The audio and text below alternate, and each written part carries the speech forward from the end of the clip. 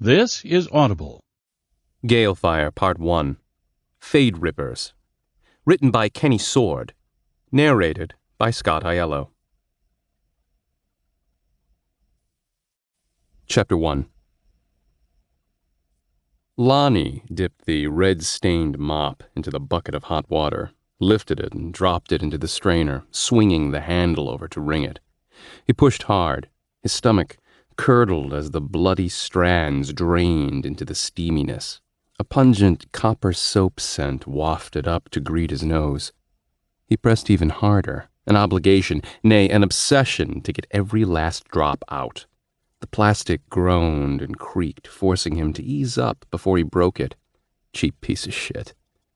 Lonnie stood straight to let his back rest and wiped his arms across his sweaty forehead. He'd need another bucket of water soon. His third one cleaning up another mess left by one of the sisters, Ingrid or Elsa. Most likely Elsa. That bitch didn't care where she left corpses. Luckily for him, he hadn't had to move the body, just get the stains up off the hardwood in their third-floor parlor. There was a lot of blood, an amazing amount. Always was. The pattern told the story. The victim died standing up, neck cut, and blood spraying wildly around their shoes, big drops of it splashing as they fell to their knees. A big clear spot to the left where the body collapsed, blood pooling around their head. Smeary marks where they clawed helplessly in their dying moments. And then a nice, thick, undisturbed ring spreading out another 2 or 3 feet in every direction. The boot prints of the murderer always close, lingering, the killer satisfying their morbid curiosity. Lonnie stared numbly at the scene. He was getting way too used to this, cleaning up bloody messes. Keeping desperate clientele supplied with drugs, might as well be poisoning them. And when they didn't pay, making sure to deliver painful reminders via the gang's designated muscle. Avoiding cops at every turn. Yeah, it was a shit job, but it was his shit job. The job of a junkie drug runner who didn't ask too many questions. A lackey for the nefarious 8th Street gang. He tried not to think about his old life, the one before the gang, of being home in bed with his wife, soft, smooth legs against his, the sound of her light snores because she'd had too many glasses of wine the night before. Of his daughter, sleeping in the next room, 7 years old, and the world still very new to her. He tried not to think about it because reminiscing would do him no good. It only brought pain and despair. That life was a world away, too far gone to ever get back. He sighed. Best to finish before the gang returned from their drug run.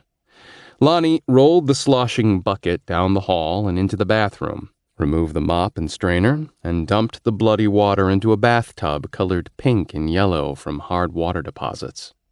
Filled the bucket up with hot water again, pouring in some soap, and drove the entire contraption back to the parlor and over to the shuttered windows. The morning news played on the TV while he worked on the stain. The reporter droned on about some political event.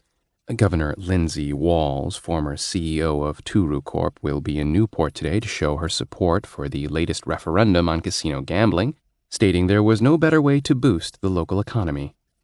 Not that Lonnie liked the news much, but his wife used to get ready for work with it on. A small thing, really, to leave the TV on while he smeared crimson circles on the hardwood floor.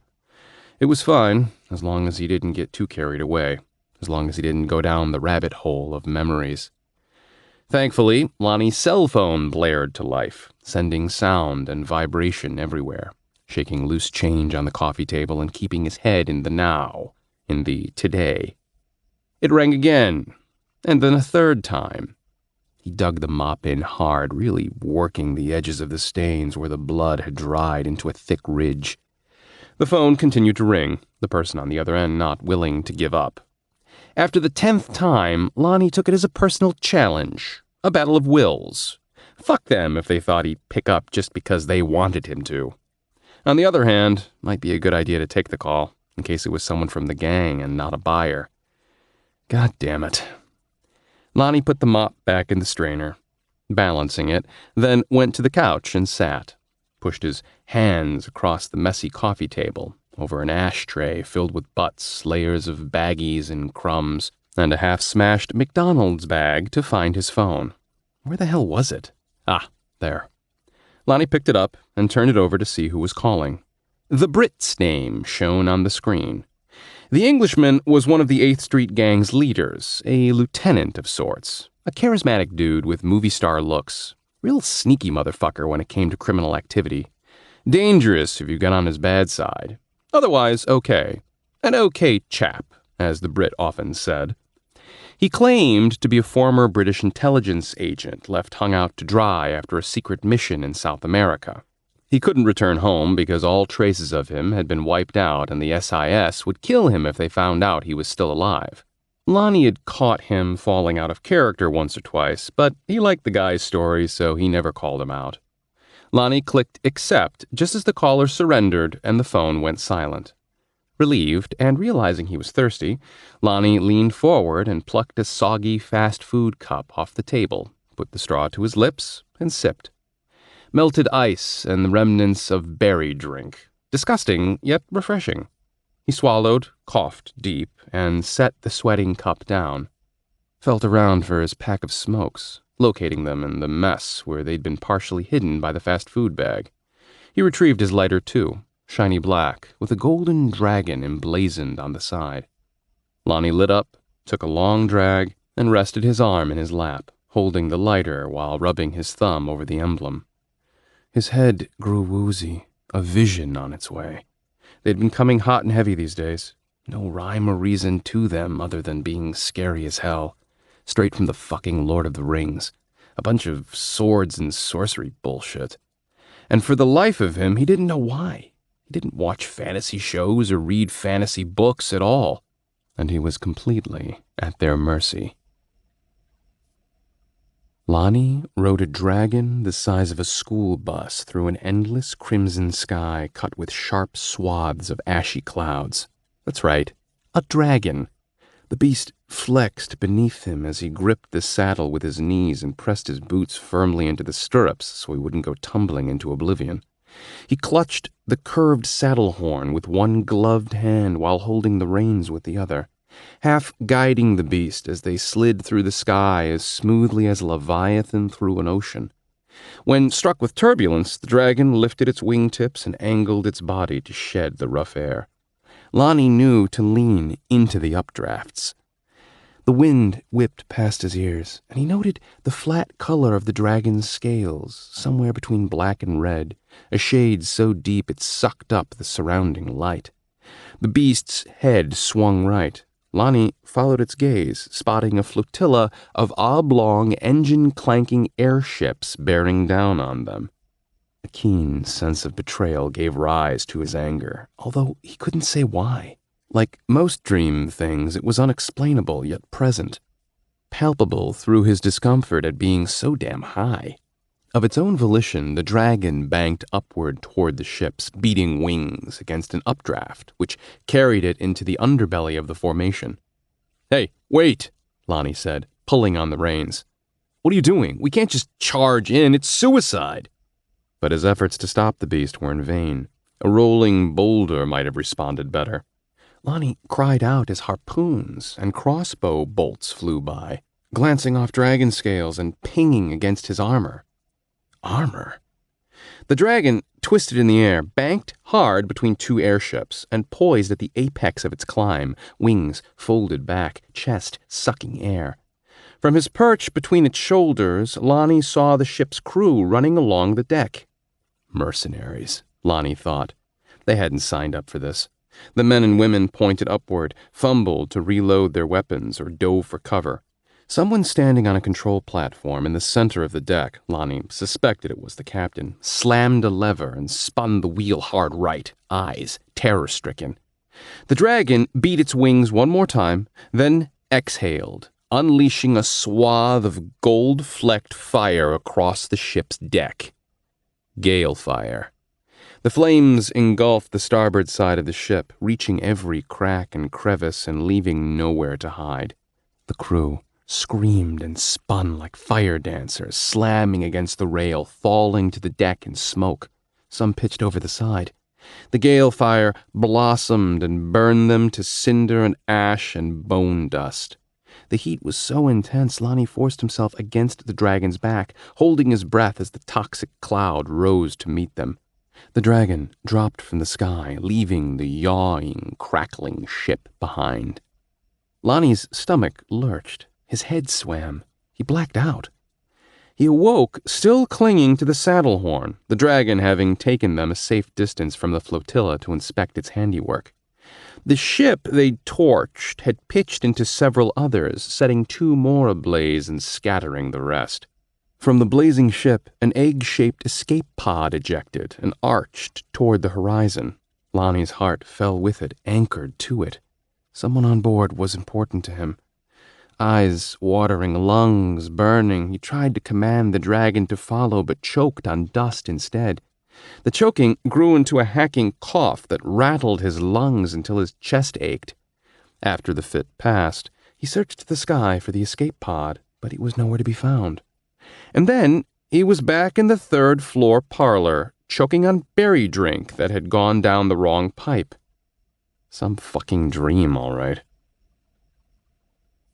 The good life with the wife and kid ended 3 years ago after he'd gotten into drugs and lost his business, an auto repair shop called Worthington's Transmission.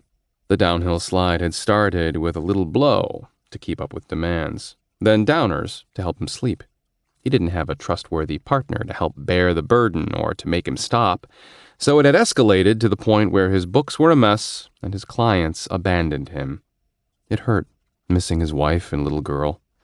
No matter how many times Lonnie tried to tell himself they'd be there when he got cleaned up, he knew they were long gone. Moved so damn far away they might as well be ghosts. Lonnie snatched up a post-it pad and pen from the table, scribbled on it. Clarissa, Claire, Chris, and then Rose, Reggie, Reese, hoping some curve of a letter or dotted I would help him remember their names. Bugged the hell out of him. His memory failing after all their years together. It had to be the drugs. He'd heard of drug abuse and its relationship to temporary early dementia, and he hated his dependence on the stuff. And while his wife's name escaped him, her last words to him rang clear. "Get your shit together, Lonnie, before it kills you." Then she'd walked out with his daughter, leaving him with a home teetering on the edge of foreclosure and the lingering scent of her hair. His replacement for the good life had been recruitment into this bizarre gang of ruthless suckers called the 8th Street Gang. There was the handsome Brit, as previously described, Elsa and Ingrid, goth sisters, Crash, the biggest son of a bitch Lonnie had ever seen, and Celix, the spiritual leader of the group. Well, if spiritual meant keeping them high as hell but functional. Thieves, pimps, and drug dealers who used their own product, bad news right there, and probably dealt in other things Lonnie didn't know about. Not a fair trade, considering the way they treated him, a hair shy of shit. But fuck, he deserved whatever he got. And the weird dragon visions, growing more vivid by the day. Wasn't life just great? His cell phone buzzed in his lap, and he thought about throwing it across the room. He stared at the chipped black case, wondering if he was in trouble. Only a few people ever needed to call him, and if they had to call him twice, he was likely in for verbal abuse. That was the best case. Worst case? Well, he didn't want to imagine the worst case. Lonnie hit the accept button and put the phone to his ear. "Yeah." "Fuck, Lonnie, about fucking time." Recognizing the Brit's accent, tense with fear, Lonnie's gut kicked. "Yeah." "Get your ass down here, Lons, and bring your gun. We've had a little trouble." Lonnie winced. He hated being called Lons. Drove him nuts. He didn't mind if Celix said it, though. She was damn fine for a junkie chick, but anyone else saying it made him want to punch them right in the nose. "What trouble?" Gunfire answered through the tiny phone speaker, so loud he pulled the device away from his ear. He listened, eyes wide, heart kicking up a few notches. He only brought the phone back when the shots stopped. The Brit was screaming at him now, calm demeanor elevated to manic. "Say, get your gun and get your ass downstairs! You got that, man? You got it?"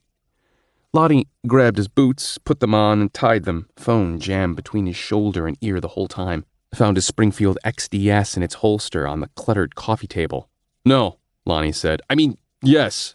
Another gunshot ripped off, throwing distortion across the line. Fucking pronto! Lonnie hooked the holster to his back hip and hit the stairwell, taking 3 or 4 steps at a time. Yeah, I'm coming. Good. Hurry, mate. Their apartment was a 100-year-old German structure with tall ceilings and fancy crown molding. Banisters constructed of thick wood, chipped and faded with age and neglect. The place had that baked-in aroma reserved for old buildings. Lonnie's feet pounded on the creaking steps. He hit the second-floor landing and descended the last flight. Almost there. He wasn't sure the Brit heard him. The phone barked with shouts and crashes, panting and more gunfire. Other things, too. Howls and squalls and animal distortion through the tiny speaker. His connection faded in and out as he went. Lonnie leapt the last 5 steps and landed with a thud on the bottom floor. He clutched the banister, swinging around in a 360-degree turn, and sprinted the long hallway to the kitchen, then down another short hall to the back door. Punched in the security code on the panel of buttons controlling the alarm. I'm here. Popping the door. Meet us in the alley. Lonnie stopped. You want me to come out? Yeah, Lons, that's why I told you to bring your gun. They never asked him to leave the building through an obvious exit. He was their undercover runner, only allowed out when he could sneak out, limited to traveling through the sewers and back alleys whenever something needed doing. Even hanging out in front of open windows was off limits to him. They didn't want him identifiable as an 8th Street gang member. The only way anyone could know his allegiance was if they found the tattoo on his upper right shoulder. Selix is okay with this? Lons, I will find you and kick your nuts if you're not outside when we get there. Are you fucking with me? Selix said I can't leave out the front or back doors. That's what she fucking said, man. Lonnie grew alarmed at the level of panic in his own voice. The Brit's tone calmed. I'm not messing with you, lad. We ran into some bad shit, really fucked up shit, so consider this a momentary lapse in policy.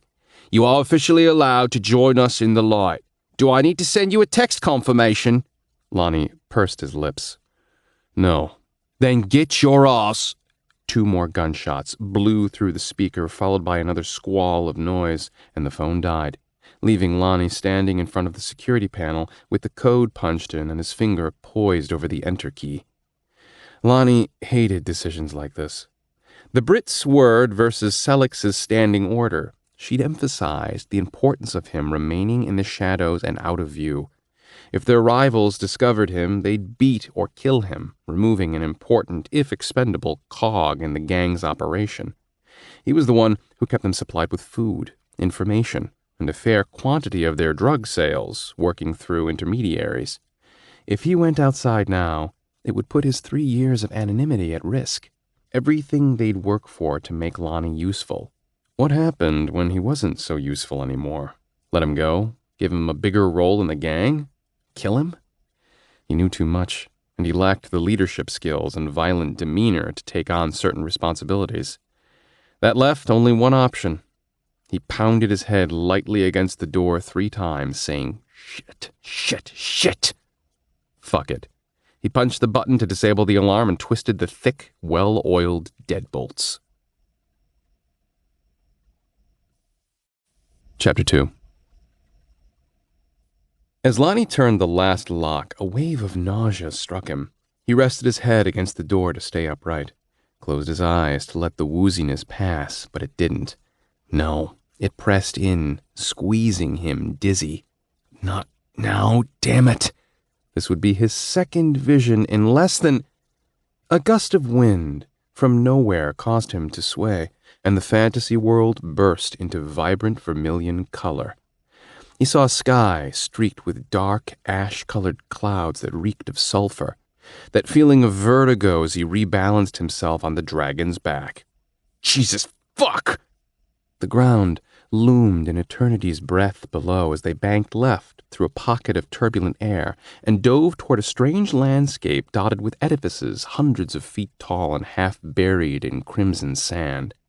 Valleys cut into massive rock formations, displaying layers like a red velvet cake. He was nauseous, but adjusting. The wind whipped past him as he pressed himself as close to the polished leather saddle as possible. Yet he wasn't just along for the ride. His knees remembered how to guide the beast, pressing together in combination with the reins to provide direction. Still, the dragon moved of its own volition, wings spread wide and gliding, descending with languid grace. The gigantic head swung from left to right as its crystalline eyes searched for damaged airships to pick off. Conversely, Lonnie searched the dark red sands for the escape pod. There, darting in from the right. Lonnie momentarily lost sight of the pod beneath the beast, shifted his weight to the left, and found it again as it shot out from beneath them. The ship's landing wings had sprung open, and it wobbled and puttered while its auto mechanics sought a safe spot to land. The mechanics were good, but the chances of them slamming into a rock formation or pitching into a scarab pit remained quite high. And those ships were like eggshells, anything other than a soft sand landing and they'd be crushed. If that didn't do it, the violent and unforgiving landscape would put an end to them. He couldn't let that happen. He didn't know how he knew these things, but he did. He leaned forward, speaking loudly enough for the dragon to hear him above the roaring wind. "We're following them, aren't we? Aren't we?" The beast grunted, rumbled deep in its chest, and went back to ignoring him. Lonnie's top lip curled in anger, and he raised a hand encased in a gauntlet made of some lightweight ebony metal, and swatted the thick neck. "Fuck the flotilla and follow the escape pod," he said, pointing. "There's someone important on board, but—" Lonnie trailed off, emotion getting the best of him. "I don't know who, I just know. I need to get down there. I need to save them." The dragon huffed an indifferent cloud of gold-flecked steam. With a yell, Lonnie lifted his boot from the stirrup and kicked repeatedly at the impenetrable scales for all the good it did. When he was done, huffing and puffing and tired, he leaned forward, shouting at the head way down the neck. "It's my dream, my vision. You'll do as I say. You'll fucking do as I say." The chest rumbled once more in annoyance, yet the dragon did turn. The dragon did follow the escape pod. Lonnie found himself staring at a knot in the heavy oaken door, breathless, his stomach still turned from being so high in the sky. Was there anything he could do to keep the visions from returning unbidden? "A little too much smack in the needle next time would do it," he murmured. He steadied himself and pushed open the door. It was built to withstand police rams and even a small C2 blast. He had never crossed this threshold, had only been in the alley once or twice. But the Brit had been insistent, and the sounds blasting over the tiny phone speaker, the gunshots and squalls, made it clear the gang was in real danger. Lonnie stepped out, pulling the XDS from its holster, held the weapon at the ready. He scanned right, toward the empty street. Early morning light crept over the city. This part of town didn't bustle like the rest. People here made crime at night. Sure, a few small businesses in the warehouse district opened each day, but many of them masqueraded as fronts for more nefarious enterprises. Lonnie checked the long, dark alley to his left. It was littered with crates and garbage, a dumpster with both lids thrown open and some trash cans, only a couple of back doors. A Chinese food place, the idea of Chinese food again made him want to retch, and a storage facility owned by the same people. He put his phone in his pocket, wondered if he should shut and lock the door, decided to leave it ajar in the event they needed to flee inside. Yeah, that was smart. Gun pointed at the ground like the Brit taught him, Lonnie sidestepped to a stack of crates nearby, bumping his hip against them for reassurance. A dangerous silence loomed. His hands shook, palms sweaty around the gun's grip. The XDS packed a punch with its 3-inch barrel and .45 caliber rounds. He'd shot plenty of tin cans and glass bottles with it in the basement, which left him with a discomforting thought. Whoever he faced today would be flesh and blood, not tin or glass. He'd need to shoot at them, probably. Had never done that before, much less killed anyone. The gang might require it, might demand it. Could he shoot someone for them? In a dangerous situation, sure. A valid decision if he valued his own life. But What would it do to his relationship with his wife and little girl? Unless they checked the evening news, they'd never be the wiser. Yet, in his own mind, Lonnie would never measure up again, not even if he kicked the drugs, found them, and made everything right somehow. He had a feeling there was no good answer here, but Lonnie's junkie instincts voted for the survive now, ask questions later option. And that's the plan he'd carry out regardless of the damage to his conscience. So okay, shoot to kill. He jumped at a gunshot. It was close now. The danger real. His bones resonated with it. Shouts echoed. 2 more gunshots. He squinted through the dim morning light, peering down the alley at a crosshatch of smaller passages. Fog burst and billowed from one, followed by a group of shadowy figures rushing toward him. Lonnie leaned forward and strained his eyes to discern friend or foe. He kept his finger off the trigger because of its light pull. Didn't want to kill one of his own people. Smart move, too, because 2 recognizable figures strode confidently from the rolling cover. Tall, lithe forms in black flowing skirts and velvet sleeves. Shiny, knee-high boots with silver buckles. Inverted crosses hung from their necks in sharp contrast to the black corsets they wore. Raven-haired beauties from another age and time. Victorian Gothic visages armed with Glock 33s. They were Elsa and Ingrid of the 8th Street Gang. The Dreer sisters. They stopped 10 yards from Lonnie, turned together, and pointed their guns back down the alley, ripping off 6 shots between them. Beneath their cover came Crash, a huge man with teeming dreadlocks and massive shoulders. He carried a thin waif of a woman in his arms. It was Sellex, limp and lifeless, maybe injured. And while Lonnie couldn't say they'd exchanged many words or had anything resembling a close relationship, some gang-loyal part of him wanted to fight for her. An unexplainable lump formed in his chest. Crash rushed past the Goth sisters, with his shoulders hunched, wincing against the gunfire erupting in his direction.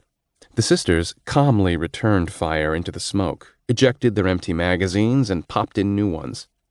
Dodging obstacles in the alley, backpack in one hand, came the Brit in his ragged camos. He fired his Beretta once into the fog before turning and jogging past the women. "Thanks for the cover fire, ladies." Then he winked at Lonnie, his calm blue eyes belaying his earlier panic on the phone. "Little help, Lons?" Lonnie nodded, staving off a wave of passing weakness. He lay his arms on top of a crate and pointed his weapon. Something moved in the fog, and the gang replied with a hail of reports. Lonnie added his own lead to the mix, unsure if he hit anything or not. The fog calmed, the gunfire eased, and Elsa and Ingrid retreated to a set of trash cans across from him.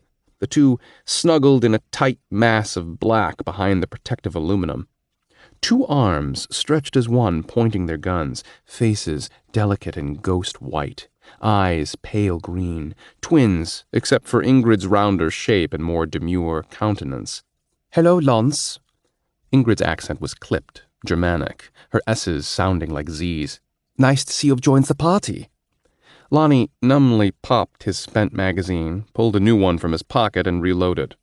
"Do not have an accident in your pants." Elsa spoke with the same accent, each sentence more or less accompanied by a sneer and wicked crease of her primly trimmed eyebrows. "This might be too exciting for you." Lonnie adjusted his grip, trying to ignore the 2. The XDS was small, easy to conceal, but it gave him only 5 rounds per magazine. He needed to make every shot count. He sensed movement behind him, pressure against his foot. Glancing back, he saw Crash had placed Sellex on the ground near the door. She appeared lethargic but alive, and her killer blue eyes scanned him distantly before focusing on the canvas backpack the Brit had tossed to her. Sellex tried to undo the buckles but proved too weak and confused to get the simple task done. Her hands pawed at it, fingernails covered with chipped black paint fumbling at the straps. Her hair was a wilted mohawk, the color of white down, shocked with red in the front.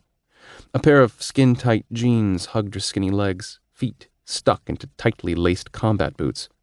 A t-shirt and leather jacket topped her off, a tall girl made more astonishing by a delicate, reserved power. Her voice, never brash, held a hint of whiskey scratch. "Help me, Brit." The Brit helped her loosen the straps with one hand, flipping open the flap. He reached in and pulled out a 2-pound bag wrapped in black duct tape. Sellex tore ineffectively at it until the Brit dropped his Beretta, turned, and ripped the bag between his fingers, exposing a block of sticky tar. A strong itch crawled across Lonnie's skin, starting from his shoulders and working its way along his sides and arms, the kind of itch that made him want to break out a wire brush and scratch feverishly at it. And if he shredded some skin in the process, so be it. It had been several hours since he'd fixed, and it took a ton of willpower to look away. Yeah, he was a junkie. Probably a 6 or 7 on the junkie scale. Not desperate enough to murder someone for it, but inching closer every day. Elsa took a crack at something moving in the fog. Lonnie's finger covered the trigger of his XDS and then eased. More things shifted in the rolling gray, but the 8th Street gang held their fire. "Be patient." The Brit's tone was quiet. "Yes, let them come to us." Crash had tucked himself in behind the sisters and trash cans. His face was wide, top to bottom, and filled with dark freckles over his light brown skin. He'd come from the islands, from somewhere in Jamaica. A nice enough guy to Lonnie, but they especially valued his brute strength. Lonnie licked his lips and stifled the urge to glance behind him where Sellex fiddled with her fix kit and bag of drugs. "What happened?" The Brit talked as he reloaded his Beretta. "We went to do the deal. Phelan thought it would be a good idea to double-cross us. We killed him and his guards. Took everything we could carry, but dropped most of it in the fight. All but this one brick." The 8th Street gang warred continually with the Phelans. Skirmishes, turf fights, and raids. "Had a phase trap set for us, but we were ready," the Brit said. "Sellex channeled a surge from the fade," Crash said. "Turned the phase trap on him. Should have heard the fucker scream." Elsa chimed in with a grin. "It was quite bloody." "A phase trap? The fade?" "They hit us with silver shard grenades," Ingrid said.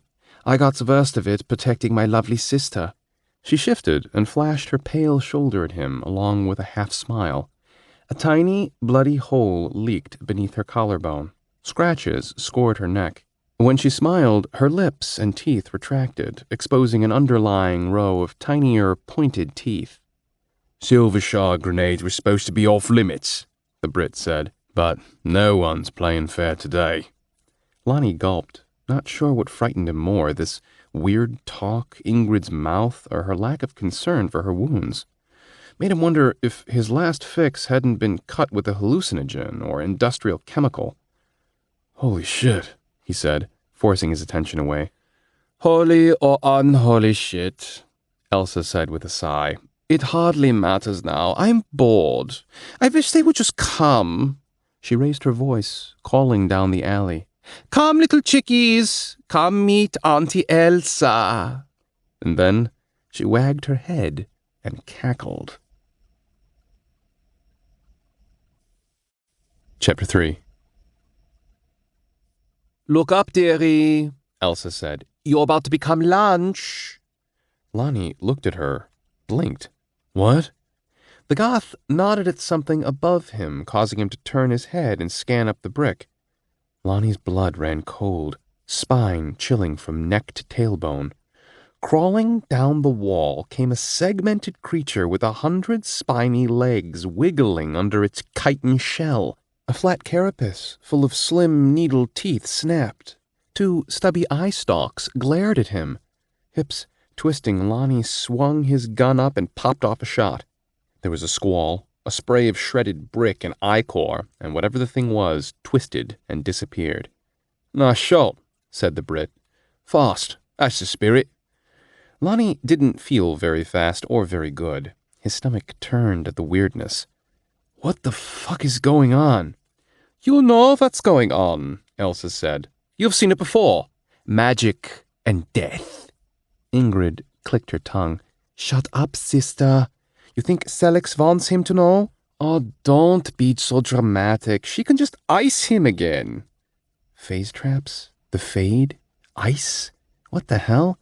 Both of you shut up. Focus.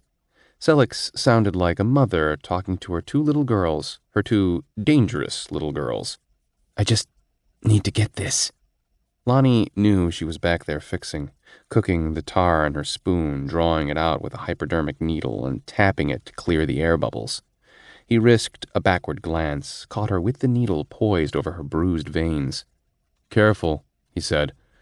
You don't have a lot of good real estate left. Ow, Selleck said, in pained confirmation. The gray fog pushed forward again, this time engulfing them.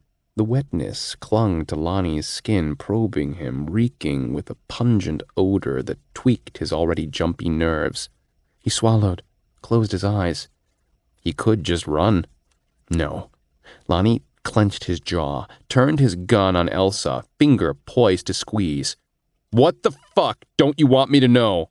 You see, Elsa, Ingrid said, you're making things difficult. Elsa leered. I am making things fun. Lonnie wagged the gun. What don't you want me to know? Last time I ask. Something touched his hip. His eyes slid down.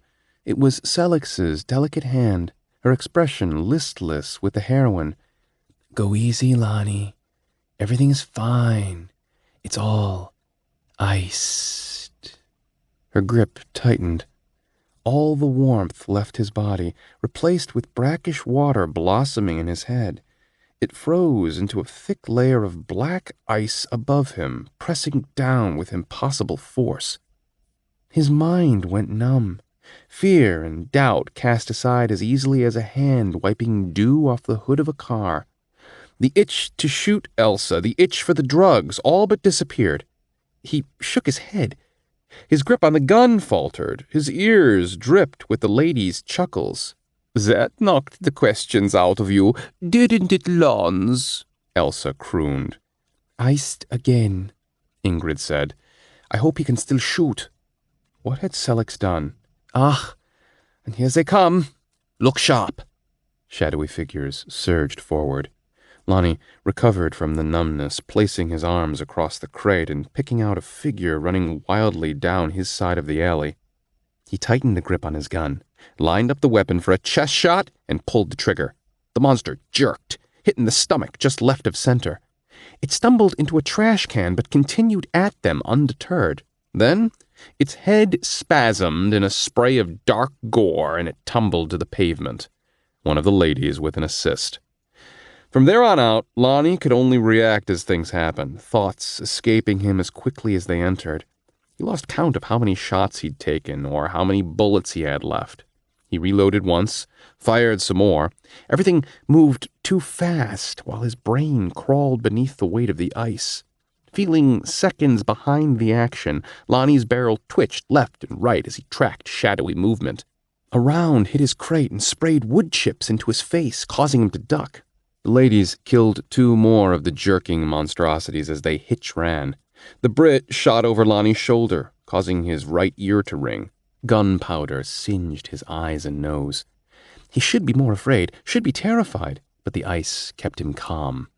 A defiant war cry erupted from the far end of the alley. The ladies responded with vampire cries, sounding like opera singers being throttled to death. The Brit whooped like a soldier. Crash made dog noises. Woof, woof, woof. Something careened at Lonnie through the air. A wild flapping of dust-leathery wings. A mouth of gnashing teeth. The mess of a bird thing nearly tore off his face before he put a bullet into it. Other horrors rushed them, all rickety legs and wobbling, reaching arms, fingers like ghoulish spikes. He caught glimpses of things that could have been human, things with foreheads decorated with metal studs, faces tattooed with spirals and other swirling designs. The gang mowed them down, turning the alleyway into a blood-slick mess. Lonnie pulled the trigger again, but the click of an empty gun reached his ears. Shit, he cursed, relaxing against the crate. Anyone got an extra mag for this? No magazines were forthcoming. All right, then. Lonnie tucked his gun back into his holster and pulled out his knife. Not so much for its killing power, it was only a 4-inch blade, but handy for opening bags of drugs or cutting apples. Well, Now it had another use, although he couldn't say he'd trained in the art of knife fighting. Stab, stab, he figured. Keep on stabbing. Something charged out of the mist. A bull of a man with plated shoulders and a pair of iron horns splaying out from the helmet he wore. Lonnie knew some big guys, but this one was a monster. If he had to guess the guy's weight, he would have said easily 350 pounds, at 6.5 feet tall. Crash rushed by, already bleeding from a dozen wounds. He launched himself at the oncoming ram. They came together with a gut-wrenching crunch, shoulder to shoulder, but not before a horn caught Crash beneath his collarbone. Lonnie winced, sure the beefy Jamaican would be made short work of. He hesitated between staying put and charging in with his knife, but no one else was rushing to help. They looked on with quiet expectation as the giants wrestled with strains and grunts, shifting and vying for leverage.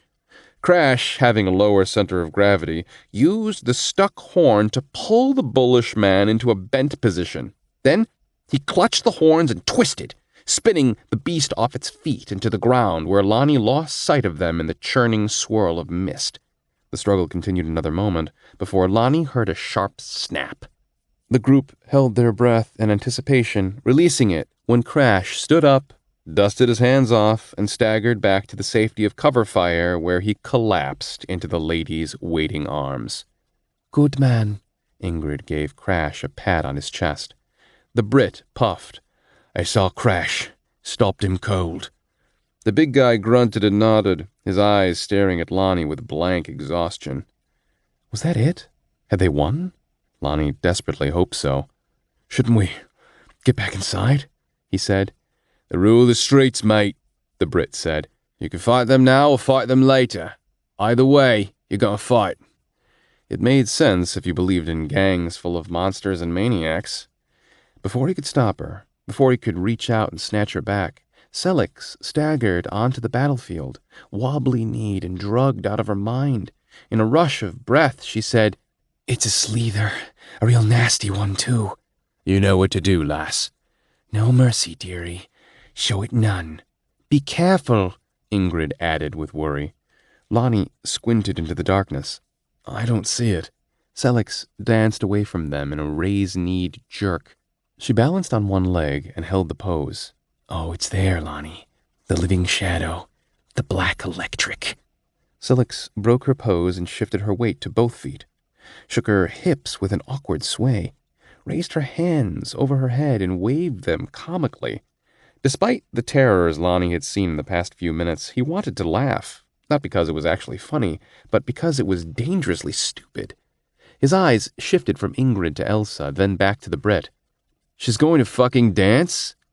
"Magic," Ingrid said. "Magic?" "Yeah, mate. Real good stuff. Just watch." Lonnie wanted to reach out, grab Selix's arm, and pull her back behind cover. Then again, there was the open backpack full of black tar just sitting in the alleyway for anyone to take. The heroin itch returned, worming its way back into his brain. The burn of it, right behind his right ear, right beneath his skull, oozing through gaps in the black ice. Selix squatted as if trying to hide behind an invisible box. Her arm rose, finger pointing to some far-distant spot on the brick. "There!" Lonnie followed Selix's finger with his eyes, traced it across the distance, passing over tipped trash cans and the open dumpster. A darkness, a brackish moisture crept along the faded brick. Sounds like ice forming with intense speed reached his ears. Deep within the pitch black, something moved. At first, he thought his eyes were deceiving him, but they were adjusting to reveal a man shape, a cloud of black within the black, rushing toward them. The shadow man's arms whipped from left to right, fingers splayed. A stroke of lightning ripped through the air, not the regular bright stuff, but electrified black, and struck the crates, cutting through them so they exploded in chips of wood and fire. Lonnie threw himself backwards into the Brit. "Jesus!" "Jesus is not here, Lance, only us," Elsa snapped. Lonnie patted his front to make sure he wasn't burned or hadn't pissed himself. Everything was intact. He was still dry. The black ice in his head squealed and cracked. the events of the moment sticking in his mind. Celix danced harder, palms raised in front of her, legs out of sync and wonky. Another shock of dark lightning hit the pavement and shot up at Celix, only to deflect off her hands into the dawning light. She lost her balance and fell with a plaintive cry. Lonnie's instincts kicked in. A strange energy pinged inside him, driving his motions with precision. He tossed the knife and caught it by the blade, whipped it forward, not expecting to hit the Slither, much less have an effect. But the blade stuck in the Slither's gut. The darkness hitched to a stop, shivering, choking. "Chew on that, bitch," Lonnie said with an off chuckle, not quite sounding like himself. Celix climbed to her feet, scurried forward 2 steps, hands clawing at the air. Maybe it was a trick of the light, but Lonnie swore red vapors oozed from her fingertips and rolled toward the staggering Slither. "This is not your world," she cried. "This is not your place. Take your dark spark back to the Fade." The gang shouted in unison, "Go back to the Fade!" Celix lowered herself into a crouch again, a lunatic sorceress. "Begone, demon. I cast you from Earth, never to return." The thing they called the Slither, the electric black, screeched. Its cry fell distant. The strange compression around them faded, alley settling into normal morning light once again, mist slipping back the way it had come. Whoops and hollers from the gang. Elsa fired her weapon into the air. The smoke from Celix's fingers wafted away, and she collapsed to the pavement in a heap. Crash rushed to her and scooped her off the ground, the Brit shouting for Lonnie to get the door. Lonnie stepped over the bag of dope and held the door wide. Crash carried Celix past him and inside, Ingrid mothering her the entire way.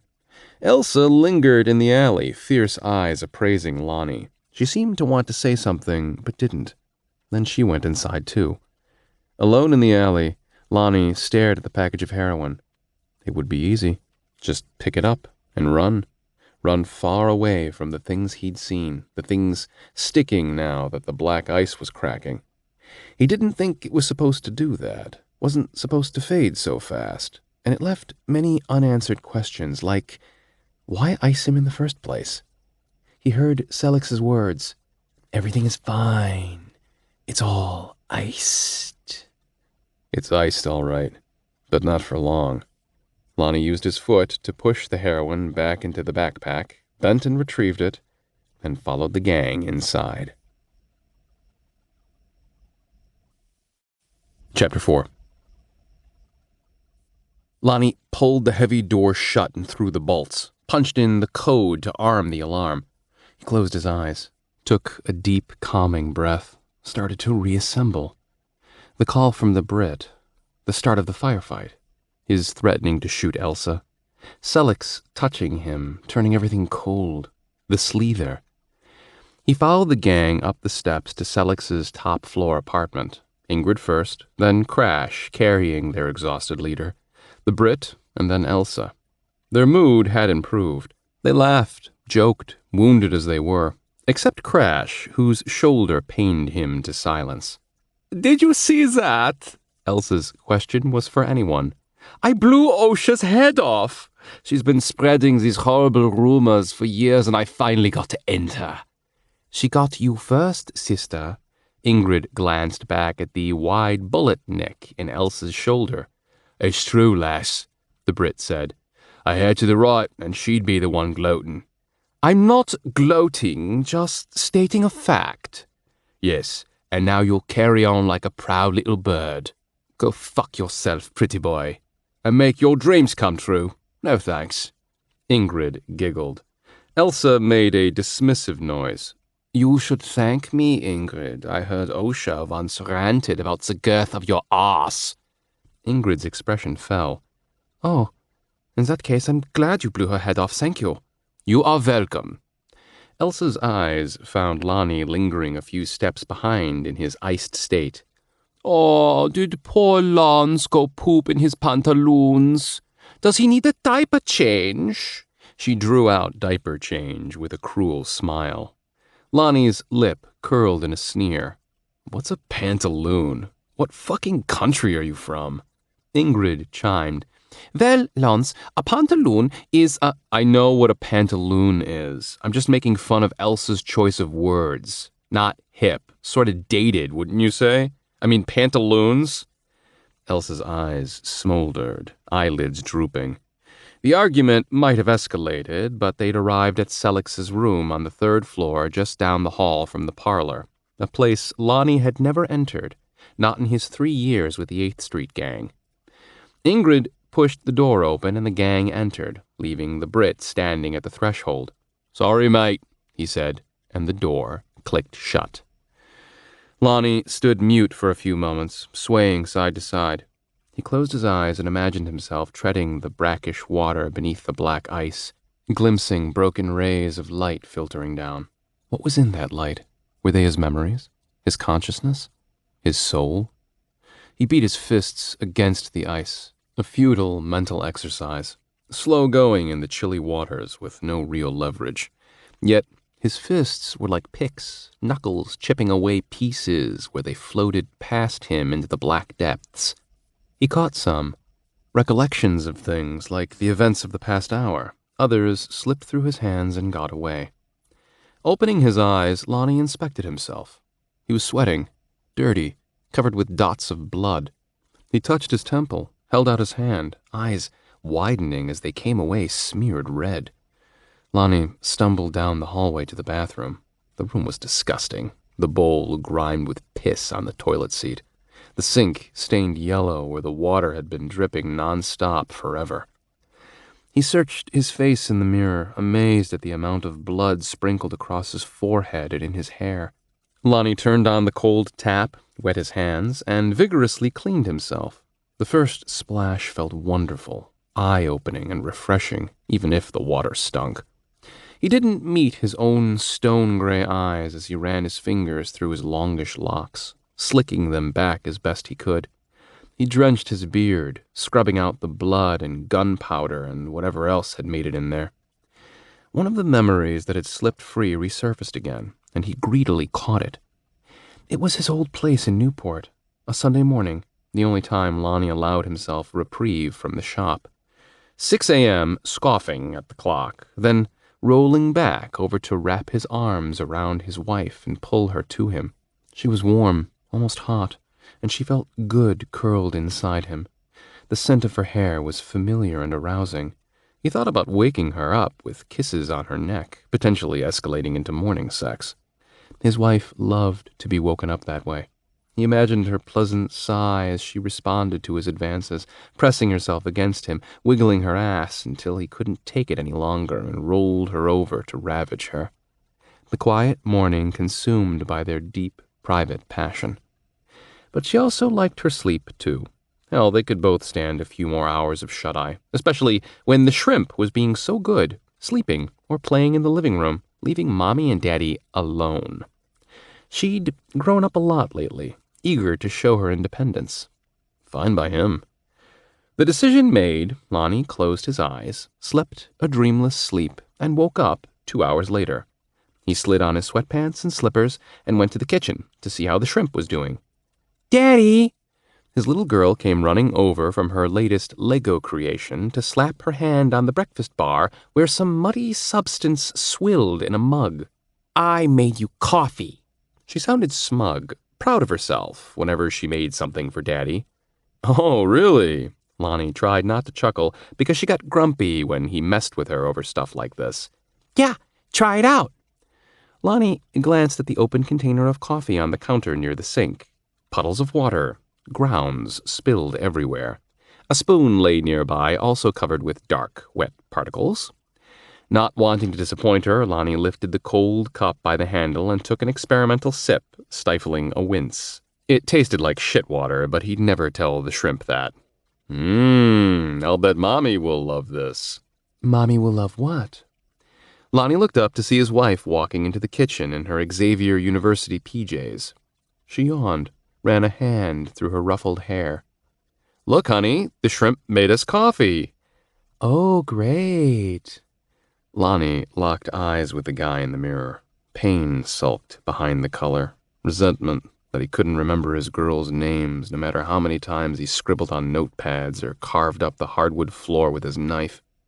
He'd always blamed his forgetfulness on the drugs, but now he figured it was another side effect of Selix's icing, her cold touch.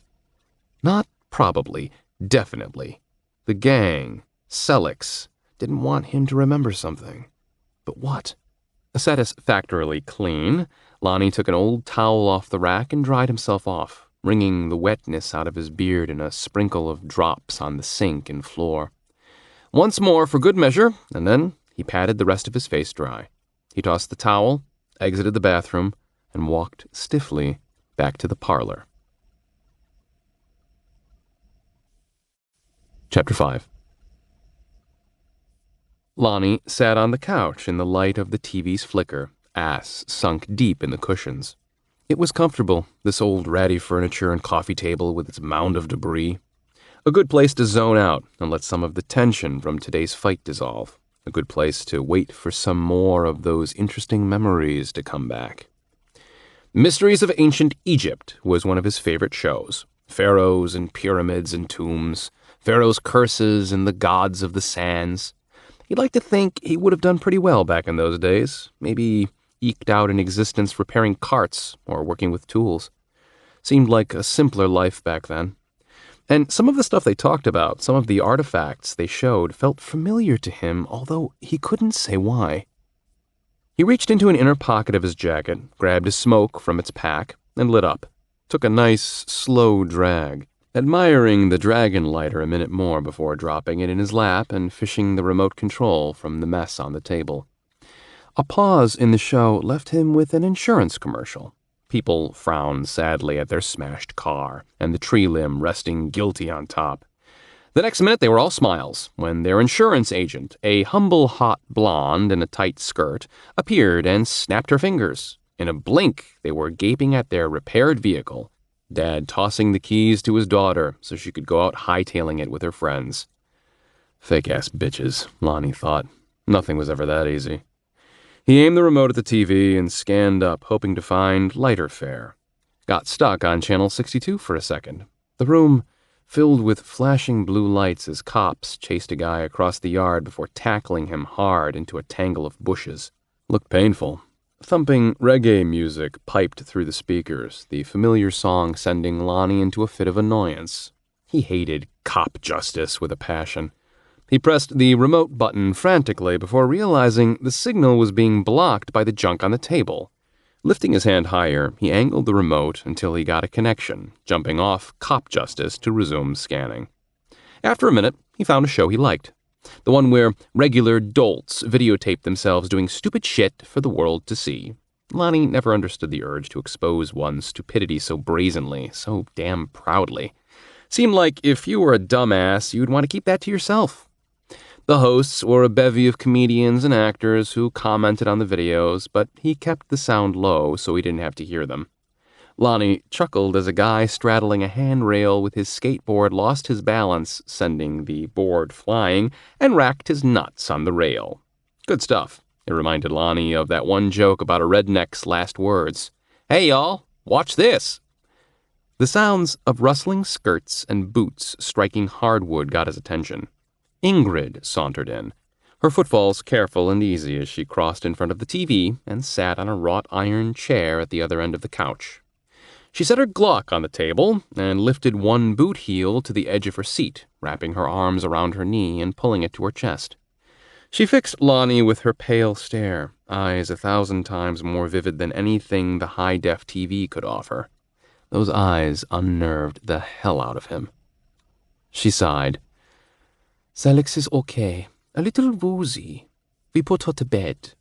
Lonnie grunted. Ingrid's eyes slid to the TV and lingered there a moment. This show is dull. It's for dullards. Lonnie didn't respond, always the best and most neutral choice outside of, yeah. But his eyes lit up when a guy tried to dive off the roof of a house into an above-ground pool.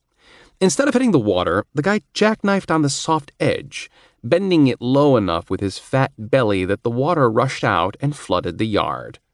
Lonnie knew it was dumb, but he laughed anyway. An endless supply of mischief, this show. He took another drag on his cigarette and let the smoke roll out real slow. Seriously, Lons, how can you stand this rubbish? I don't. I'm just in a bad mood, okay? This makes me laugh. Can I laugh? Sure, Ingrid said carefully. You can laugh. She allowed Lonnie to watch in peace for a few more minutes, and then, Years ago, Elsa took me to the fighting pits in New Orleans. Roosters and dogs and slaves tearing one another apart in the basement of a flop house on Bourbon Street. Such bloody fun. We went whenever life became too depressing, whenever we needed our spirits lifted. Lonnie ignored her, wondering if he should just head back to his room. Hey, are you listening, Lons? He turned his head. New Orleans, fighting pits. I'm surprised they still let that happen. What's your point? It was a very long time ago. Does it ring a bell? Why would it ring a bell? She shrugged.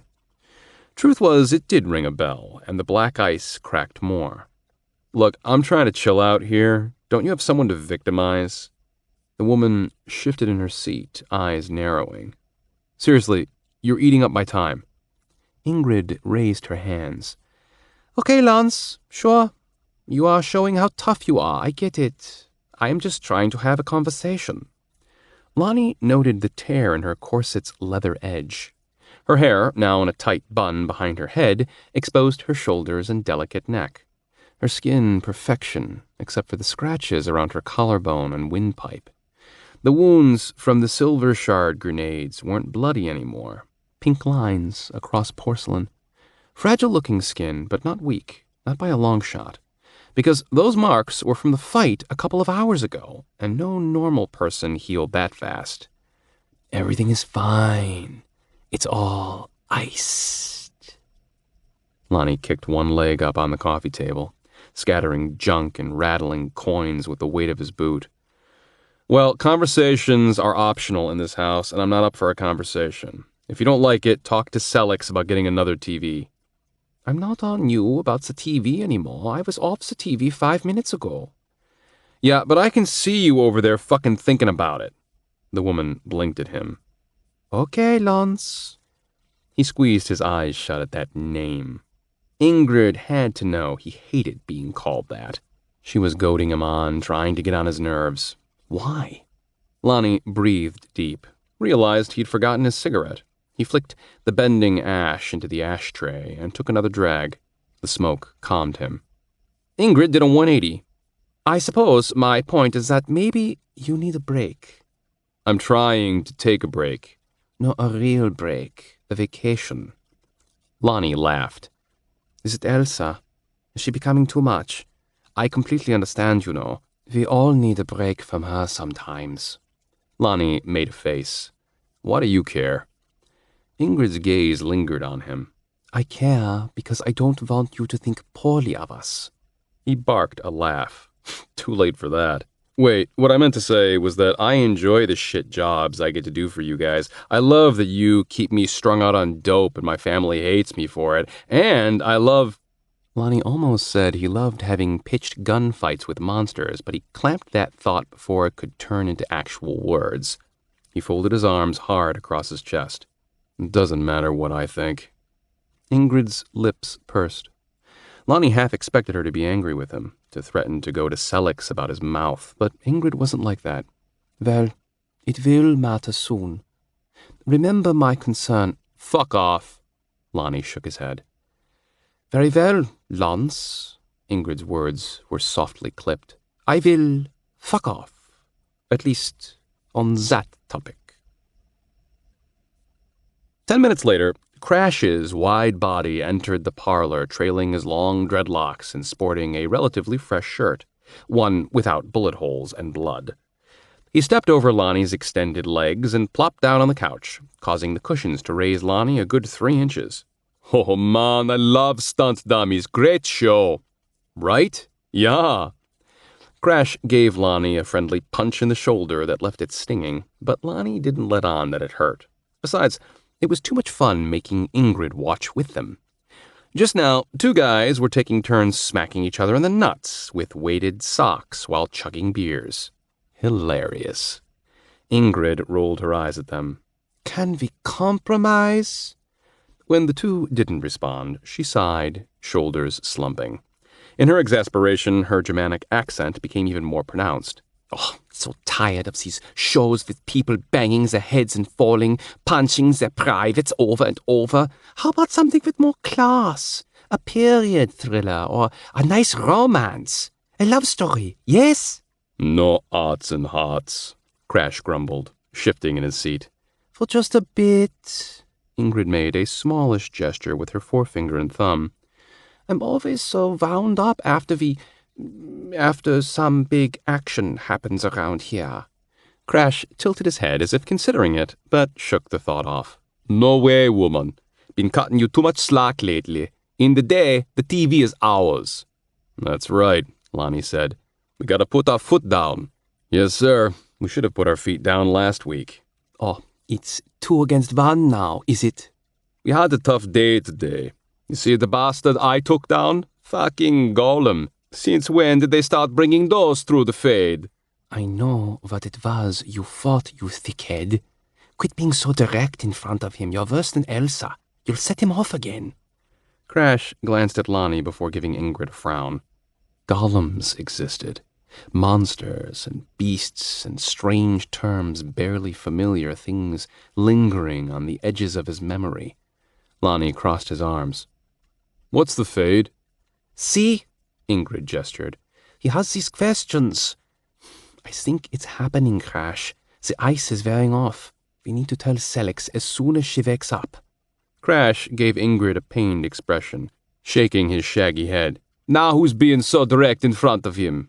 Then, to Lonnie, look, man, the fade is nothing. A haircut or something. On the TV, someone lit a pan full of firecrackers right next to a sleeping victim. Crash chuckled as the string went off in a spray of smoke and paper, and the victim did a jerking, terrified dance to get away. Elsa sighed again, and Lonnie was done. Here, man. Lonnie tossed the remote into Crash's lap and stood. I'm tired of hearing her bitch. He gathered his stuff off the coffee table and retreated to his room. Chapter 6. Lonnie clomped down the stairs to his room on the second floor. His boots echoed in the foyer, bare wood creaking beneath him. He threw open the door, had never had a doorknob, and entered. It had been fancy a long time ago, complete with a fireplace and columned mantel, white paint faded with age. Old wallpaper peeled from the ceiling. The floors were a remodeler's dream, gorgeous oak begging to be refinished. Lonnie threw his jacket in a chair and collapsed on his mattress, rolling into the tangled sheets before coming forward again to unlace his boots. Once he had those heavy fuckers off, he fell back, enjoying the cool pillow against his face. It was hot up here, sweltering, except in the latter parts of the day. A small window AC unit cranked. At least it wasn't as bad as the third floor. Plus, he had 2 oxys in his pocket. A personal stash was crucial to surviving in Lonnie's world.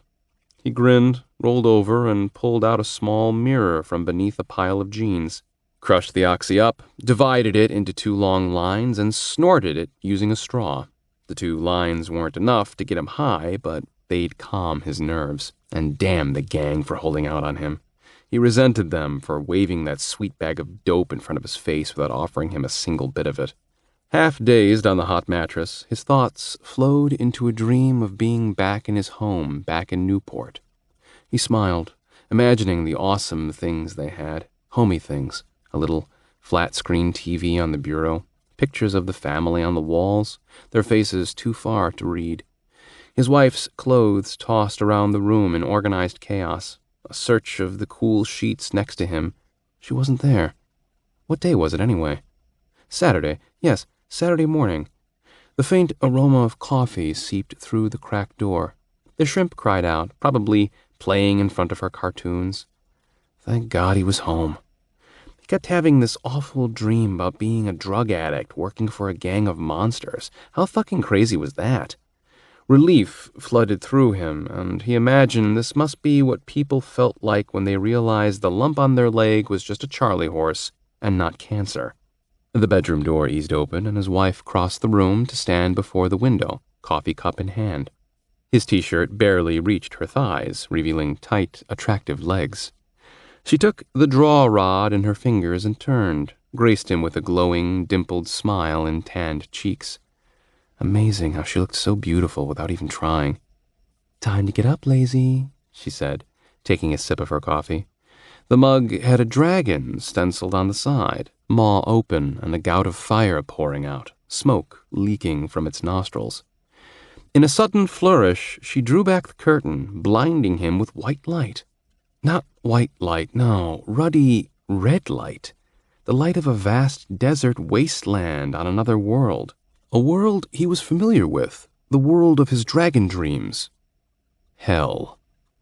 Lonnie spun in the sheets, throwing himself backward against the headboard where it knocked violently against the wall. The screech of the dragon tore through the room, and he threw his hands against his head to block out the sound. The window shattered, and a blazing heat seared them, scorching everything. He watched his wife burn away, held up his hand to see his own skin flaying and flaking into hot ash. The curtains slammed together again, and the light died, leaving his wife standing there smiling, still holding her cup of coffee. Too soon for all that brightness, huh? The cool air conditioning wafted against his sweating face. His heart pumped hard in his chest. What the fuck? I know, right? His wife set her cup on the dresser and came to the foot of the bed, going to her knees on the mattress. Her chocolate eyes found his. She had that look, the fuck-me look, but Lonnie wasn't in the mood. He was still shitting his pants from that skin-melting heat. She feigned disappointment at his terrified expression, lobbing a cute pout at him. "Oh, it's your off day. You probably want to sleep." She rubbed her hand over the top of his foot. "But can I play with the little guy before I get more coffee? Huh, baby?" She was crawling up the bed now, kissing his shins and then the top of his naked thigh. Then her lips were probing at him between his legs, her hair falling to tickle his skin, sending chills through his body. In typical man fashion, and despite the near heart attack, his cock stood up like an alert little sailor. "Yeah, baby," he said with a moan in his voice. "Whatever this is, just do it." He took her by the back of her head, running his fingers through her curly black hair, pushing her face harder into his crotch. His eyes rose to the ceiling, gazing with dumb lust at the pristine white paint while he appreciated another one of his wife's many talents. She worked on him, using her lips and tongue to do things no other woman could. God, she was good. But then he caught a whiff of blood, that unmistakable coppery scent. Rot, too. Meat, left out too long. And when he looked down again, he saw that his wife's hair wasn't the normal kinky curls, but straight and black and stringy. He tried forcing her head up so he could see who was sucking his cock, but she resisted. She was strong. "Hey," he said, gripping the woman by the hair and jerking. The eyes that peered up at him weren't brown and warm, but a pale green so bright they glowed in the dankness of the room. A tongue parted rouged lips and licked at his shrinking manhood. "What's wrong?" the mouth said. Elsa's mouth. "Not interested, Lons? You used to always be interested." Lonnie grunted and squirmed, shoving her head away and kicking at her. She fended him off easily, backing off the bed and laughing as she stood and fixed her hair. The fun was over. "Seriously, Lons, that's pathetic when you won't take a blowjob from me. You must not love me anymore." Lonnie felt stupid, legs tangled up in the sheets, but he pointed to the door. "Get the fuck out!" Elsa planted her fists on her hips. "Very well, but Selex wants to see you right now. So pull your pants on and come." She chuckled. "Pull them on and come? That is an ironic statement, right? Because you probably are not coming if you have your pants on. Funny, right?" "Yeah, ha. You're a goddamn comedian." Elsa adjusted her bodice, humphed, and left the room. Lonnie got himself together and had another smoke, sitting on the edge of the bed and shaking off the remnants of the dream. He stared at the dingy wallpaper, the mess of clothes strewn about. The black ice was still there, blocking him from important things, and he couldn't find any anchor for any of it. The dreams of his family, which had been his reality at one point, combined with the strange and intrusive dragon visions. It had to mean something. Maybe his mind was subliminally working out the truth. If so, it had a fucked up way of doing it. He'd been summoned, and wasting any more time worrying wouldn't do him a lick of good. He needed to be patient. Lonnie stuffed the cigarette into an ashtray, stood, and left the remnants of the dream behind in his room. Chapter 7. Lonnie hesitated at the door to Selex's room. The toe of one boot teased at the threshold. His eyes roamed up the cracked paint of the doorframe and across the yellowed panels, unsure of what lay beyond except more scrutiny and another dicey job to do, if he was lucky. The gang's illustrious leader waited for him on the other side along with Elsa. He half expected her clawed hand to snatch his arm and drag him through. As the black ice continued to melt and fracture, leaving more memories to slide through the gaps, Lonnie tried to draw up a specific one about Selex. Maybe there was a clue as to why she was icing him. Images floated free, and he snagged a couple, holding pieces of the past in his hands until they melted into the foreground. Lonnie smiled. Yes, it was coming to him. There was something. Selex had a unique way of keeping tabs on the gang. It was akin to spying, how she crept around the drafty old building and watched them when they weren't looking. Lonnie suspected she'd done it to everyone at some point, but remembered 2 times she'd caught him off guard. Once, entering his room unannounced while he was masturbating, pants around his knees, stroking it to the images of naked women on his cell phone, Lonnie reached for a blanket, but then he stopped himself. It was his room, his territory. So he leaned back, continuing to beat it without shame, accentuating his pleasure with soft movements of his hips.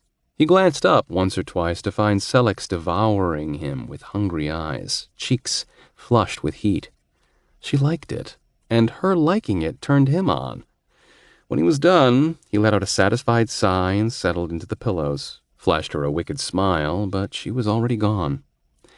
Another time, he'd been smoking a cigarette on the bottom step in the foyer, heard the creaking of old steps above him, and turned to find Selex frozen in place with nothing on but an old t-shirt and an awkward grin on her face. Heart fluttering in his chest, he said, "Jesus Christ, you scared the shit out of me," before returning a shaky smile of his own. From his vantage point, he saw well up her shirt, admired her long legs, ghost pale, feet tucked into plain white socks, dirty from creeping. They exchanged silent waves before Selex slunk past him and disappeared into the shadowy hall. Okay, so there might have been some sexual tension between them, but never any real chance of getting together. At least they weren't complete strangers, though. That helped. Lonnie's anxiety eased. He tried to make himself presentable, ran his hand through his hair, straightened his jacket. "Any day now, Lance." Fuck it. He entered the lair. The room underwhelmed Lonnie's expectations. A dirty mattress rested on the floor, shoved back against the wall with a couple dingy blankets and a pillow thrown on top. A set of speakers by the mattress hooked into Selex's cell phone. Several packs of cigarettes stacked nearby. A filthy ashtray. Incense drifted through the air in a tenuous fog, pricking his nose with musky flavor. Where was the extravagance? Where was the nice bed and expensive furniture? Where were the crazy paintings only a person who crept around an apartment in a t-shirt and socks could understand? Where was something to tag Selex as differing vastly from the rest of them? He expected a table with decanters of red wine or whiskey. Some play at opulence. After all, Selex managed their wealth. The window lay open to the fall weather.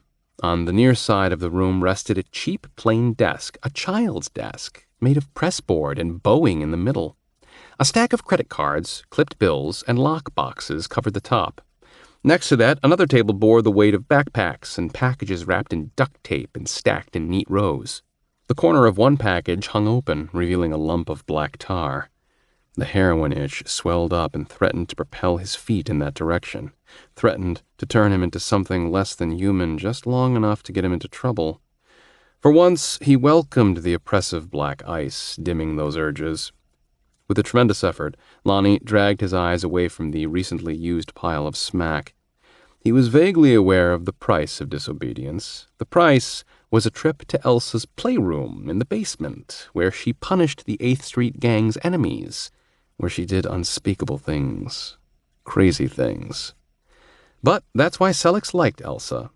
Having a raving lunatic as your guard dog had its advantages. Hey, Lonnie. Sellex sat on the end of the mattress with her knees tucked up to her chest, blonde mohawk limp, the shock of red in front falling over her cheek. She appeared tired, but none the worse for wear. The heroin had aged her. Lines around her eyes, a sore here and there. No laugh lines. No, not a single one. "The princess arrives." Elsa stood there with her hands on her hips, long legs and swishing skirts, glaring at Lonnie with a good helping of disdain. "You know, Lance, I find it amazing we keep you around, given your lack of enthusiasm for what we do here." "I do my part." "What? Watching stupid shows and lazing on the couch? You have to prove your worth, Lance." "I was at the same fight as you today." "Oh, please, Lance." A flash of heat through the ice, and Lonnie clenched his fist. "Stop calling me that. I fucking hate that name, especially coming from you." His voice rose above a growl, eyes flashing between Sellex and Elsa. "What name? Lance?" "Yeah, Lance. My name is Lonnie." Elsa's grin widened. "Lance, Lance! Lance, Lance! Lance!" "Stop it," he said. The black ice shifted as he punched at it. Another crack formed. "Lance, Lance, Lance! Lance, Lance, Lance! Lance!" Elsa said, primly.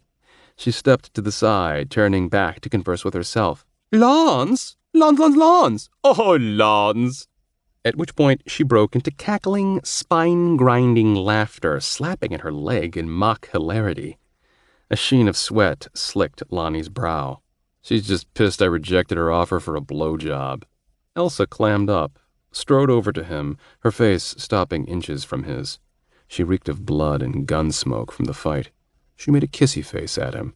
"Make me stop, then. Oh, how I would love you to try.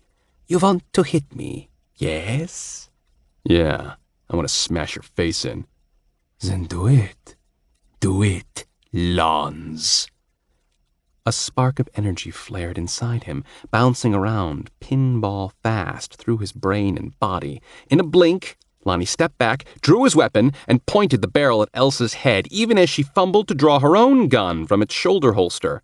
What was that blinding speed, that hot instinct? Here and in the alley when he'd thrown the knife at the Sleether. Jesus Christ! "Too fucking slow," he said, smirking. Elsa grinned and raised her Glock. "Yours isn't loaded, Lance." Oh, yeah. The memory of the fight was slippery. Had he reloaded? Probably not. Shit. Elsa cackled. "Maybe I shoot you now, Lance. I won't kill you right away if I put a bullet in your shoulder." The Glock's barrel rose and shifted a hair left. "Stop," Selleck said. "Or someplace else?" The barrel dropped until it pointed at Lonnie's crotch. The tip of Elsa's tongue flicked out to touch the top of her lip as her grin expanded several degrees beyond mad. Lonnie, still pointing his XDS at Elsa's head, figured he had little to lose. She'd shoot his balls off if he didn't get her first. Lonnie squinted and pulled the trigger. Click. Shit. Lonnie lowered his useless weapon. "Oh-ho!" Elsa beamed at his mounting trouble. "I told you, Lance. Now, it's my turn." "I said, stop, and put your guns away. Please." Neither of them did. Sellex rose from the mattress, stepped between the two. A pleasant odor followed her, cinnamon or spice. She smelled good. Not like he did, not like cigarettes and sweat. You're troubled, she said, reaching for his arm. Lonnie jerked away and put his back to the wall. He didn't want her touching him, icing him again. What have you people done? Is this a cult? You brainwashing me or something? Elsa's laugh ripped through the room, a room grown hotter by several degrees. The Goth's Glock dove in over Selex's shoulder, steel pressed against Lonnie's forehead. At the other end was Elsa's strange, sharp underteeth, the whites of her eyes cracked with rivulets of black. Cracks in the ice. I don't even need this little toy, Elsa said, removing the gun from his face and holstering it. I just enjoy waving it around, like in some movies. And then those razor claws were at his throat, cutting into his flesh. You're frightened.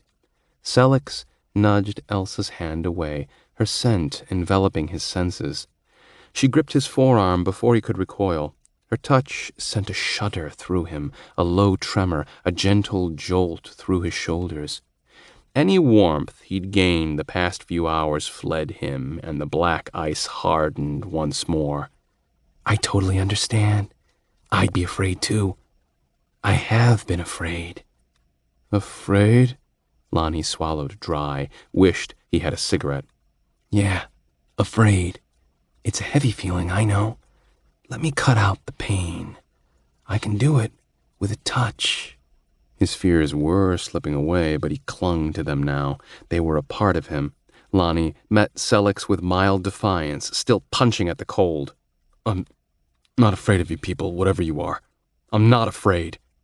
Selex held his eyes with hers, her smile gentle despite the sores. Of course you're not afraid. I get it. Lonnie shook his head, slow and careful, thoughts cold, dim. I wanted to say something, but I can't remember. A daze took hold, and Elsa and Selex talked, words he forgot as soon as they entered his brain. Selex gripped his arm tighter, and Lonnie felt the ice harden even more. Yet. A hot gust touched his face, rustling his hair. Together, he and the dragon rode the wind. Together, they were power, the strength of claw and fire. They spiraled downward toward the crashed escape pod. It lay cracked open near a circular edifice with a base 30 yards across and 15 yards deep. An altar upon which rested an oblong gateway twice the height of a man and 10 feet across. Two figures struggled up a dune driven by wind against the altar's side, trying to reach the safety of the gate. They were helpless against the harsh environment. Two soft skins baking beneath hell's suns, defenseless against the predators lurking just beneath the sands. He must reach them, must speak with them. Were they who he thought they were? His attention wandered south, where a ripple marked the desert floor. Something swimming through the sands toward the struggling pair, monstrous, half as long as his dragon, its spiny ridge cutting the surface. Lonnie edged forward in his saddle. Due south. Do you see it? It's a... He trailed off, trying to remember. It's a demon pollywog, bottom-feeding scum. The dragon grunted that it had seen the creature, but made no alteration of course. Move to intercept. Do it. With a gusty sigh that would have lifted a compact car, the dragon banked toward the encroaching beast. In lieu of being iced again, Lonnie welcomed the terrifying heights, the dizzying speed with which they descended. Welcomed the fire-lit sky and noxious clouds. The heat of it burned into his head, burned into the black ice that kept him from remembering the truth. These visions, these dreams were his way out, his freedom. If he could just keep the two pups down there alive, he might learn more. The dragon's wings tucked. They dove on the pollywog. The beast rolled in the sand, the wink of a black eye from the desert floor, before a belly full of waving tentacles with wicked hooks open to them. Lonnie grimaced as they hit, the impact jarring him from toe to teeth. The tentacles whipped around the dragon in a vicious embrace, hooks finding purchase between the thick scales. The dragon roared and bit, claws finding their own traction in the tough demon hide. The beasts bucked and swung, and Lonnie fought to hang on. They became tangled, locked in a stalemate, and Lonnie almost wished he hadn't ordered the dragon to attack. It was a stupid idea, and they'd be killed.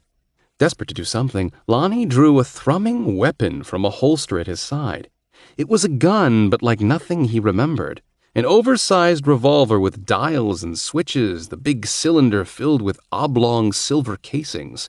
Vials of some sort. A weird gun, yet a gun. Lonnie tested the weight, grinned, and looked for an opening. Lonnie shook his head, blinked.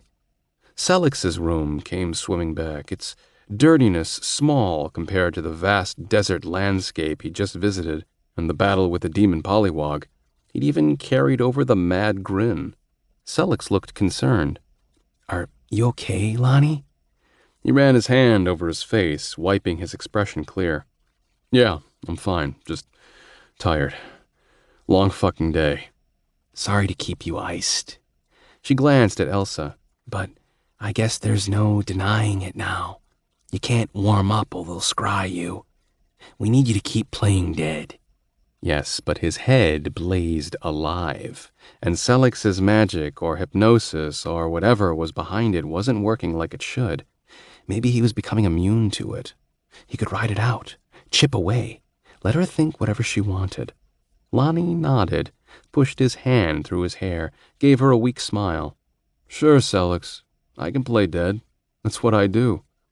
Her eyes picked at him a moment more until she was satisfied. She released him, reaching into her jeans pocket. "Awesome, kid. Can you do something for me?" "Anything you need." "Good." She handed him a folded piece of paper. "I need you to go to the hardware store, whatever's close. Get these things for me." Lonnie stuck the paper in his pocket without a glance. "Right now?" "No, Lance," Elsa sneered. "Next Saturday, if you can clear your schedule. You're so busy all the time." "Ignore her, okay? Just get the parts and put them together. Can you do that?" "Yeah." Lonnie stared at Elsa for another moment before letting his eyes slide away.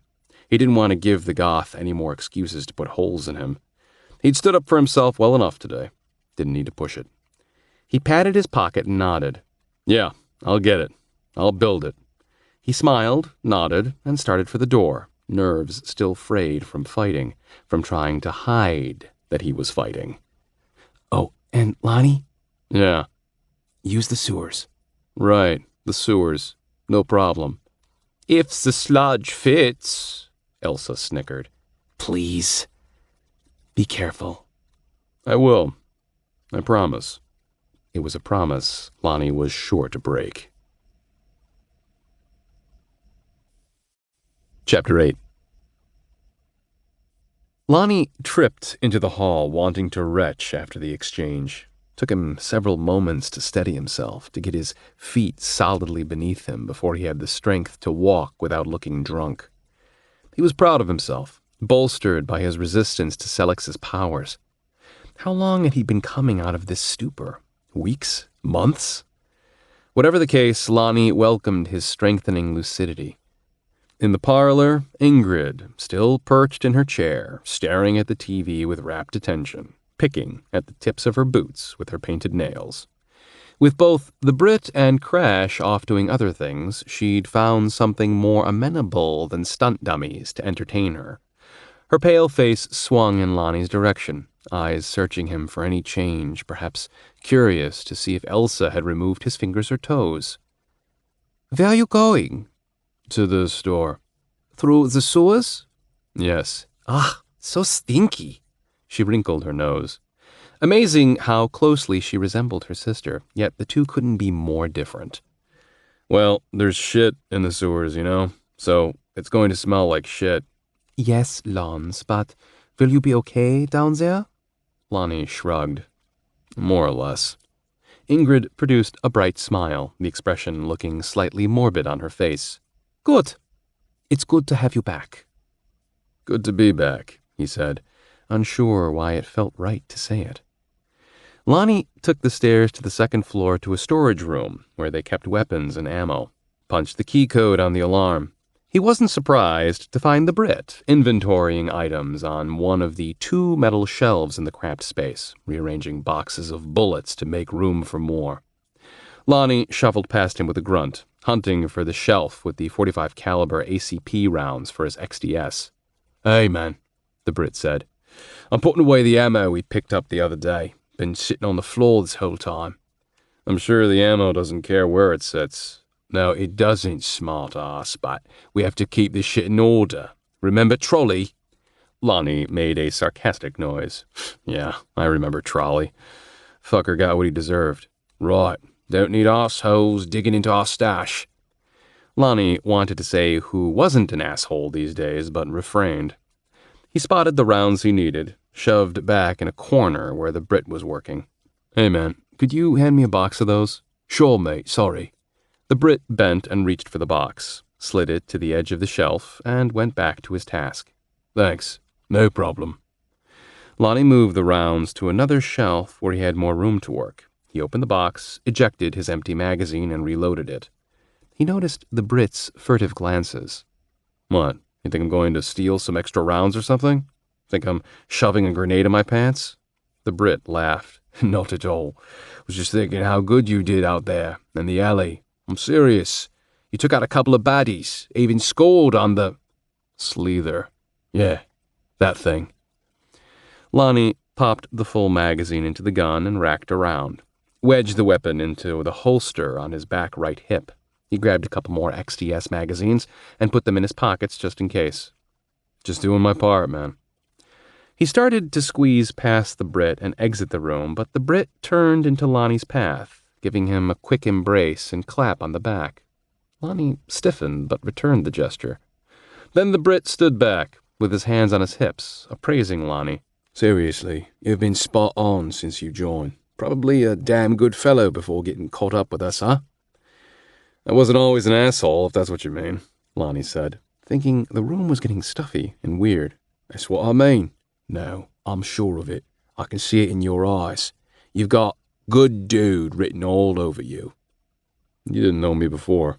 Still don't now." The Brit nodded, eyes amused, but hiding something troubled. "Right, I didn't.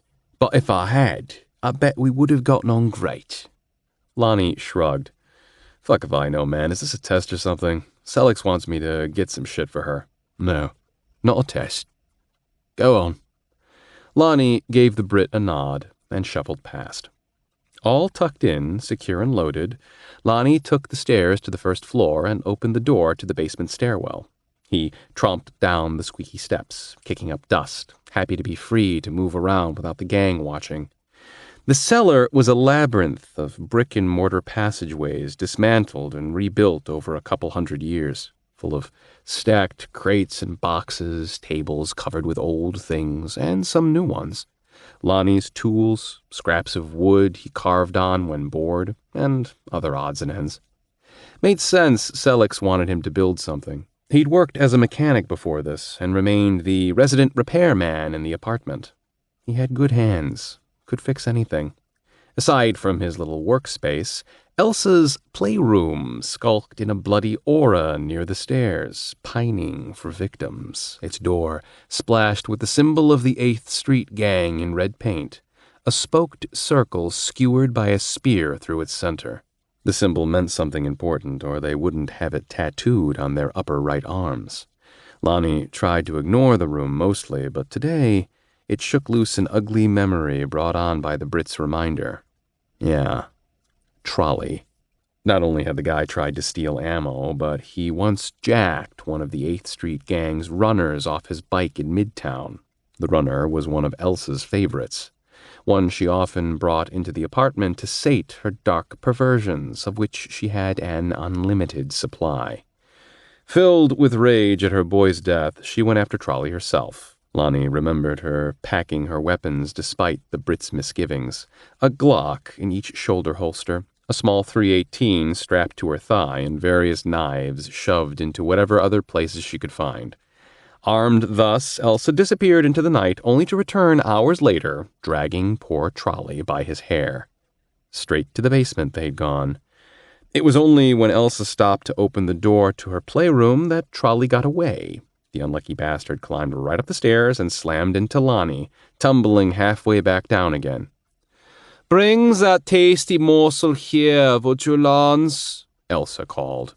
Lonnie had no choice but to oblige, despite Trolley's begging. He wrestled the wiggly fellow down the stairwell to drop him at Elsa's feet. "Thanks, darling," she said, and kicked Trolley in the face a half-dozen times with those boots of hers, spiked toe tearing him to bloody shreds. While Trolley sat on the dirt floor sobbing and trying to piece his cheeks back together with shaking hands, Elsa finished opening the locks to her playroom. She jerked her head at Lonnie as she threw open the door and released a wave of rotting stench. "Want to watch?" Lonnie shook his head no, backing away as she took hold of Trolley by the arm and pulled him, moaning and wheezing through the hole in his face, to his doom. "Come, dearie, you only live once," she told Trolley, "and Auntie Elsa will be with you until the end."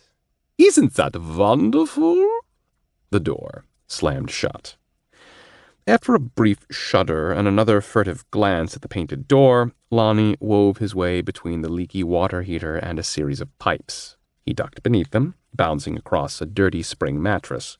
On the other side, he pushed aside a slab of pressboard and traversed a brick passage to a room rife with mildew. He crossed the space in 3 strides to an opening where the bricks had been removed, leaving enough room for a single person if they turned sideways. He squeezed through, touching old iron pipes in the dark. They were hot or cold or sweating moisture as he slid along them through the tightness until it opened into a wide channel beneath the city streets. Lonnie knew the underground well. He made runs through the sewers all the time. There were many exits to sewer grates and dusty basements in other buildings. Hell, he was more familiar with the city below than he was standing on the street. Where this passage connected to a larger one, Lonnie stopped and sat on a cinder block, resting his head between his hands to think. He stretched his legs, feet settling on a foot-wide pipe dumping its raw sewage into a wider trough that flowed toward the river. Part of him hated it down here, but part of him liked it too. Peace and quiet, but for the liquid drips and trickles, the occasional hiss of steam and distant squeak of rats. No one would look for him here, especially not Elsa. She might enjoy being a complete bitch to Lonnie, but the sewers reeked. She'd go no further than the bottom of the stairs and her playroom to come looking for him. If she ever chose to venture deeper in, Lonnie could lose her in the dark passages. He'd had to use his cell phone's flashlight to navigate the tunnels the first few times, but later, the light filtering through the cracks above had been enough to guide his way. Here in the relative quiet, Lonnie pondered what had transpired over the past few days. Horrible things coming out of the fog, fiends, things that crept through nightmares. His quick spotting and firing, killing, the revelation that Elsa and Ingrid were just as monstrous as what he'd shot. And Celix's touch, her icing. She'd done it again a few minutes ago after his argument with Elsa. Only this time, it hadn't worked so well, and the black ice was cracking. Lonnie pulled a cigarette from the pack inside his jacket pocket, struck the dragon lighter, lit up, and inhaled deeply. "Shit," he said on the exhale, rubbing the lighter between his fingers, his thumb brushing over the raised part. He'd break through given enough time, but he needed the dragon visions, too. Could he summon them at will now? He closed his eyes, rubbed the lighter harder, feeling every groove and marking, etching it into his brain. A gust of hot wind and the scent of sulfur touched his face. The heady sense of being somewhere else returned, and this time he wanted it. Only this vision was absent of dragon and sand, of monsters and escape pods and survivors. He stood in a hall. The hall was long and filled with echoes, walls of metal grating, screams and shrieks from behind closed doors as initiates went through the rigors of testing. The noise made him nervous as always, but he'd had nothing to fear before. A mere page boy delivering jugs of water or wine to this door or that, commanded always to set it down and go. Today, he carried no jugs. Not only that, but the master walked beside him, the old, hunched woman oozing cynicism and wisdom in one cackling voice. It's here the greatest warriors are made. Heroes forged from the least likely of acolytes. More promising students, easily broken. It's the truest test of character. It cuts through facades and privilege, showing us who is truly worthy among us. Even the shade screamers must attend. I know what this place is, Master. I'm here every day, delivering sustenance to those in need of revitalization, my brothers and sisters in arms. Perhaps, but yesterday you were only the ghost of a boy. Today, you are the man you will become. Today is truly your first time here. A feline form purred on his shoulder, nuzzling him with a soft, whiskered face. He nervously stroked the sand cat's head, soft, tan fur with 2 crimson stripes running from temples to tail. Lonnie swallowed. What's so special about today? The old woman shrugged. What's so special about any day? The answer is nothing, until we make it so. They stopped before a door, ominous black steel core. I will take your word for it, Master. I will trust you know what's best. His words sounded grown up, man words, but inside he was trembling, terribly afraid. He'd seen what the warriors looked like when they stumbled from these cold cells. I always know what's best. It's convincing your father of it that vexes me. A latch opened, and the door swung wide. The master removed the feline from its shoulder and ordered him in. Lonnie's smile faltered, his fear grown to a monster inside him. Yet he put one foot in front of the other and did as he was bidden. When he hesitated at the threshold, the old woman gave him a boot to the ass, her cackle following him. It was a chamber, 20 yards by 20 yards, slits in the walls the length of his index finger. The door slammed shut. Locks turned and fastened it tight. But the cold, empty cell was not what frightened him the most. It was the slits. There was something dangerous about them, something that caused the hair on the back of his neck to stand. Steam hissed. A boom shook the chamber, a shift in the floor, followed by a loud click. Mechanizations working, setting a thing in motion as mechanizations inevitably did. Sweat pooled around his collar, his stomach churned. What was this test? What was his power? He was the oldest of his brothers and sisters, so he had no reference point from which to draw. He never cared to ask about the testing because it was only for the tall and hardened boys and girls of the Citadel. Lonnie was his mother's son, not like the others. He often used compromise and understanding to get things done, not fists. What was he to expect from this dark chamber of steel?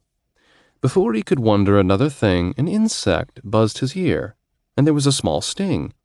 He reached up and touched the burn, drew his hand away and stared at it. There was blood, a surprising amount. More things whizzed at him, cutting his legs and arms and belly, and he did a strange little dance in the center of the chamber to avoid being hit. The chamber noise escalated, hissing and clanking in an effort to kill him. The sand cat yowled mournfully from the hallway. He threw himself against the door, wanting nothing more than to be out of this room, up in his warm bed and snuggling with his pet. "Master!" Panic made his voice squeak. "What do I do?" A cluster of buzzing things cut his cheek, causing him to leap away from the door to the other side of the chamber where more slits and angry slivers greeted him. He bled from more wounds than he could count. He covered his eyes to avoid them being shot out of his skull. What is it, young man? The master didn't sound overly worried. "It's killing me, master. It's cutting me to ribbons."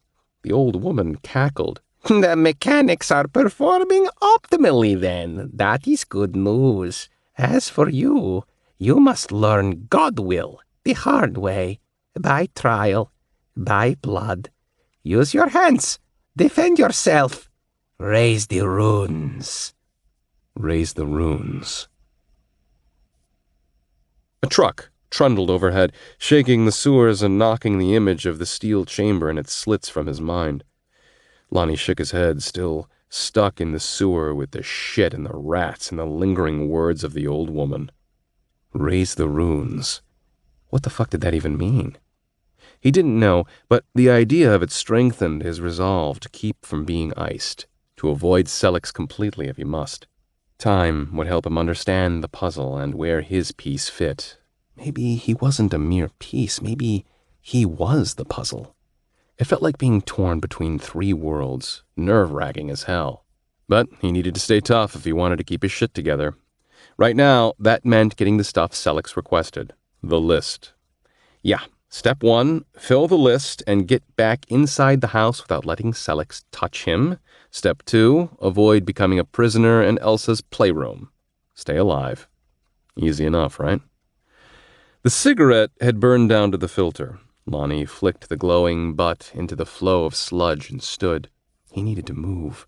The heroin itch tapped at the back of his skull with growing intensity, and he was wasting time. Lonnie stepped into the main artery, straddling the trough of flowing shit, and headed east. His combat boots squelched in the muck. Rats were bold here, running around his feet or sitting on the edges of outflow pipes to study him as he hustled through the dark. As far as the sewer stench, he was used to it. Coming to a cross-section, Lonnie found himself standing beneath a propped open grate. Surprised and grateful no one from city maintenance had seen the displaced lid and popped it back in place, Lonnie grasped a crowbar laying nearby and climbed the iron rungs set into the wall until he reached the silver of light at the top. Feet balancing him, he pried the crowbar into the gap and worked the heavy grate open until he could shove it far enough out of the way to squeeze through. Once out of the sewer, Lonnie dragged the grate back into place, leaving it propped like he'd found it. He wiped his hands on his jeans, pulled out another smoke and lit up, took a long drag, strolling down the alley and into the late afternoon sun, like a cockroach, boldly exiting its dark, comfortable crack. Chapter 9. Lonnie ascended from the Lower West Side full of trepidation. His heart skipped with anxiety. Sweat poured from him in rivulets. Gang turf was dangerous, but to leave the familiarity of it for the slightly better digs of West Central wasn't something he looked forward to. Yet he possessed the list. The list needed filling. Not accomplishing this meant repercussions in many unattractive ways. He climbed the hill past tenements and fired out apartment buildings until the first signs of real businesses showed. Corner bars competing for the drudges. Further up was a flower shop, a sandwich place, and a pharmacy. Closer to the college campus, and he'd be just another weirdo people couldn't bring themselves to see. Him with his beard and longish hair and black leather jacket with the inverted crosses on the sleeves.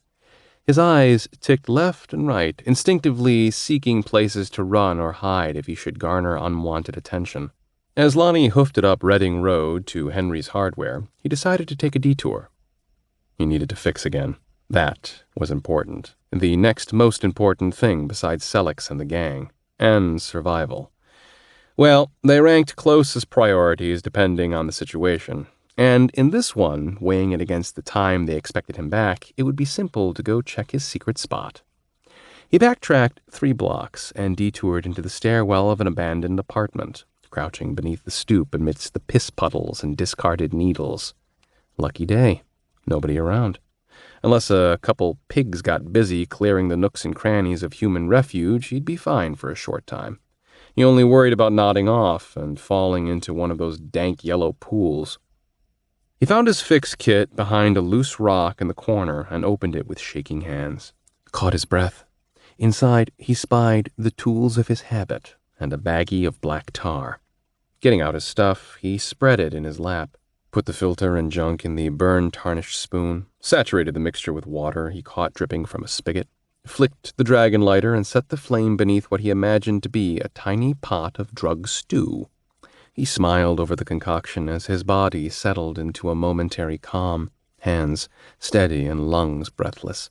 He loaded the needle and checked it for air, tied himself off, found a vein, and did the business.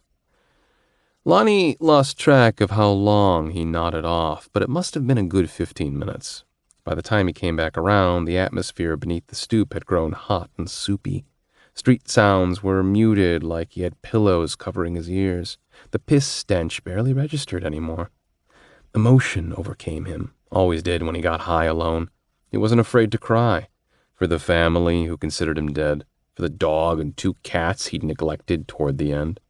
All the details of his miserable failures so vivid. The lower points, surviving on the streets, and acceptance of the situation he'd gotten himself into. Eating out of a dumpster, and the new perspective it provided. Half-eaten tuna salad sandwiches, leftover food from the market buffet, and wholesale pastries if he was lucky enough to catch the bakery throwing them out. But he'd come a long way since the dumpster diving days, a hell of a long way. Clinging to that small swell of positivity, Lonnie picked up a rock and scrawled on the cement wall beneath the stoop. Girl names, potential wife and shrimp names, hoping to jar something loose. Clarissa, Claire, Chris, he wrote, thinking of his wife. Rose, Reggie, Reese. One of those reserved for his daughter. He stared at his scribblings, tilted his head to see if it might jar a memory. It didn't. None of the names seemed right. He threw the rock against the wall with a clack and thought he better get moving. He pulled out his cell phone and glanced at the time. 45 minutes wasted. Not too bad. But if he didn't move his ass, he'd have another argument with Elsa. Didn't want to end up like Trolley. Or Tina. Tina had been a runner for the 8th Street gang for 3 days when she tried to get away with a pound of fine grade. Elsa and Ingrid tracked her to Chicago and brought her back beaten half senseless. Now that Lonnie thought about it, Tina had been rather bloodless too, which made sense if he believed what he'd seen in the alley fight today. That whole monster thing. Tina got taken to the basement too, just like Trolley. Her screams had shaken the house for hours. They never saw Tina again after that. Damn, now his high was ruined. He packed up his kit, stuffed it back into its hiding place, and exited the shadowy alcove. Lonnie headed up Reading, eyes snaking around to make sure he wasn't being followed, until he came to a sign stenciled with Henry's Hardware in red letters hanging from a pole out front. He loitered for a minute, plucking at his courage. It was one thing to stand up to the gang, quite another to walk into a store full of normals, cool and collected with his head going crazy. Here, the city showed its age, something out of a time before the internet, cell phones, and even cars. The buildings were still the same German architecture representative of Cincinnati's character. Bent but not broken. In fact, far from broken. Ageless. Due to being built between and atop a series of hills, the city's founders had to press structures into triangles or trapezoids to fit perfectly into the space. Old European precision, despite the odd impression they left on the eye. The city was as warped as Lonnie. Before he could chicken out, he pushed through the front door, leaving bells jingling behind him. He found a cart and pulled the list from his pocket. He shopped. Henry's was a small place, not like the huge chain stores peppering the suburbs and surrounding areas.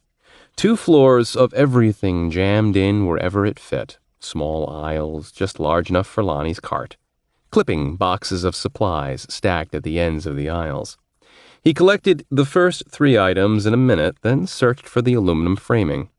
He rose on his toes, peering over the shelves until he spotted troughs of the required materials in the back, and set out in that direction. Lonnie loved the smells of the hardware store. Wood dust, paint, and the faint hint of oil rubbed over packaged tools to keep them from rusting. He'd filled half the list, several pieces of thin aluminum framing, 7 rolls of duct tape, and a Black & Decker drill, when he realized 2 things. 1, this stuff was a couple of $100 already. 2, the owner of the establishment, Henry, was following him. Lonnie thought he could lose him in the paint section, but when he rolled around the corner, the elderly fellow with a short white mustache and dark complexion marred only by a few age spots stepped in front of him. Without missing a beat, Henry challenged Lonnie with wise, bespectacled eyes. "You got money to pay for all that?" Lonnie wasn't sure. He didn't remember Selleck's giving him any money unless she'd wrapped it inside the note. Lonnie never worried about cash, never handled the stuff unless it traveled with a package, or someone gave him a couple of bills to fetch smokes or a Red Bull or a jar of pickles. Lonnie might be fucked, might need to take evasive measures. No, he couldn't just run with goods. Showing up on the evening news as the suspect in a hardware store robbery would not bode well for him. And he didn't want to use his piece, didn't want to hurt the guy. On impulse, Lonnie stuck out his hand and fixed Mr. Henry with confident eyes. "Lonnie Worthington. It's been a while, Mr. Henry, but I used to come here for paint and other supplies for my business. I owned Worthington Transmission down on 8th. Mr. Henry peered over his glasses, studying Lonnie for a moment, taking in the junkie and the stuff in his cart. "Mm-hmm," he said, murmuring his judgment in a non-committal way. "Don't recall. Did you close shop or something?" "I did, Mr. Henry." Lonnie's hand remained out, waiting to be shook. "I'm hoping to reopen soon, working out of my garage until I can get the money to buy my old place back." Mr. Henry murmured again, this time in a more positive tone. He reached out and completed the handshake. "I guess that makes sense. Everyone goes through a rough time or two in their lives. Still doesn't answer the question, though. About the money." Sweat sprouted across Lonnie's forehead. He wanted to vomit. "Well?" Lonnie patted his front pockets, feeling nothing but Selex's note. He tried his right rear pocket, but there was only his dragon lighter and smokes, and he never put anything in his left rear pocket. Seemed futile to check, but he did. His fingers came across something. A soft spot there. A square of thickness, more than just pants material. About as thick as a folded envelope. "A little short, are you?" Mr. Henry cracked a smile that held no amusement. Not a threat, either, at least not yet. But Lonnie triumphantly pulled the thickness out of his pocket and raised it. A $100 bill. Actually, when he rubbed the bills together between his thumb and index finger, it became 3 $100 bills. He didn't know where he'd gotten them, but there they were, and that's what mattered. A smile broke out on Lonnie's face, knowing he didn't have to steal the stuff or pull his weapon on the shopkeeper. "Nope. Here." He tried to hand the money to Mr. Henry. Mr. Henry lifted his spectacles and studied the bills. His expression remained dubious, but he wouldn't argue with cash, even if it came from a junkie. "Yes, sir. Looks like you've got it all right. Just bring it up when you're ready to check out." The old man nodded, smiled, and whistled his way to another part of the store. Lonnie's stomach finished on nodding, shoulders relaxing, nervous tension dwindling away to nothing. Still high, though, he chuckled and dabbed at his brow with the sleeve of his jacket. A close one, for sure. It only proved Lonnie could handle himself fine when push came to shove. And it helped crack the black ice just a little more. Free to roam now, Lonnie made quick work of the rest. Rubber tubing, hydraulic fluid, screws, and a pump. What a strange set of items. Like the workings of a basic pressure system, but why? While waiting in the checkout line, he pulled the list from his pocket and turned it over, studying Selex's drawing while a guy in front of him paid for 3 gallons of paint and some brushes. He shook his head. Weird. Leave it to Selex to think up something crazy. That was her thing. Lonnie lowered the instructions as a new memory emerged. It was of a time on the streets right after losing everything, his house, car, wife, and the shrimp, and being disowned by the rest of his family. Those lean times when he didn't have a place to sleep or know where his next meal might come from. Rough days. He made quick friends out there, those desperate denizens of the alleys and parks. They traded ratty blankets, grouped together for protection, or dumpster dove for those who weren't physically able.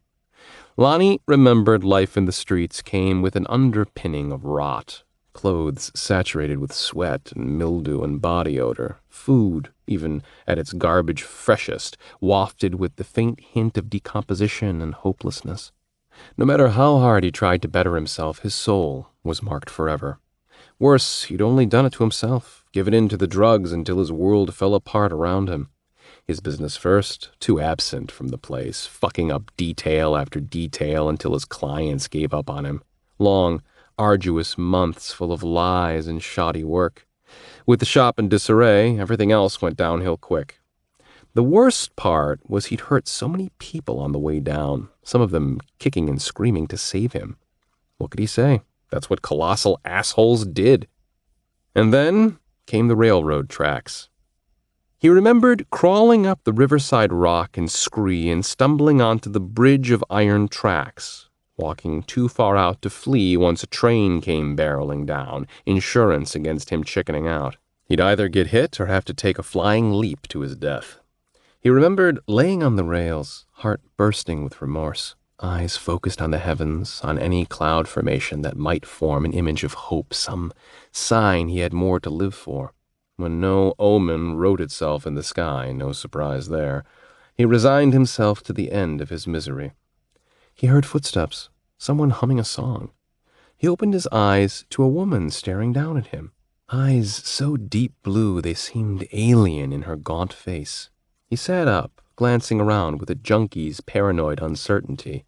They were alone on the tracks. She, tallish. No mohawk, then, just strips of white hair hanging in braids and tied off with black ribbons.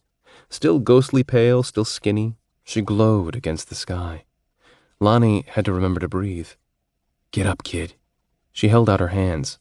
"I need a favor." Her smile disarmed him, teased him into letting her help him up, far be it from him to insult her by declining the offer. She took his hands and pulled so hard Lonnie suffered a moment of panic, thinking she might slip and tumble right off the bridge. So he gripped harder, let her pull him up, and got his feet under him. "Who are you?" "Name's Selix." Lonnie let go of her hands and dusted himself off, a little embarrassed at being caught trying to off himself. "I'm Lonnie. What's the favor?" "A real simple one." She rebalanced herself on the tracks and shifted one foot on the rail. Her smile was nice. She still had her teeth. But those eyes, man, those eyes were killer. Lonnie scratched his beard. "Okay, hit me." "I just need you to live. Just live." The cash register dinged. Mr. Henry said, "That will be $291.38. Lonnie handed over the $300 bills and pocketed the change. "Have a good one, Mr. Henry." "You too. Good luck with the business." Mr. Henry stared at him, eyes tinged with curiosity and surprise as Lonnie adjusted the things in his cart, everything now in plastic bags. "Thanks, Mr. Henry." Lonnie grinned as he pushed the cart out of the store and turned left on Reading Road, thankful to be done with that business. He strutted, head held high for once. It was coming together piece by piece, Selix's hold on him breaking fast. What would happen when he remembered the entire truth? What memories were on the verge of returning to him? Would the weight of them drive him insane, or would they be his salvation? The discovery and the potential end of the mystery excited him. There was one other place that might jar more stuff loose, maybe even shatter the black ice for good. Lonnie pointed his stolen cart, north up Vine, further up the hill, and closer to where his heartbreak lived. Chapter 10. The detour led Lonnie to an old white building on the corner of Vine and East Rochelle, a place that sent his emotions into a slow, painful twist. In a way, it was poisonous for him to come here, bad for his disposition. On the other hand, it was the best idea he'd had all day. He glowered at the huge pane of glass and freshly painted brick. The sign now read Carlito's Auto Parts and boasted an established date of 1989. A lie. A cruel lie, too. The company might have been established in 1989, but not in this building. No, Lonnie's place was humming in this spot just 3 years ago. Lonnie's life. Worthington Transmission, yes, sir. The 2 garage doors next to the store were painted shut. Hadn't been that way when Lonnie owned it. Back then, the sounds of compressed air hissing and tools clanging around were common noises. The reek of grease and oil wafted for a block in every direction. Clients wore out the front door, bells ringing as they came and went. Today, nothing but the quiet rumblings of cars and trucks, an occasional horn blat. The near silence a reminder of how he'd failed everyone, how he'd taken a piece of the American dream and wiped his ass with it. Evening crawled over the city on cold claws, yet sweat covered his skin beneath his stale shirt. Lonnie approached the glass, cupped his hands around his eyes, and peered inside. Studied the nice arrangement of shelves in Carlito's, each row labeled with white signs and navy blue lettering. A section with bulbs, another with windshield wipers, another still with paint touch-up kits. Batteries piled behind a counter. Two employees engaged customers with smiles even though the store was closing. A young man admired rims stacked inside against the glass. Lonnie studied him through the spaces, the guy's eyes marveling at the flashy chrome designs. He'd always thought these kind of fancy rims were a waste of money. $300 for rims to impress who? Other people with rims? Business people driving downtown to work? Shit, they'd laugh at such a dumb purchase while their money multiplied in stock investments. But part of him yearned for the display with a needling envy. If he had his old place back, he'd probably sell rims just to rip off idiots like this guy. He imagined customers with pockets full of cash ogling his rims. The young man noticed Lonnie peering through the window. At first he jerked back, startled to see a junkie staring back at him. But then he laughed and pointed out Lonnie to one of his friends. Lonnie must look damn awful to get such a reaction. A once tall, formidable guy who used to weigh 190 pounds, now a fraction of that, sunken cheeks, eyes hopeless and dark. That's part of the reason he'd stopped looking at himself in the mirror. Lonnie's expression at being discovered must have been priceless because the guy laughed harder, grabbing his gut and jabbing his finger at him. The guy's friend, a big dude who could have been an offensive lineman before he figured out Taco Casa had a late-night drive-through window, joined in with deep laughs that shook his entire midsection. Their laughter was a chorus of ridicule Lonnie could hear through the glass. Heat blossomed in his head. Lonnie didn't need a fight. He sure as shit didn't want to risk shooting anyone. But with everything building up inside him, he found it impossible to be patient, to keep his mouth shut. He put his middle finger against the glass and mouthed the words, "Fuck you." He was still wagging his "fuck you" finger back and forth when the sharp jingling of bells jolted him sober. He turned to see the bigger guy, the hulking Taco Casa drive-through monstrosity, ooze through the front door. Lonnie's insides squirmed as the guy's wide shoulders and Neanderthal head turned in his direction. Arms held out at his side, giving him an even more menacing posture. The guy took his time getting to Lonnie. Fat undulated in waves beneath his 4XL t-shirt with each step, but his upper arms and shoulders rippled with bulk. 5 paces away, the guy stopped and glared at him with piggishly fierce eyes. "What the fuck you want, bitch? Staring at us like a fag." Lonnie should have run, but his feet were frozen, the fingers of his left hand tracing the edge of the cart as his middle finger retracted, arm sinking. The guy glanced at the contents in Lonnie's basket. "What's all this shit?" His voice resonated with a deep roundness. His meat-hook arms flexed. Lonnie gripped his cart. "It's mine," he said, lips pursed tight. "You steal this from Carlito?" The guy pressed in, putting his fat hands on the front edge and pulling. "No, I bought it." Lonnie gripped harder. No way was anyone taking his stuff, the stuff Selleck's needed, the stuff they'd rightfully purchased. The big guy smirked. "Yeah, right." He pulled again, causing Lonnie's hands to jerk forward, panic tweaking his nerves. Lonnie found a wild strength and jerked the cart back, nearly ripping it from Taco Casa's hands. "You fuck." The guy yanked harder, this time tearing the cart and its precious items from Lonnie's stinging fingers. It started to tip, contents threatening to spill out across the sidewalk. Lonnie reached for his gun. Was this the time for it? Was this his last resort?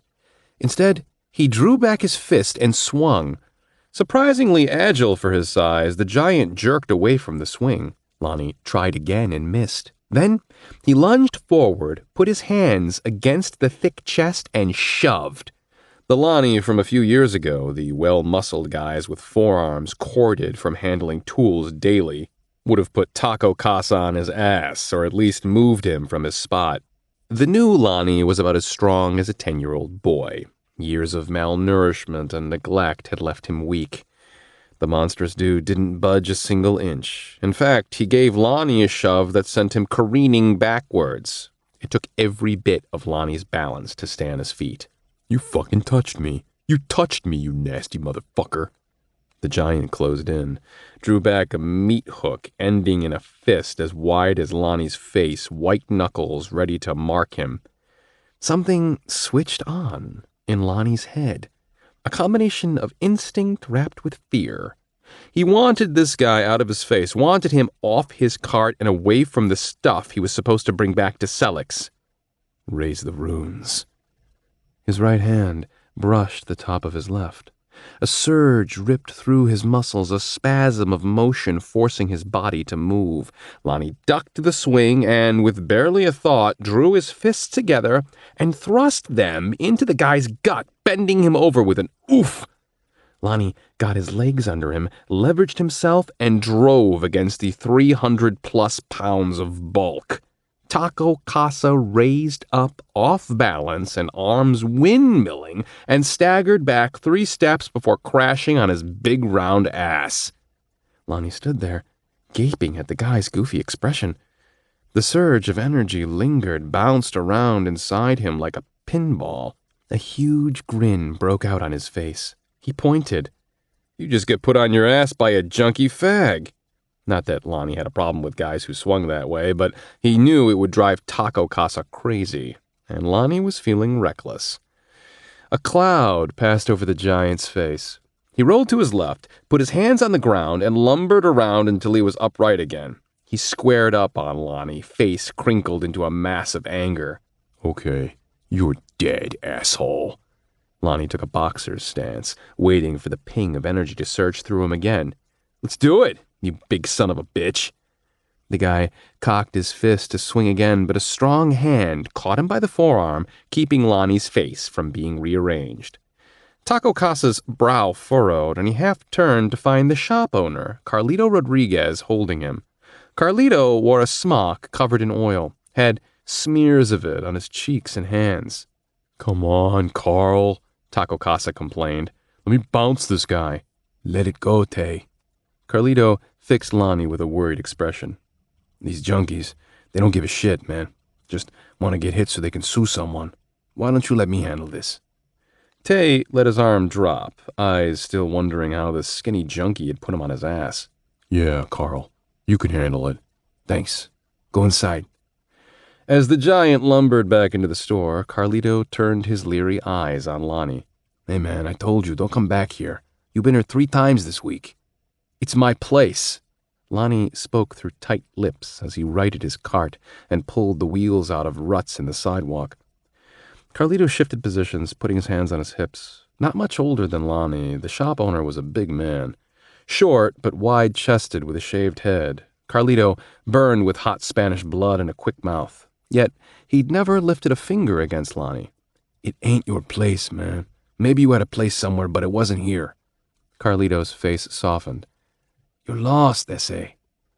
Tears rose in Lonnie's eyes. If he blinked, they'd streak his face. Tears, because it was the truth. And if he could have found his way back to his old life, he would have gladly crawled back down that path, splitting fingernails and skin to get home. But there was no path, or it was far too overgrown with weeds and scrub and thorn bushes for him to ever find it again. "This is my place." Lonnie's eyes flicked to the building. "I had both those doors open, 4 mechanics working full-time. Now it's gone. You took it from me." Carlito glanced uncertainly over his shoulder at the painted shut doors. His face settled into a relaxed but firm expression. "Look, man, don't come back here no more. Don't let me see you again. I'll call the police." Lonnie didn't have a response except to retreat, shaking his head. Fighting Tay was one thing. Pulling his gun on Carlito was insane. Getting picked up by the cops in either case would be disastrous. "Coward." Lonnie grabbed the side of his cart and pulled it with him. Carlito's face softened a fraction more, and even that little nip of sympathy made Lonnie angry. "Coward," he repeated, backing away. "Why don't you come fight me down the lower west, where you don't have any fat-ass bodyguards, huh? Why don't you get some help? Let me help you. For your family. They got programs." The mention of Lonnie's family from this guy was a punch to the gut. How dare Carlito presume anything about him? "Fuck you," Lonnie spat. "Fucking coward. I will get my place back someday, and then you'll be out on the street wiping your ass with candy wrappers. And if you ever come around, I'll put a fucking bullet in your head." Lonnie emphasized this by jabbing his index finger at his own temple. Carlito's menace returned. "You threatening me now?" "Yeah, I will kill you, man. kill you. It was the wrong thing to say on so many levels. Carlito wasn't to blame for Lonnie's problems, but he was so damn angry. That's it. Carlito whipped his cell phone out and punched 3 buttons before Lonnie could blink. I'm calling the police. Lonnie spun and got behind his cart full of hardware parts, gave it a shove so it trundled down the sidewalk, bumping over cracks and divots in the cement. He screamed, "Coward," over his shoulder. Fucking coward. Chapter 11. It was deep night by the time Lonnie returned to the apartment. The high moon clawed feebly against the bright city lights in a struggle to keep from being washed out, except in this part of town where windows remained dark and paltry lamps lit the streets. Here the moon invaded, not only dispersing its creeping light into all corners of the west side, but claiming prime territory in the minds of its denizens as well. Perfect time for a full moon, Lonnie thought. The crazies will be even crazier. He pushed the shopping cart into the back alley where they'd fought the Phalans and the Crucifers a few hours ago, and parked it next to the door. He'd originally wanted to drag everything through the sewer and into the basement, but quickly banished the thought. Too much time wasted on his little detour. He scanned the brick where he'd shot the millipede creature on the wall, and sure enough, spotted the divot from his bullet. The pavement glinted wet, evidence of the firefight. The monsters had been real, no denying it, even without the bodies. And who'd taken those? He went over and poked around in the alley, found his knife buried under some trash, held it up, and noticed the blade was stained black from the slither. Seemed fine other than that, so he sheathed it on his belt. The black ice perpetually creaked and groaned now. Just a thin layer remained. New memories floated around in his head. If he had the time to sit and focus on specific moments, he might reorder them properly. Seemed important to start working on that as soon as possible. What was a man without his memories, without a notion of his true past? But they were frightening, too, these memories. Not so easy to process. If he let them, they'd come slamming in, which would only lead to confusion. He'd have to remain patient, meticulously reorganizing everything that made up his personality, restoring the old parts of himself, building a new soul. Might not be perfect, but it would have to do. After he wheeled the stuff inside and checked in with the gang, he'd find a quiet spot to start putting his thoughts in order. Lonnie scanned the alley in both directions. Satisfied no one was watching, he bent and moved aside a tin can that rested against the wall. The can hit a coin, which covered a small crack. He picked up the coin and scraped it inside the crack, drawing out a key with a sigh of relief. He gathered the key, wiped it off, and inserted it into one of the door's triple locks. He jerked when a tremendous boom rocked the building. The apartment alarm went off, a loud, pulsing blat. Lonnie threw his ear to the door. Nothing. Or possibly the faint sounds of bumping within the building's guts. Hard to tell. Place could be falling to pieces as far as he knew. He stuck the key into the remaining locks, twisted the last one as the distinct cracks of gunfire froze him cold. Pat, pat, pat, pat, pat, pat. The shots stopped for a moment, started up, pat, pat, pat, then stopped again. He thought about running. He'd certainly run from things in his life, never pretended to be the strongest of people. But no, Sellex was inside. The drugs were inside. He'd be worth shit against Big Trouble, but if the gang won out and realized Lonnie had abandoned them, oh, he didn't want to imagine what they'd do. He didn't want to end up like Tina or Trolley. And I'm not a coward. Lonnie pulled the door open, rolled the cart inside, and quietly pushed the door shut behind him, drew his XDS from its holster, picked his way through the kitchen to the hallway. Approaching the foyer, Lonnie heard someone gasping in obvious pain, someone fighting agony, someone suffering through it. Another softer voice whispered and shushed the first one. Lonnie edged along the stair wall and sidled up to the banister post at the bottom. He peeked around, spying Crash face down in a puddle of blood, his dreadlocks dipped in the red. The guy was turned away from Lonnie, a good thing because the puddle was huge. He was alive, though, the big fellow's palms against the floor, arms quivering as he pushed in vain. Easing another couple inches forward, Lonnie caught sight of the front door blasted off its hinges. One or two bullet marks scarred the frame where someone had taken shots. The abandoned street gave no clues as to whether or not the enemy remained inside the building. Elsa sat in the corner near the busted door, torn skirts cast about her legs like old cobwebs. Her left temple and cheek was awash in blood. Her eye socket on that side caved in, crushed, as if someone from the city baseball team had come through, swinging for the fences and connected for a home run. Ingrid knelt next to her sister, worrying and dabbing at the wound, smoothing her hair back to expose more of the damage, even though Lonnie would have preferred she keep that shit covered. One of Elsa's opal-green eyes glared at Lonnie. Her gun hand collapsed, dropping her Glock into her lap. Lonnie had just avoided having his head blown off. Shit! He scrambled around the post and over the fallen door, glancing up to check the landing above before stopping next to Crash. He touched the man's shoulder. "You okay?" "Fuck no," came the muffled reply. "See to the ladies." "Right." Lonnie squat-walked over and crouched on Elsa's right side, her good side, avoiding the ugly damage. What the fuck happened?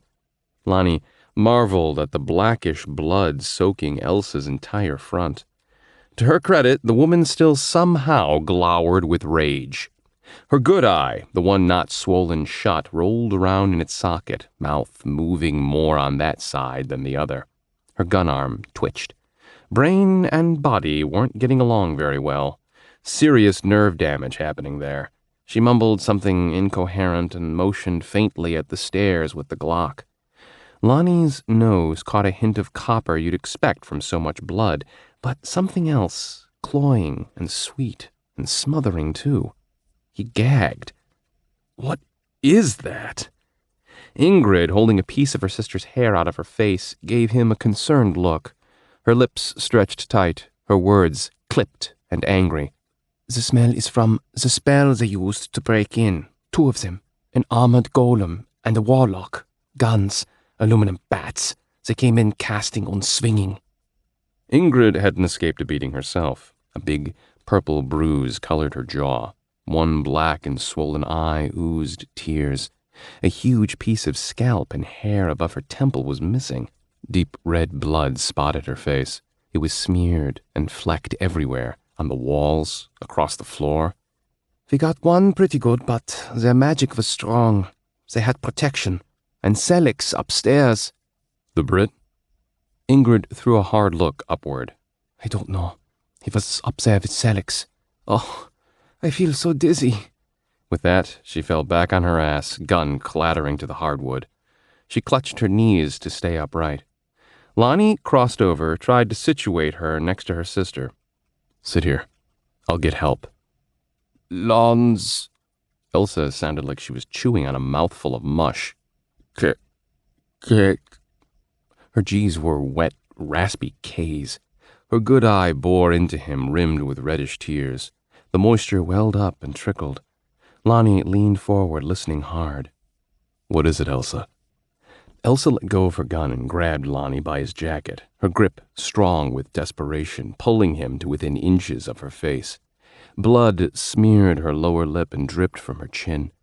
Lonnie surprised himself by lifting her jaw with his forefinger and wiping the reddish smear away with his thumb. Her lip quivered, instantly thawing his disdain. Despite her hatefulness and cruelty, she was the gang's most loyal and staunch defender, both she and her sister. He didn't see why Elsa had given him so much grief and treated him so shitty over the past 3 years, but Lonnie suspected there was much more between them than met the eye. Elsa's good eye remained fixed on him, passing on some great responsibility. Protect her, Lons. Defend her. Lonnie gave a firm nod, his chest filled with something like pride, or at the very least solidarity. They shared this home. Selix led them. If she died, they'd be lost. They won't get to her. I'll fucking kill them. Elsa let him go with a weak sigh, nodding imperceptibly as her eye rolled back in her head and a line of bloody drool dripped to the floor. Lonnie scanned up to the next landing. Convinced it was clear, he started up the stairwell, hugging the outer wall to keep an eye on anything lurking above him.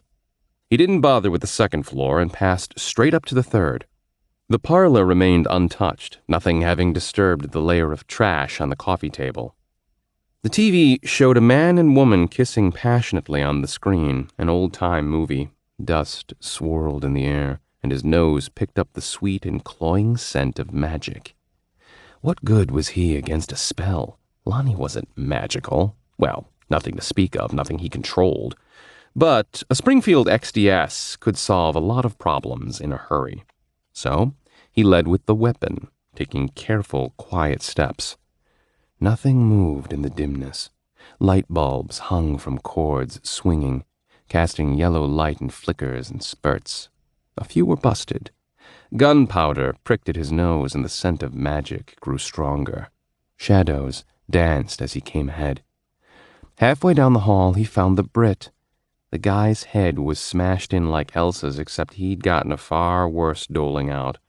The walls on either side of the hall were painted with blood and busted plaster, as if something huge had picked him up and bulldogged him. Lonnie's chest squeezed, a pang of remorse at the man's passing. He'd been okay to Lonnie. Not nearly as bad as Elsa, but not with the acceptance Crash had given him either. If anything, the Brit had been a fair guy, doing what needed done, asking nothing he wouldn't do himself.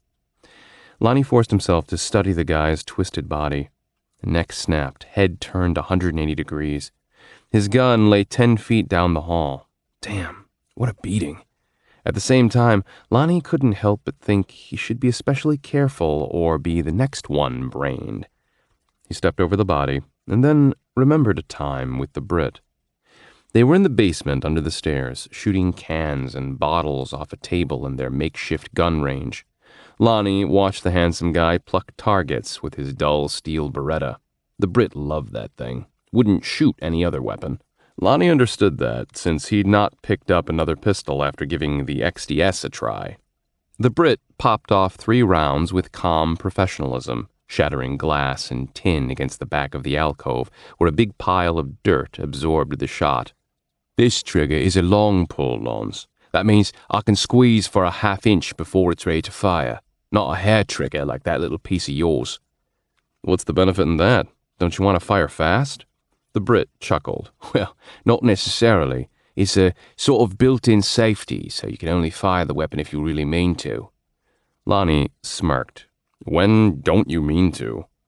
The Brit lowered his weapon and gave Lonnie a clap in the stomach that bent him. "Smart ass. What I mean is that it's not always smart to go into a fight like a trigger-happy idiot. That gun of yours, breathe on the trigger and you'll shoot your own feckin' foot off. Gotta stay calm and collected." He ripped off 3 more rounds and cleared 3 more targets. "Guess I'll never know. You guys keep me inside all the goddamn time, remember?" Lonnie shoved a box of .40 caliber ammunition over to him and raised his own weapon, squeezing the trigger 5 times to clear the remaining 4 targets. The Brit smiled a secret smile, popped his empty magazine, and reloaded it with rounds from the box. "One day, you'll get your chance, Lons. Business like ours, no one escapes sling and lead at some point." "What's it like? Being in a gunfight, that is." The Brit jammed the loaded mag into his Beretta and paused, peering the length of the range. "Well, sure as fuck ain't the movies, lad. You don't go diving around like Tom Cruise in Mission Impossible, no. Mostly you gotta work to keep from pissing yourself. Lead flying at you, ricocheting off everything. Hard to find a good target when you're squinting through that mess."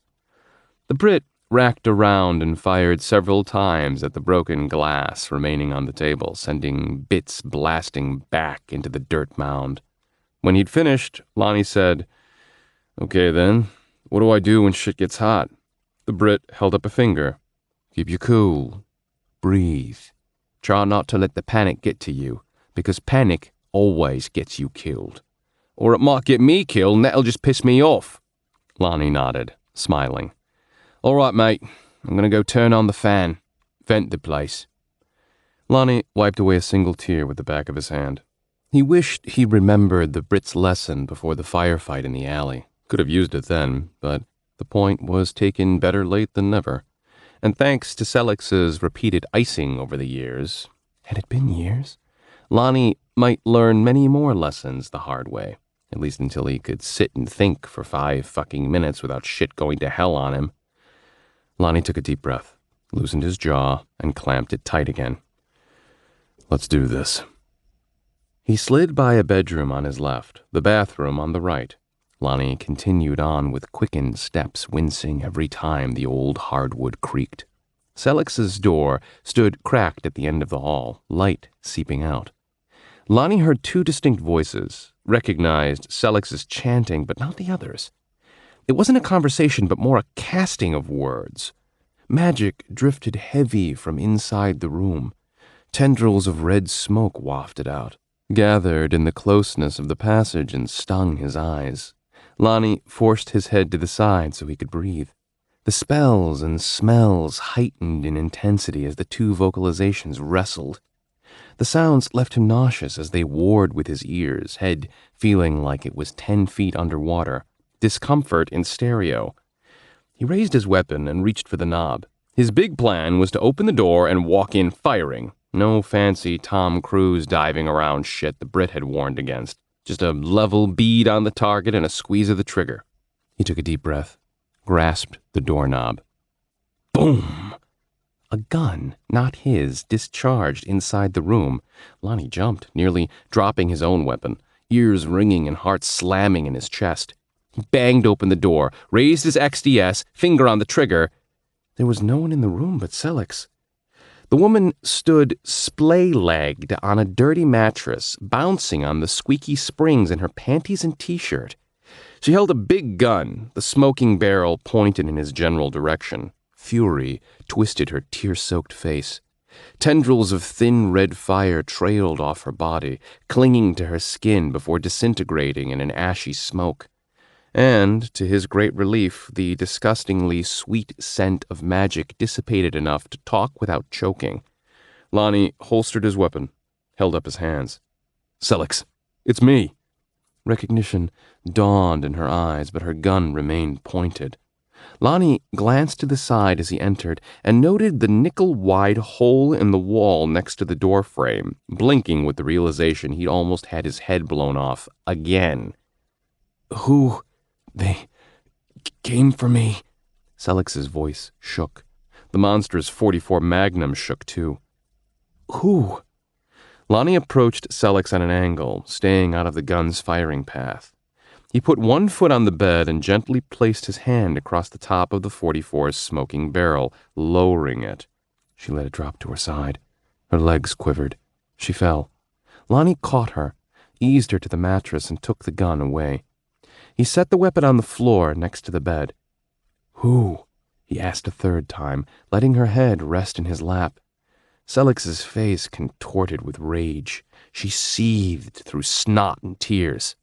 Those fucks. Those sorry bastards.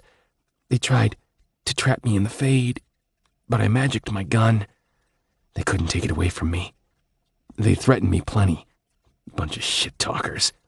Selex clenched her hands and screamed, the sound cutting through Lonnie's head like a scythe. Shh. I'll shut up when they're dead. Lonnie snatched a dirty pillow from the other side of the bed and slid it under Selex's head. He stood, scanning the room, went to the open window where the tepid air clashed with the alley chill. His eyes crawled down the brick. There was no fire escape, no ropes, nothing. No way anyone could make that jump, at least no one normal. Was the Phelan's leftover grudge from earlier? No. Selex shook her head on the pillow. I mean, yes, Phelan's crucifers, but something bigger is controlling them. It wants to clean us out. Who? Why? Who knows? Something higher. It doesn't matter. She swallowed hard, her throat sounding dry. What about the others? Elsa and Ingrid are wounded. Crash too. It's bad. The Brit? Lonnie shook his head. Fuck. Fuck is correct. Lonnie closed his eyes and tried to center himself. It's going down tonight, Lonnie. Lonnie didn't know what the going down was.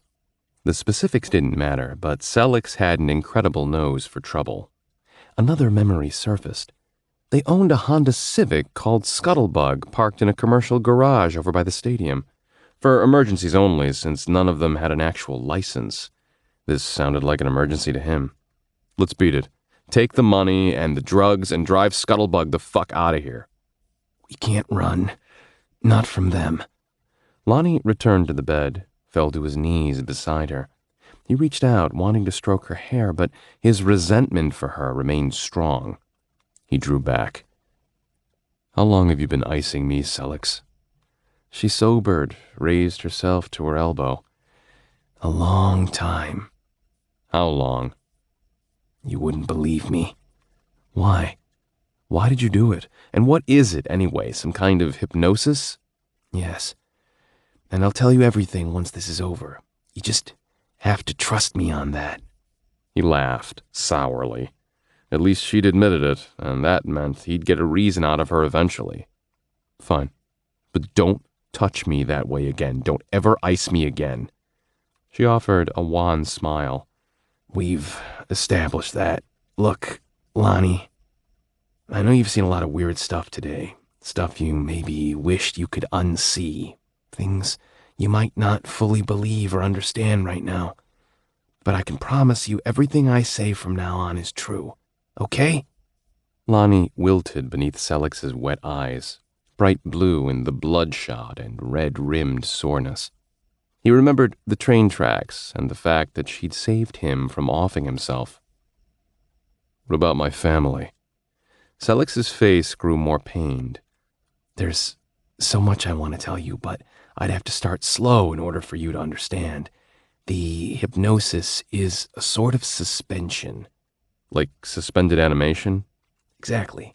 And once this is over, once we're safe and you have time to digest everything, I'll explain. I have no reason not to anymore. Okay then, Lonnie said, tight-lipped. But we've got no other options here. We have to bug out. We're not winning this one. We must fight them, Lonnie. I can channel my magic from the Fade. All of it. You've never seen that. There's not enough magic to help us now. Lonnie's voice rose through clenched teeth. Look, let's just hit the fucking road. We can get help for the others first. Not this time, Lonnie. The Warlock won't give up, and he's got help. Big help. I see hell behind my eyes. Sellex closed her eyes, touched her fingers lightly to her temple.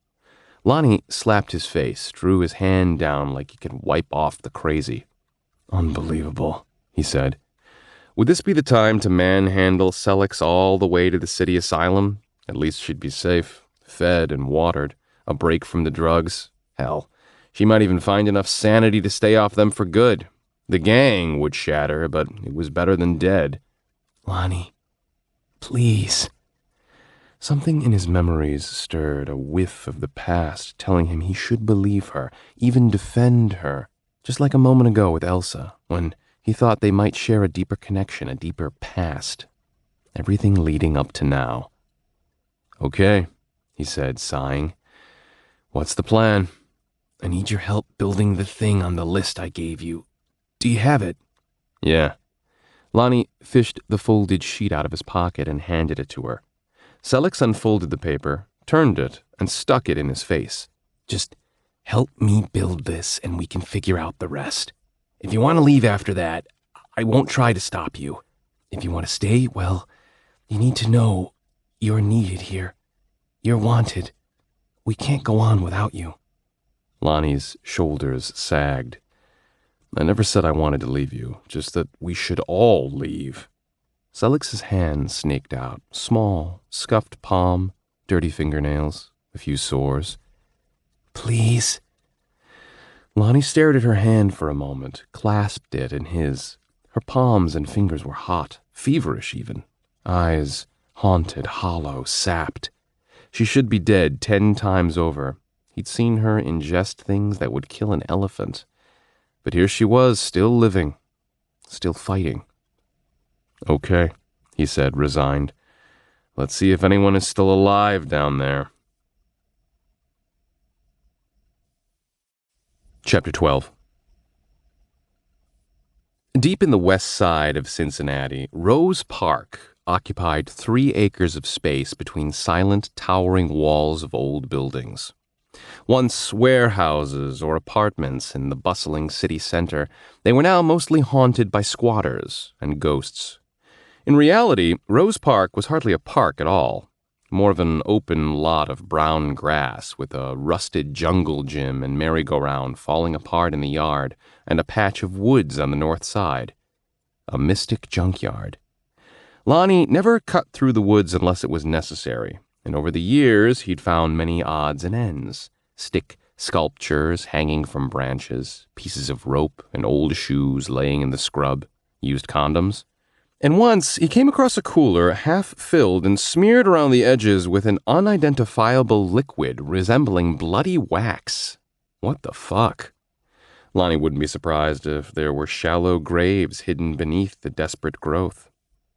He and Selix wheeled the cart full of hardware parts through the grass to the center of the woods.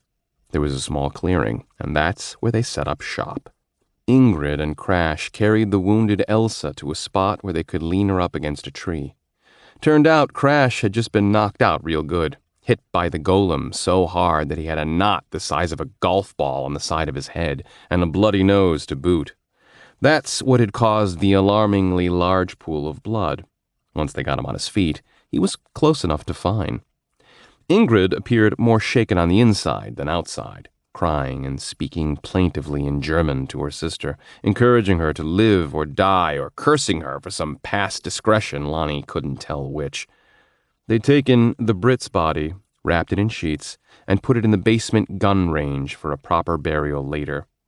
Selix said a few words in a language that tickled the edges of Lonnie's understanding, and then they'd pack their shit together and come out here for a final confrontation with the Warlock and his unfathomable forces. Selix sat across from him on a milk crate, Lonnie on a plastic bin. Their hands wove wire, mesh, duct tape, and cord around the aluminum pieces he had purchased. Lonnie worked much faster. He wasn't as high as her. And the frame Selix had drawn on the back of the shopping list was starting to take shape. A workhorse, Crash, had carried the weight of 3 men and still helped Elsa stay on her feet. Currently, he rifled through the backpack he'd loaded up earlier. He presented a muscular silhouette in the moonlight filtering through the trees as he spoke to the group in his Jamaican accent. "We've got 3 AR-15s, 4 magazines each of the Beowulf rounds. Elsa and Ingrid's Glocks and plenty of ammo for those. I have my Eagle. Lonnie, you're set with your gun and a couple extra mags, right? Good. We've only got a few silver shard rounds since those were supposed to be outlawed by the treaty." It was clear Crash was trying to fill the Brit's shoes and wasn't half bad at it. He took a short stride over to Lonnie, gesturing with his index finger. "We need your gun, but don't go toe-to-toe with them, got it? Do what you're good at. Sneak around and peck at them from the rear. Pick off as many of those fucks as you can." Lonnie nodded and kept on working with the frame and wire. He gave Selix an uneasy glance. She'd passed out again, a line of drool hanging from her bottom lip. Her veins flowed with heroin and a dozen pills, and Lonnie half expected her to keel over on the spot. Her tolerance only reinforced what she'd said about channeling her power through the fade. She couldn't die from all the drugs, but they had made her stupid as hell. For Lonnie's part, he preferred to be a coherent for this, and only had a little juice flowing through his veins, something to soften the edges. He grew less convinced of Selix's insanity. That notion had been more out of desperation, as new memories hammered home minute by minute. Not exact images, but impressions. The sense he'd known these people, the 8th Street gang, longer than 3 years. He was becoming comfortable with them, even bitchy Elsa, much easier to tolerate now that she'd shut up. With Crash, he shared an easy friendship. The way the guy's eyes lingered on Lonnie, as if expecting him to do more than grunt, as if waiting for a joke. Yes, they were old. Old in this world and old in another, too. But these memories had weight, and he needed Selix to help him sort them out. "Wake up," he said, snapping his fingers at her. "Tell me why we're building this frame again." Lonnie held up a section of the framework and raised his eyebrows. "I mean, are you going to do what I think you're going to do?" Selix snapped out of her stupor and smiled weakly. "Thanks. We can attach the pump now." "You didn't answer my question." They fastened the pump to the back of the framework with screws and the drill. He tested a pair of bicycle brakes, squeezing them and verifying the tension wires pulled consistently. "Brakes are working." "Okay, kid," she said. "Now fill it up with juice." Lonnie took the hydraulic fluid out of the cart and filled the tubes that fed the central unit. He searched for any suspect connections and sealed them. He imagined rigging a leaky radiator with duct tape. Fortunately, they needed very little pressure. "Back to the original question," he said. "Why are we doing this?" Selix steadied herself and settled on her milk crate. Took a deep breath. "Remember what I said about channeling my magic through the fade? Well, this contraption will heighten the effect. I'll be so high." She broke off and giggled. "I'll be so high I might just rip a permanent tear in it." "So you're not sure what will happen exactly?" She shook her head. "Not exactly. I mean, sort of. Well, no." "You're filling me with confidence here, Selix. Guess we don't have a choice." "Sorry, Lonnie. I'm doing the best I can." On a side note, can I ask you another question? More related to the breaking ice and the memories coming back? "Sure." "I can't help but think I'm someone else. No, not someone else, but a ghost living in several dreams. Who am I? Who am I really?" Selix's expression was sympathetic, if a bit dulled. She bit her bottom lip softly, allowing the flesh to slide between her teeth. "You are one and only one person. Your name is Marduk. Marduk Bet Omen." Lonnie blinked. "That's a dumb name." Selix smiled. "And yes, the ice is mostly broken. I can see it in your eyes. That makes me happy, but..." "But what?" "The memories are still too heavy for you. I can see that too." Lonnie nodded. "Yeah. Years of memories, right?" "Longer than years," she said. She cocked her head. "I could help, but I might fuck it up." "No, I need to be patient, I get that, but why? Why ice me at all?" "To keep you hidden and safe, to keep us all hidden and safe. You're the reason we came here." "So, I'm not some shit-heel runner for the gang?" "Nope." "All the abuse I took from her." Lonnie jerked his head toward Elsa, whose one good eye plus her other squinty one stared at the two with measured distrust. She was healing faster than any normal person should. "Yes, it's a Horshall's nature to take advantage of any situation. They don't do well with authority. With you iced, Elsa figured she could get away with bloody murder. Give Elsa an inch, she takes a fucking mile." "Right." "And it's you people who need me, not the other way around?" "In a sense. You're understanding things about us, right? Like you've known us a long time." "Yeah." "We've been distant to you, cold, mean even, but it was necessary."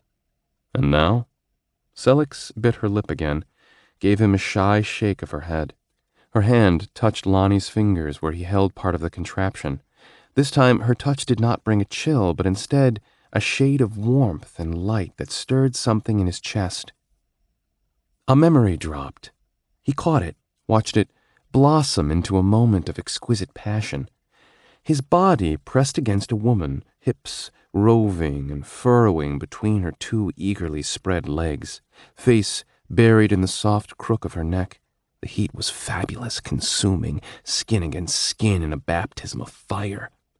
The legs wrapped themselves around Lonnie and squeezed. He responded by running his hand over her hip and up her thigh, encouraging the vice grip she had on him. His hand roamed the back of her leg, flesh as soft as talc, cupping an ass cheek in his palm while they tousled on the sheets. Lonnie kissed the delicate flesh below her ear, and she sighed. He delighted in her arms, squeezing around his neck and shoulders, fingers buried in her hair and grasping, pulling, demanding more. He was hard like he'd never been, hard and inside her, given in to her wet warmth, wrapping him in a glorious expression of emotion while his head reeled in a cinnamon caress. Lonnie slowed his thrusting, gathered his sweating arms beneath him, and pushed, separating himself from their heat, eyes filled with questions. Fingers slid from his hair and fiddled with one of his ears. Another touched him delicately on the shoulder and down the back of his arm, raising dots across his skin. Lonnie gazed at the angel below him. Selex's half-lidded eyes traced his face, wisps of smoke dancing between her parted lips.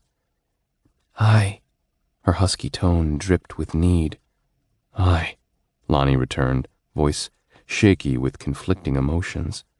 This woman he'd resented, hated at times, now so close, so much a part of him. It was soul-shocking. She reached up, grabbed the back of his head, and forced him against her, into her once more. Back in Rose Park, Lonnie shook himself from the scene.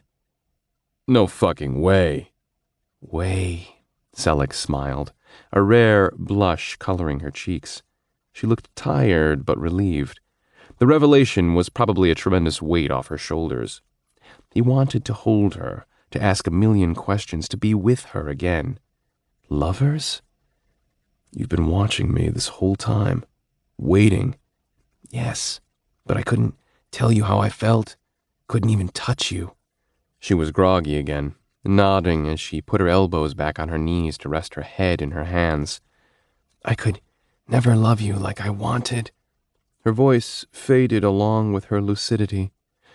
Lonnie stared at his feet, tousled the dirt and weeds with the toe of his boot, allowing the lingering lust of that last revelation to siphon off. He touched her hand. "So, what happened to us?" Selex's head bobbed upward a tick or two, eyes lifting. She tried to smile, but the edges of her lips fell. "Bad people happened to us, Lonnie. Bad people and war and a bitch named Makare. Look up.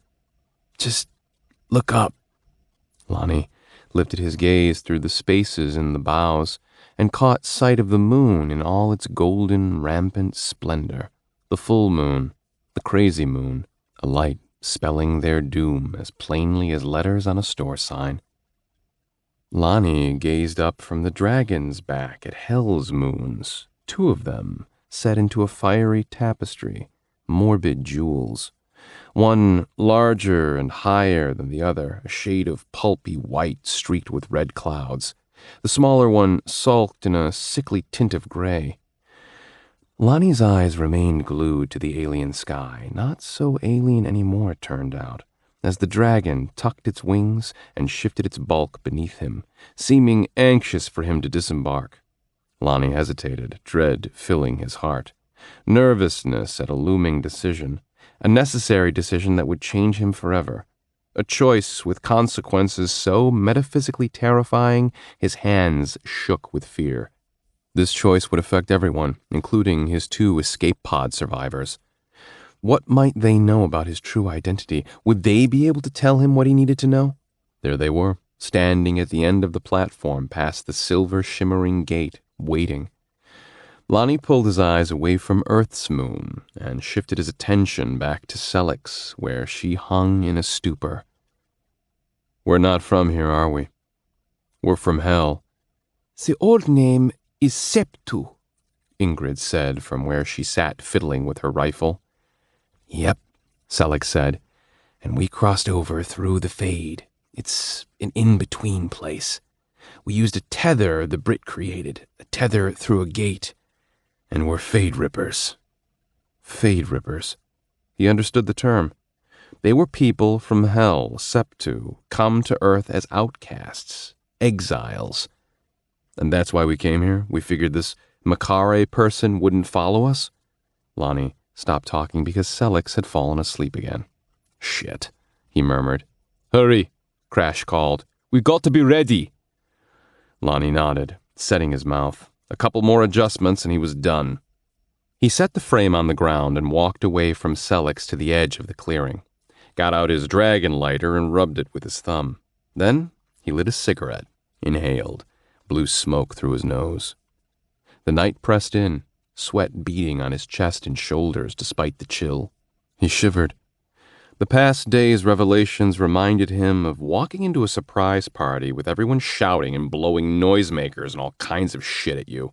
A confusion of noise that should make sense but didn't. Yeah, a surprise party like the one his wife and little girl gave him 4 or 5 years ago for his 25th birthday. Everyone from their Newport neighborhood showed up.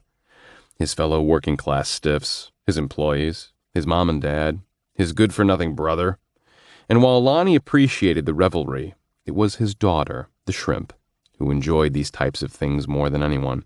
She loved having people around, getting cat-like underfoot and blowing out the candles from his lap, even though Lonnie pretended it was him. After the party, if it was chilly, they'd start a fire pit in their tiny side yard. Just the 3 of them. Him holding his wife's hand while sipping a beer. The missus looking fine in her lay-around jeans and fuzzy socks, shooting him steamy glances that made him wonder if she wanted to get intimate after putting the shrimp to bed. The little girl already yammering about Halloween coming up in a month and a half. End of summer times. What of those things? Where did his family fit in with this new past and his dragon visions? He had no clue, but that would be his next question to Sellex. Lonnie took another drag and blew smoke into the sky. Someone came to stand behind him. Crash. The giant folded his arms and leveled his gaze across the brown field. "You ready for this?" Lonnie lifted his hand to his cheek to wipe the tears away, then thought, fuck it. He wasn't winning any tough guy awards today. "I think so." "Shit, I don't know." "You got questions? Ask me. But be warned, you've been iced a long time, my friend. Nothing too heavy, okay?" "Okay." Crash might not have a clue about his family, so he started with something simple. "All right. Question number 1. Where did you get that accent? If we're from hell, if we came here together, then why do we sound so different?" Crash glimpsed over his folded arms at the ground. "After we arrived, we went our separate ways to keep them from scrying us. You and Sellex came here to the New World. Elsa and Ingrid went to Europe. The Brit to England. Me to the shining seas and Jamaica." He grinned wide, as if remembering some golden time in his life. "Yeah, but to pick up an accent so thick, to become so different. We've been on Earth a while, a long, long fucking time. Let me tell you, it wasn't easy staying hidden. So many enemies here on Earth, more than we ever imagined. So much time was passing." "How much?" "I'll tell you this. I was part of Tacky's revolt back in 1760. You know anything about that?" "No." "Well, it was shit, brother. Slaves revolt and fight in the plantation masters. Bloody as hell, but I got out of there with a little girl named—" Crash choked on his words. Lonnie glanced over, caught the gleam of tears shining on his face. "I escaped with a girl named Hattie. Little Miss, I called her. She's the one named me Crash." "What happened then?" "We fled to America, came looking for you, but we got distracted." "Hey, man, you don't have to talk about it if you don't want to."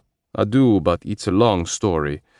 If we get through this, I'll tell you all about Hattie and what we did. If we don't get through this, then it won't matter." Lonnie nodded, trying to digest the fact that Crash was at least a couple of 100 years old. The whole lot of them relics. The big man held out his hand. "By the way, I'm Kenan. That's my real name. You'll remember that in a while, I'm sure." Lonnie clasped the hand, shook it. "Nice to meet you, Kenan. I guess I'm some dude named Marduk." That perfect white smile beamed. "Yeah, yeah. but we can stick with Crash and Lonnie for now." "Sounds good." Lonnie took another drag of his cigarette, dropped it to the ground and stomped it, and went to check on Selix, leaving Crash standing at the edge of the trees. She was in the same position, the drool having connected with the front of her t-shirt. Lonnie removed his jacket, then his own t-shirt, using it to wipe the spittle away. He continued to clean her face, removing the smudges of dirt on her cheeks like he used to do to his own little girl after she came in from playing in the yard. Lonnie found his eyes lingering on every detail of her face, the lines of her nose and the curve of her thin, pretty lips, every hair of her ash-white eyebrows.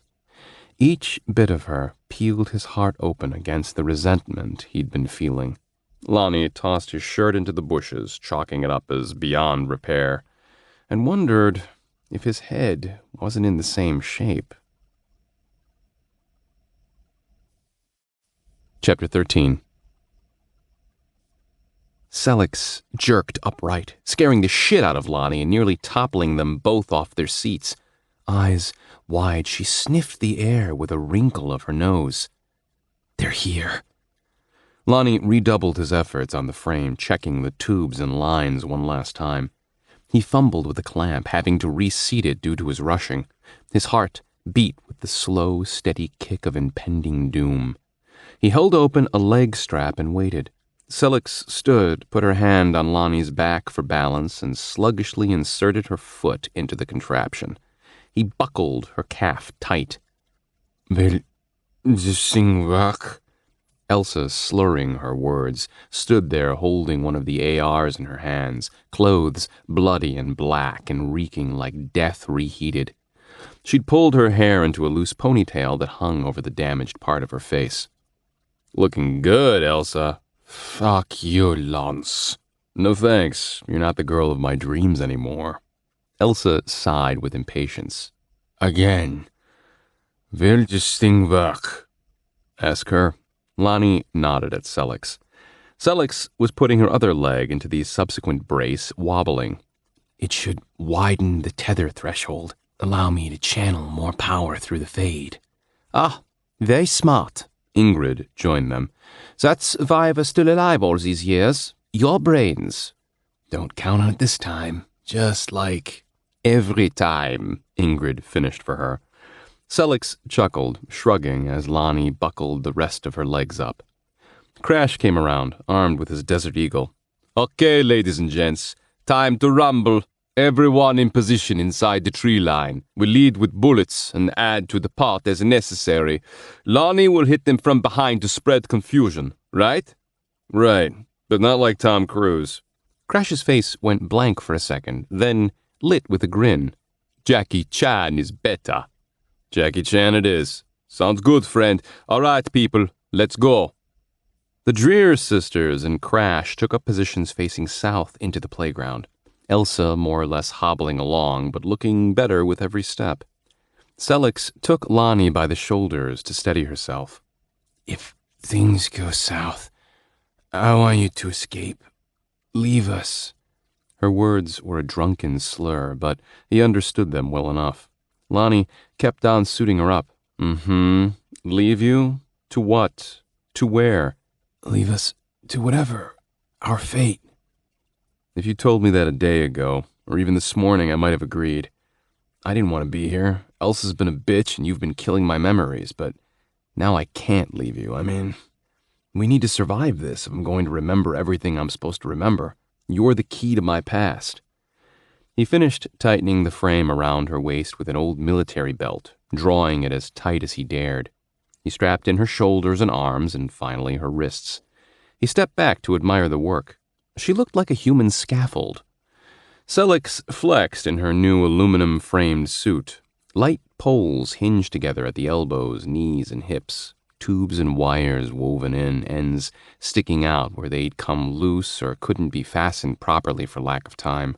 The cradles were in place, 13 of them, each one positioned above a specific part of Selix's body, above the big veins, and secured without a millimeter to spare.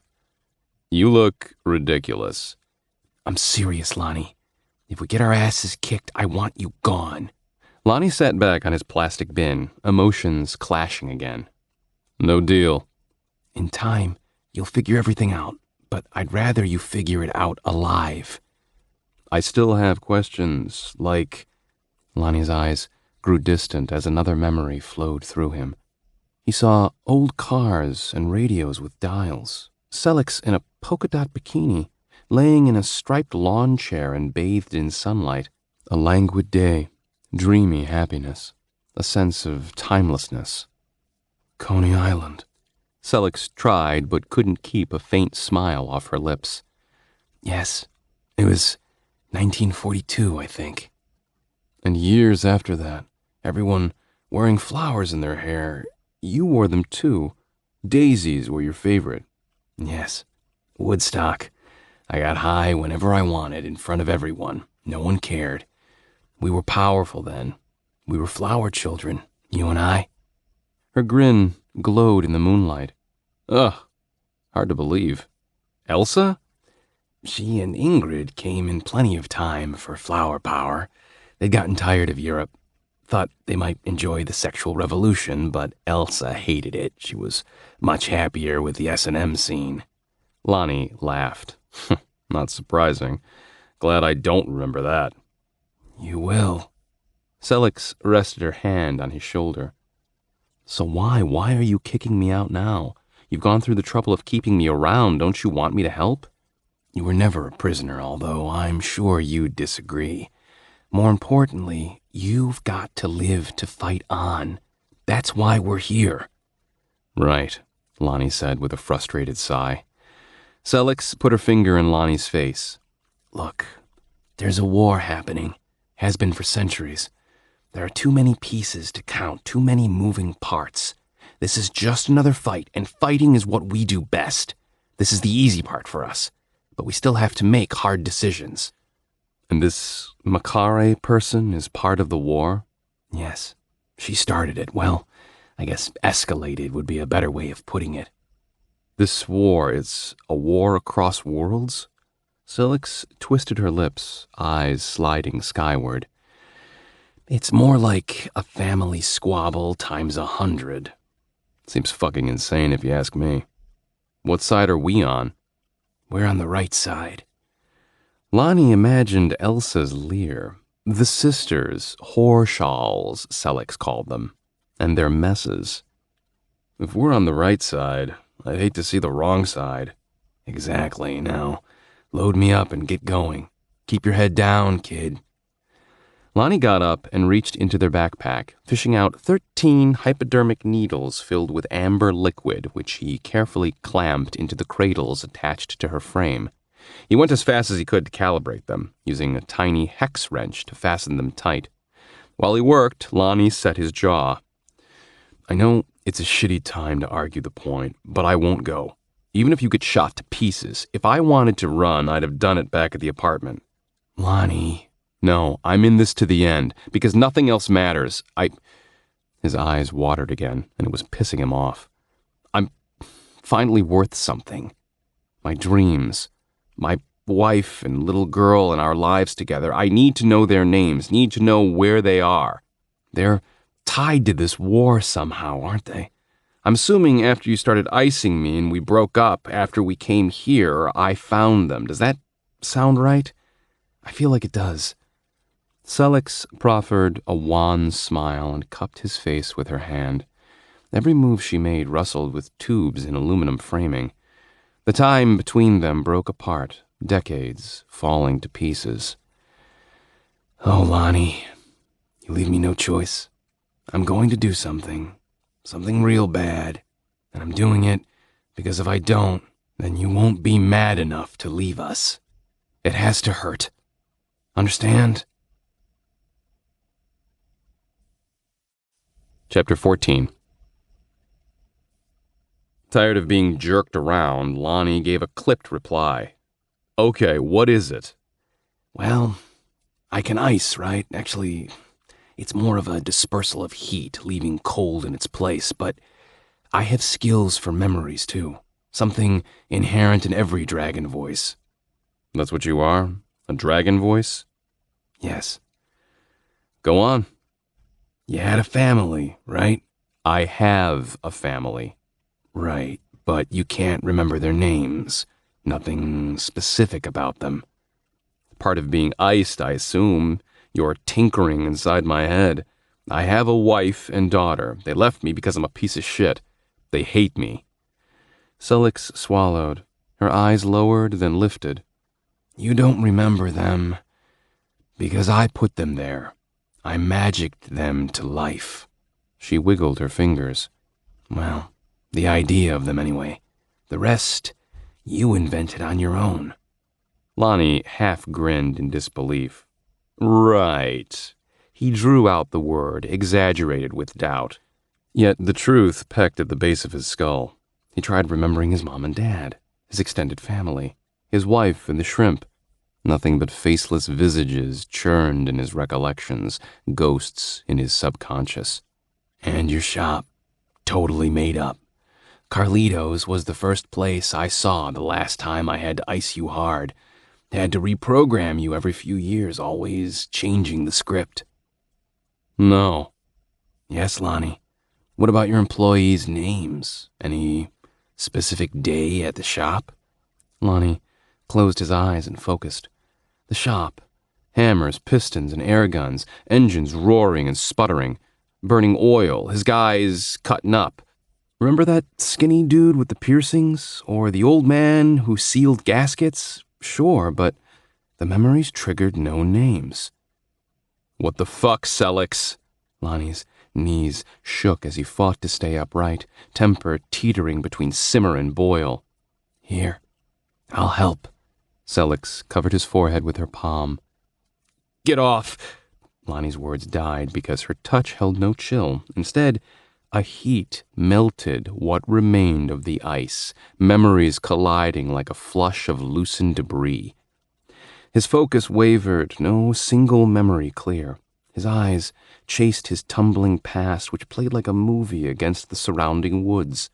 Red sands whipped up into a storm. A train derailed and plowed through someone's home. An owl soared over a snowy tundra.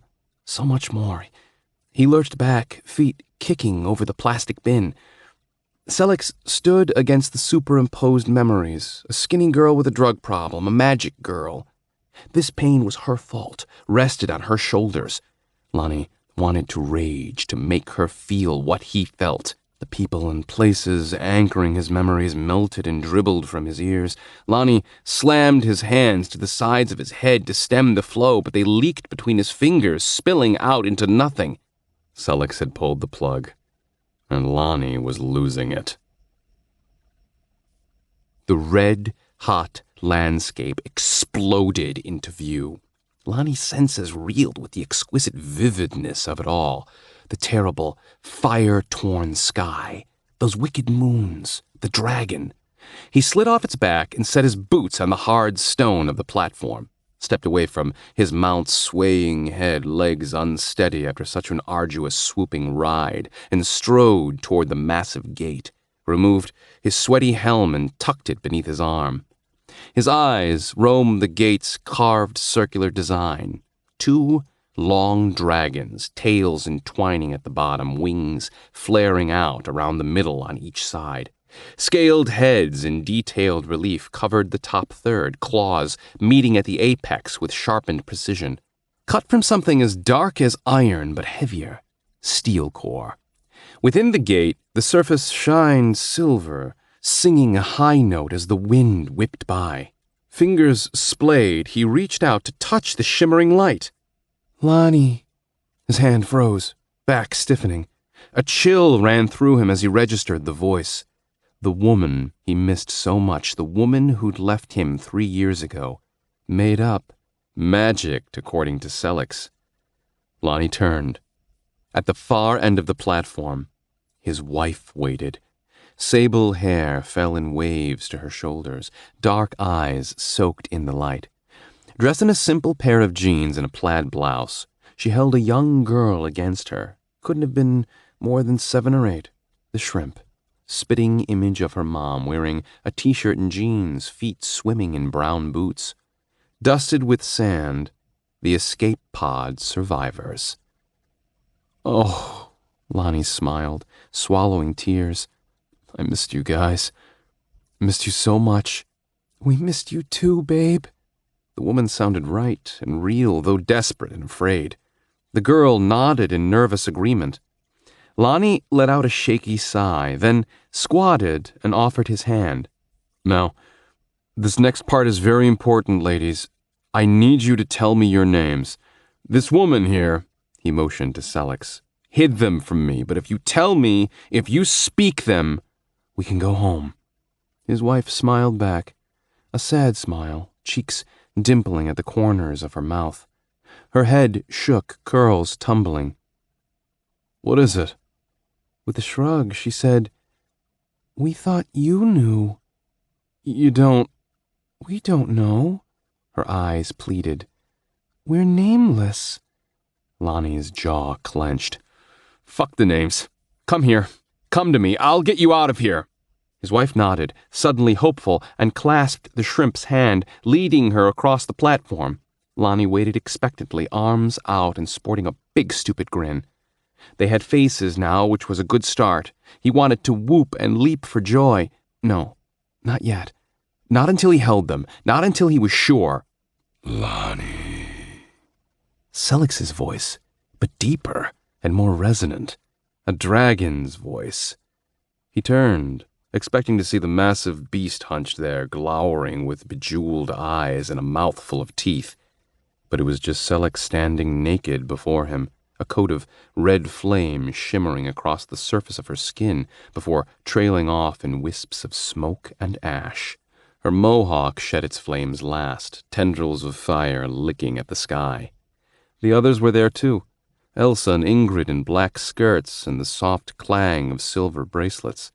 They stood near a tall iron cage with a huge ring in its top, a place for the dragon to hook one massive claw and carry them.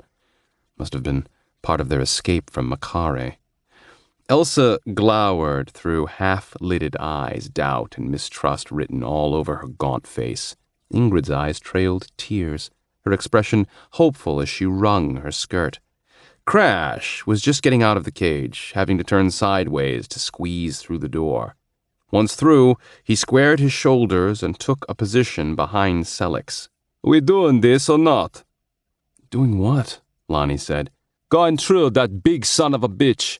Crash gestured at the gate. We've already been through, Selix said, her voice her own again. This is just in Lonnie's head, part of a memory and part of the now thrown together. She reached for him. Lonnie recoiled from her touch. I'm taking my girls and getting the fuck out of here. Lonnie, they can't come with us anymore. Not now. Not forever. Selix winked out of existence and back, clothed again in the aluminum framing. They were never real to begin with, but your memory of them is so strong. Your will to see them even stronger. It's never been this bad. No, they are real. Selix reached again, hesitant. I'm sorry, Lonnie, but no. Eyes narrowed in challenge, Lonnie offered his arm. Go ahead, try it, touch me, see what happens. You can't ice me anymore, and I won't let you have my girls. They were never yours. I put them there, and you made up everything else but their names. That's the one thing you couldn't do. Snake fast, Lonnie seized Selix's chin, gripped it tight, and hoped it hurt. Doesn't matter what kind of past we share. I'm tired of your lies and tricks. Forced fucking labor for your little gang. It ends here. Elsa made a bored face. Oh, Lance. Come on, Crash said. Settle down. We've got to pull together. Selix twisted free of Lonnie's grip, retreating a pace. I'm sorry, Lonnie, but this is for your own good. Her hand waved from left to right before Lonnie's eyes, drawing a line of red smoke in the air. Something popped, soft bubble gum on a child's lips. Daddy. The one tiny word stilled his heart and softened it to liquid pulp at the same time. Lonnie reeled, stepping away from the gang. Even though he'd seen his wife leading the shrimp across the platform, they hadn't moved an inch. still stood on the far end, feet locked. Daddy, we're stuck. Lonnie bent, put his hands out. You need to come here. It's the only way to know you're real. If I go to you, it will only prove her fucking point. Don't you get it? His wife nodded with desperate hope. She tried lifting her legs. Strained against an invisible mire, she gasped, eyes full of fear. We can't. It didn't matter if they were concoctions in Lonnie's confused mind. He could change things. He could will them into reality, sweep them up, get them far away from this place, make shit right again. The shrimp looked past Lonnie at Selleck's, voice edged with rising panic. Daddy, she says no. Hey, he said over his shoulder, let them go. But he didn't wait for a response. Everything else forgotten, the gang and their war, Lonnie raced ahead. The escape pod survivors were fading, wavering, falling apart, skin changing into cracked gray flakes. His wife raised her arm, hand grasping. The shrimp hugged her mother's other arm, fear breaking into dark tears on her cheeks. Panic turned to wild desperation as Lonnie crashed to his knees. He fell forward, straightened again, hands up but hesitant to touch them, fearful they would dissolve with a touch. You fucking bitch, he yelled over his shoulder. Quit it! The gusty air was already washing them out, taking them apart, disintegrating them before his eyes. A wild cry tore from Lonnie's throat. He reached into the swirling motes of ash, making an even bigger mess of things. He pulled his hands out, smeared them across his wet cheeks in smudges of gray dirt. He dove in again, drawing out more of the particles as their forms ran together and became unrecognizable. Another gust of wind kicked up and carried them away. Lonnie staggered back from the scene, tripped over the plastic bin he'd been sitting on, and fell hard on his ass. His chest heaved, rage burned in his head. He glared at Selleck's in her weird aluminum scaffold suit. He wanted to kick her, knock her down, scream at her. Why? His words came out a croak. Selleck's carefully wiped tears from her face to avoid getting stuck with the needle fixed to her wrist. The enemy is near. It's time to fight. She muddled past him without sparing a glance. You can't do that. You can't leave it like this, so fucking broken. Selleck stopped, turned around with careful steps. Her red-rimmed eyes found his, deep blue against his stone gray. Lonnie, shut up and fight, or... Lonnie stood. Or what? Selleck held out her fist. Here. Lonnie held out his hand, and Selleck dropped 2 pills on his palm, transparent gems, each the size of a pinky nail. What are they? They're called clear crystals. When you get far enough away, pop them. They'll bring back your memories faster and in better order. They'll help. Selleck's eyes were pools of misery. Because you're losing it, kid. I iced you too much. Lonnie stared at the crystals in his hand. Fuck waiting. He threw them into his mouth and swallowed them dry. Thought they might catch in the back of his throat, make him gag or choke, but they didn't. They turned soft and slimy and slid down like snot. Selleck's eyes went wide for a moment before softening. Are they... Lonnie waited for something to happen, waited for some magic cure to calm the tumultuous train wreck in his head. Nothing, he said. Selleck's expression broke from barely composed to twisted agony. She wiped the back of her hand across her runny nose, needle brushing against her cheek. I'm sorry. Lonnie glanced past the watching gang and into Rose Park. Shadows flickered from the alleys and across the field. The enemy closed. He clenched his fists, took a long stride forward, butting Selleck in the head. You're evil. You know that? Selleck's face exploded into a mask of anger. With complete disregard for the needles so delicately strapped to her body, she punched Lonnie in the shoulder, knocking him back a foot. You think it was easy for me? You think I wasn't hurt too? You think it was fun making up people in your head, knowing damn well I'd have to tear your heart out someday? How hard it was to stay away from you when all I wanted was to hold you? To love you? It was fucking torture, kid. Part of Lonnie wanted to listen, but his rage burned any possibility of understanding away. The betrayal tore through him, made him hate the gang all over again. They'd been screwing with him far beyond imagining. "We don't deserve to win this," Lonnie said through clenched teeth. Then he turned and stalked off, tearing through sticker bushes and dry brush, hardly feeling his legs and face getting scratched to hell. Crash appeared in front of him, reached out to stop him, but Lonnie lowered his shoulder and barreled the man's arm out of the way. "Lonnie, hey, don't go like that. It's a bad juju." Chapter 15. Lonnie stormed out of the woods, heading southeast across the park, head pounding with rage. He spotted a sedan parked by the curb and headed in that direction. In a flash of a second and a shift of pinging energy in his body, he stood next to the car, fist slamming the hood as he passed. He hesitated. He'd just thought about being there, and it happened. Didn't remember the right foot, left foot it had taken him to get there. Reminded Lonnie of the same surge of energy, the frightening speed that occurred when he pegged the sleether with his knife. Raised the runes. Had he absently brushed his hands together like when he'd put Tay on his ass in front of Carlitos? No time to ponder it. He went another half block, stopped, and spun. The moon was climbing high over Rose Park, bathing everything in a sick glow. Celix rattled out of the woods wearing her frame to stand at the edge where the trees met the brown grass. The hypodermic needles were poised for injection into various points of her body as soon as she squeezed the bike brakes in her hands.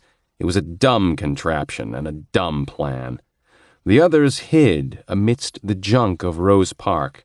Elsa behind a discarded car door, the barrel of the AR-15 pointed through the window. Ingrid nearby, peeking around a tree.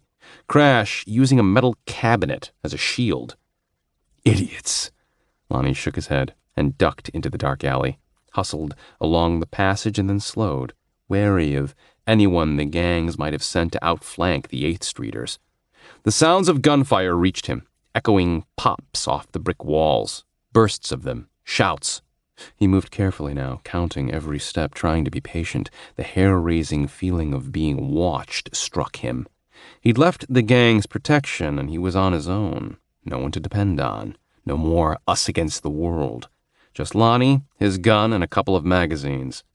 A back street paved with old cobbles cut across his path. A scuffling sound reached him from the darkness, and then a buzzing, like a fat fly dive-bombing his ear. The thing ambled from the shadows on long, lanky arms. Its weight rested on hoary knuckles, fingers splayed back like the legs of dead spiders, while its feet dangled off the ground a good 7 inches. From the top of a short, squat neck, 2 eyes, the color of slate, spewed hate. A foot-long sucker mouth quivered beneath slits that might have passed for a nose. Naked, ashen hide shifted over sinewy limbs and a tight, round belly. A tiny protuberance that appeared to be a penis wiggled between its thighs, pissing itself with a musk that stung Lonnie's eyes. It made a buzz that shook the hairs in Lonnie's ears. Lonnie drew his gun and popped off 2 quick rounds right at its middle. He scored left. Damn it. The bullets penetrating its stomach, causing the thing to stagger. It buzzed again and charged at Lonnie. Before Lonnie could rip off another round, the thing's rear legs found purchase on the cobbles, claws scratching on the concrete, jabbing its sharp, wet proboscis like a spear. Jerking his head to the side to avoid facial impalement, Lonnie caught the beast around the neck and hugged it to him, growling as he squeezed that dangerous stinger to his shoulder and let his weight drag them to the ground where Lonnie smacked hard on his back. Atop him, the buzzing thing planted its hands on the pavement, trying to achieve separation for another stab. But Lonnie held on tight, fueled by the rage and betrayal he still felt.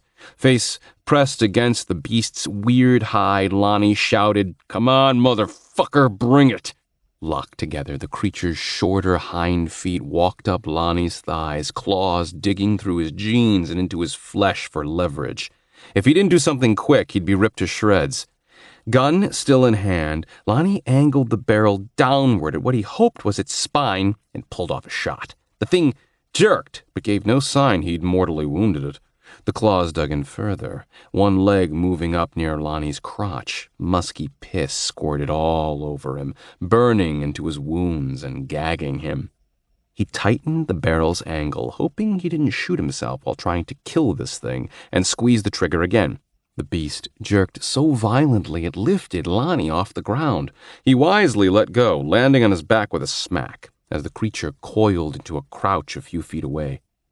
Legs burning, Lonnie kicked at the pavement, leveraging himself with one elbow to put some distance between himself and the beast now glaring down, its shivering sticker at him.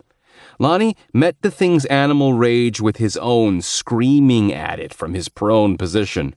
"I got more of that bitch, come on, I got—" The thing lunged at him again, this time veering toward the alley wall as Lonnie popped off his last 2 rounds, missing both times. The buzzing fiend dove at Lonnie's head again. Lonnie rolled right and then right again before he couldn't roll any further.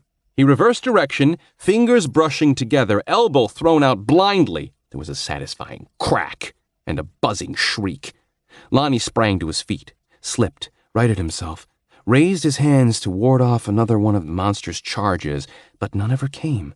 The thing lay sprawled on the cobblestones, jerking in some kind of seizure, a fair dent in the side of its head. Laughing, Lonnie brought his boot down with everything he had, crushing its face to the ground and tearing the proboscis. The creature shuddered, claws rattling against the pavement. He stomped once more, and the beak ripped free, oily juice bursting in a release of pressure. Lonnie drew his knife and buried it in the thing's throat, twisting until it moved no more. Jerking his blade free, he wobbled to his feet, backing up while blood and ichor spouted. He leaned over and put his hands on his knees, trying to catch his breath. The reality of this thing's existence should have shocked him and probably gotten him killed if he hadn't recently seen a lot. Now, with the rage burned off, Lonnie welcomed some new information slipping into his consciousness.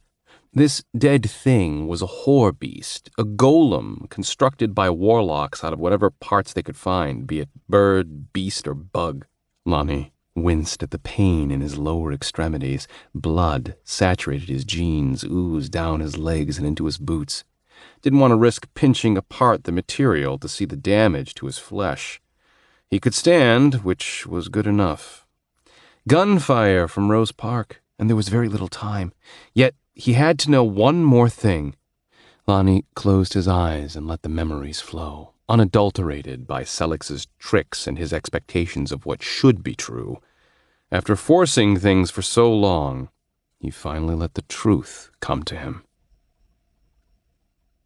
Lonnie was back at Hell's Gate, eyes open to the burning sky. He stood facing the gang, all of them looking much different now. They wore black, sleek-looking armor, except for Selex, who remained naked. Gear they'd stolen from Makare's guards, emblazoned with the cog and quill, the symbol of House Batoman. "All right, sir." The Brit approached Lonnie and bowed his head. "The tether is growling. The gate will be receptive in a moment." Lonnie glanced at the gate, where a chugging contraption used a rod to stir the silvery surface. The rod held a series of vials and shakers filled with their essences, flecks of dandruff, blood, and bits of hair mixed to form a spell that would let them pass through to Earth and to safety. "We go through." Lonnie tossed a worried glance at the sky where a flotilla of oil-smoking airships approached. Every second they stayed here left them open for attack. "We settle on this world, this Earth." "I don't like running," Elsa said, her words a fine and dangerous point. "None of us do," Lonnie said, "but we've lost this battle. We can't beat Makare here. Not now." "She'll still find us on Earth, you know," Selig said. "She's got your soul's scent. She'll scry you far and wide, and you'll lead her to us." Selig was right. He'd hoped they could escape Makare and remain in hell to continue the rebellion, but things hadn't gone as planned. Many friends and allies were dead, lost in the fight, pain too sharp for Lonnie to face. Now came the dreaded moment. He took Selix by her bare shoulders, thumbs brushing her skin.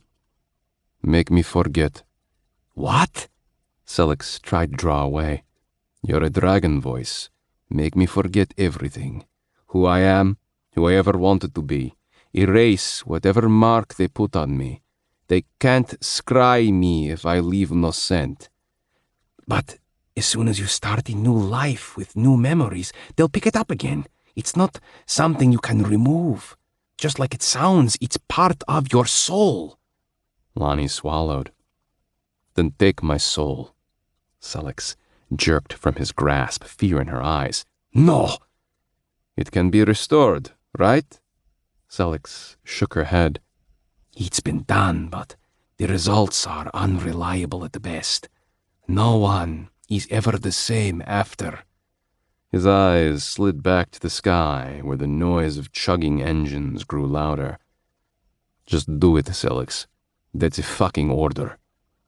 The edges of her lips turned down, tears making trails again. She wasn't making this easy, every second allowing more doubt to slip in. He didn't give her another minute to argue. He closed the distance between them and wrapped his arms around her. Her body's heat bled through his armor. His kiss was desperate but firm, a lingering impression he knew would be gone in a moment. He drew away. "I've made my decision." Selix nodded at last, her expression dimming to hopelessness. The others gathered around the two, Elsa and Ingrid, arms thrown over one another's shoulders, Crash and the Brit doing the same on the other side. A circle of comrades. They knew what this sacrifice meant. They knew the depth and the danger. They offered him words to stem the fear of what he was about to do. "We'll miss you," Crash said. Aye, we will, the gang responded. "We'll protect you, even when you don't know who you are."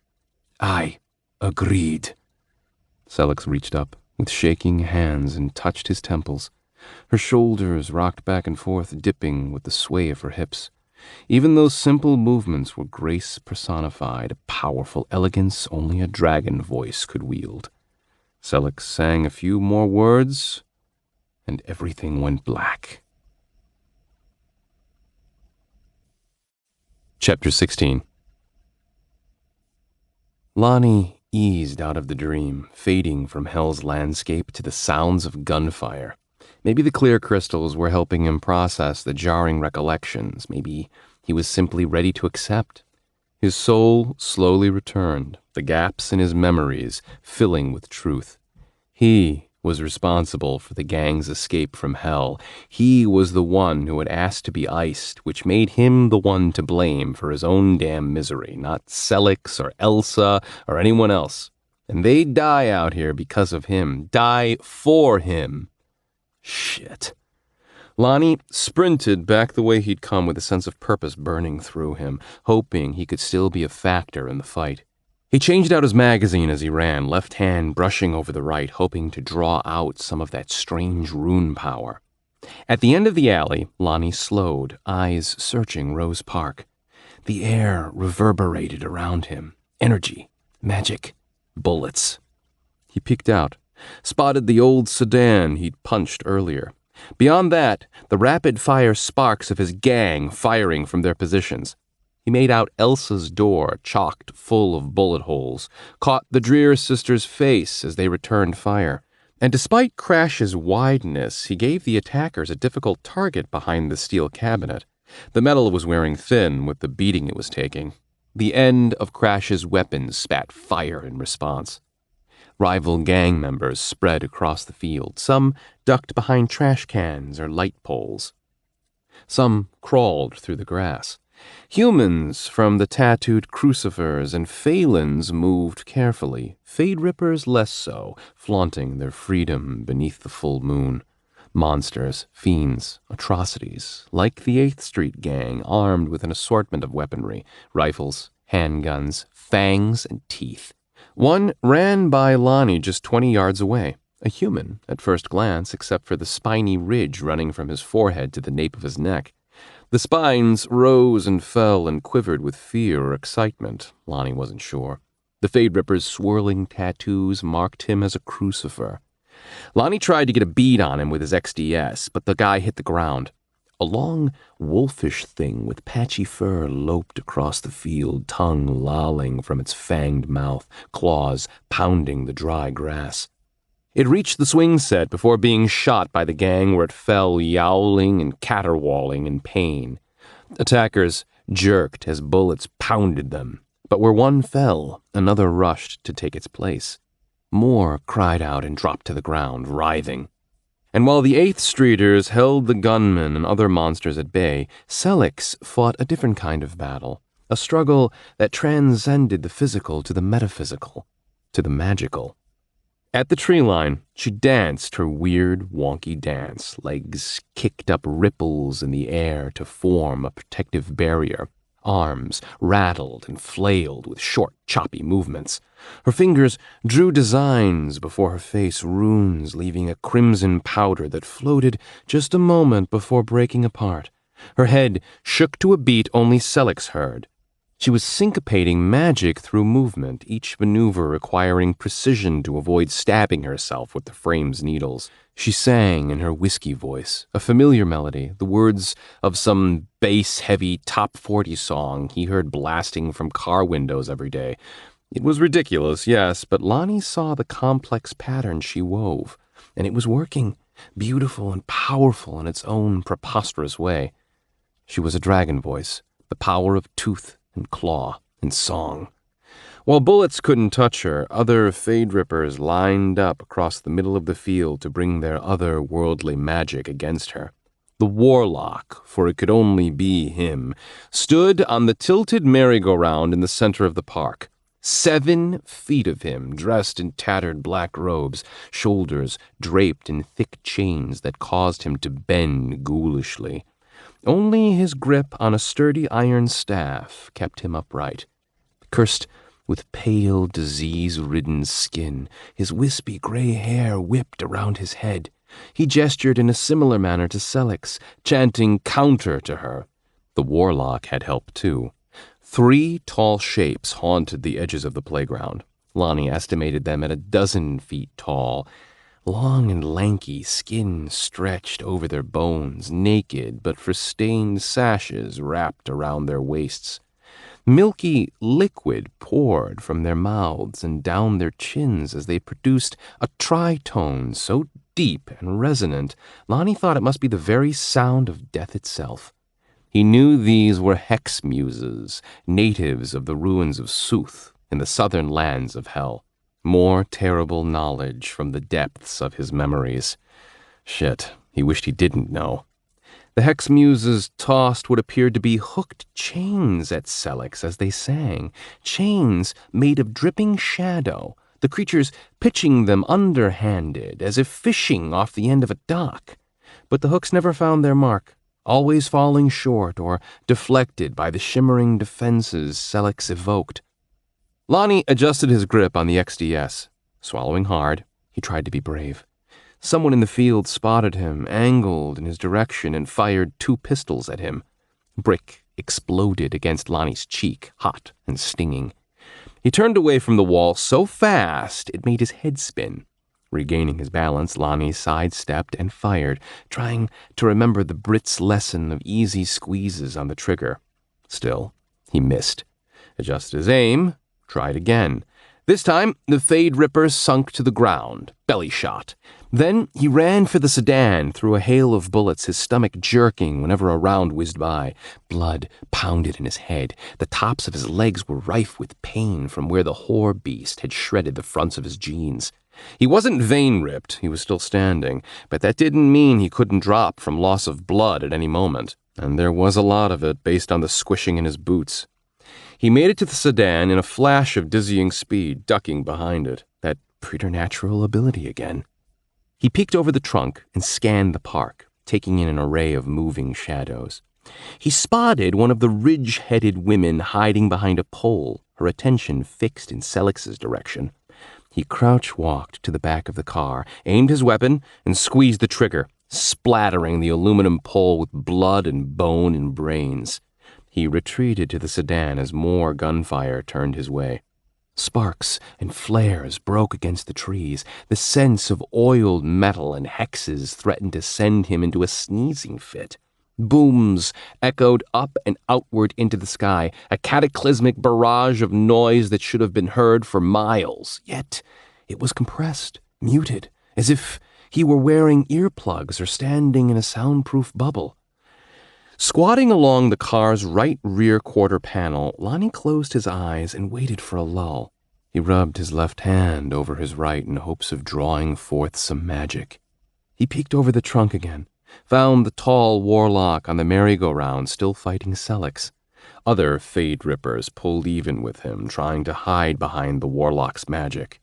2 crucifers took up a spot beneath the old slide, using its tarnished metal like a shield.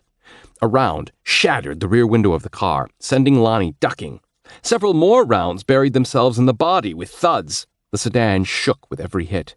He needed to take the warlock out, but he'd have to go through an army to get to him. Friendly fire, too. A quick turn and peek. The hex muses closed on Selex, chains sinking their hooks into the ground.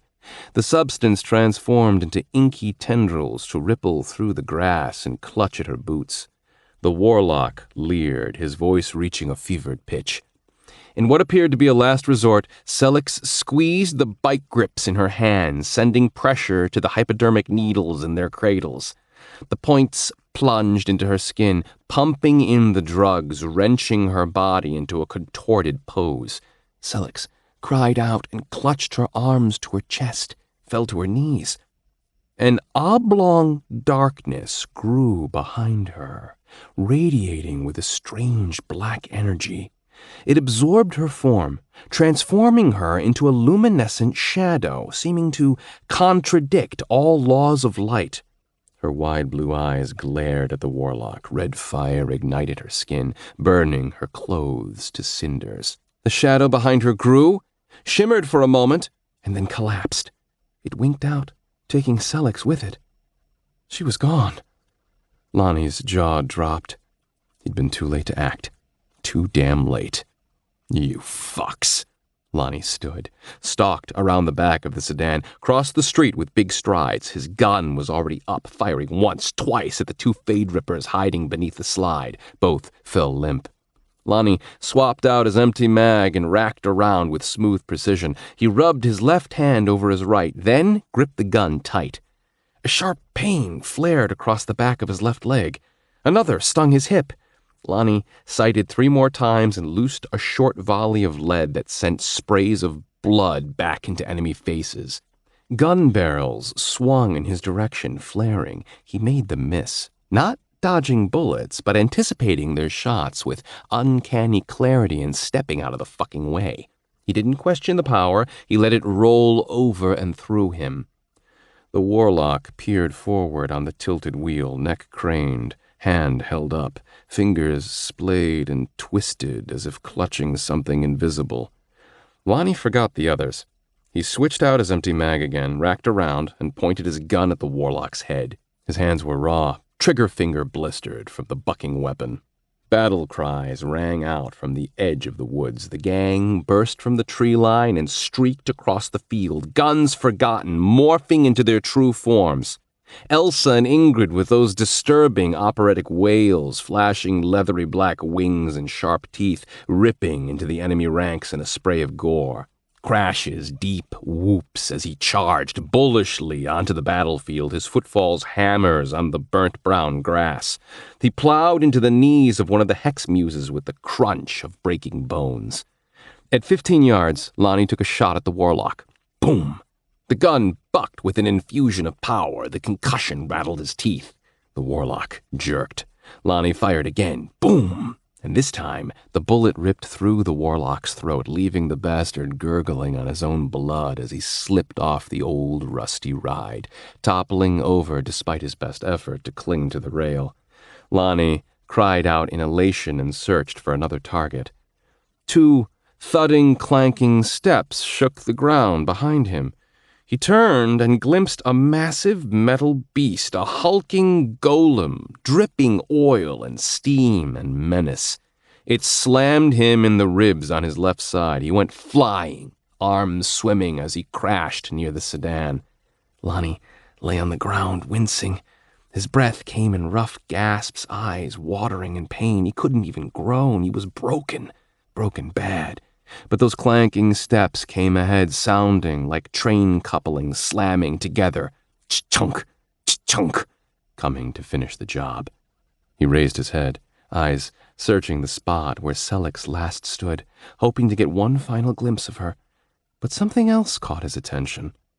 Something huge, pushing through the woods, parting trees with arms as thick as telephone poles, shoulders as broad and round as an elephant's head. The treetops wavered for a moment before plunging to the ground with loud snaps. Eyes as big as plates flashed blue. White, curved teeth gnashed with a lightning crack. The dragon. A tight line of fire streaked from the edge of the woods, moving right to left across the park. The flames blossomed into a volcanic flower, engulfing everything they touched. Screams followed the blaze. Flecks of gold and ash swam inside the blooms. Lonnie's eyes widened when he realized the fire would consume him too. He rolled, muffled a scream as pain shot through his ribs, dragged himself across the oily asphalt, and crawled beneath the sedan, leaving skin from his palms behind on the street. Heat consumed the vehicle. Glass burst, metal whined. Lonnie tried to make himself smaller, would have dug a hole in the pavement if he could, even as the tires popped and the car sank, pinning him. He huffed, gasped. The fire had a scent, a pungent and sweet burn, antifreeze and pepper and soot. Lonnie groaned miserably as the settling vehicle squeezed the last of the air from his lungs, leaving him to die, a horrible, suffocating death. Chapter 17. Lonnie woke to someone tugging at his boot. "Hey, kid, wake up." "Sellex?" It came out a rough whisper. "Yeah, it's me. Come on. We've got to go. The park is on fire. Cops are going to be swarming us in a minute." "Cops won't care. Oh, they'll care about this." Sirens wailed in agreement. His next thought was that he couldn't breathe. Correct that, just barely. Even when he got a little air in his lungs, it burned. He tasted blood and ash. His throat was thick with it. He coughed, and it only added to the sharp ache in his chest.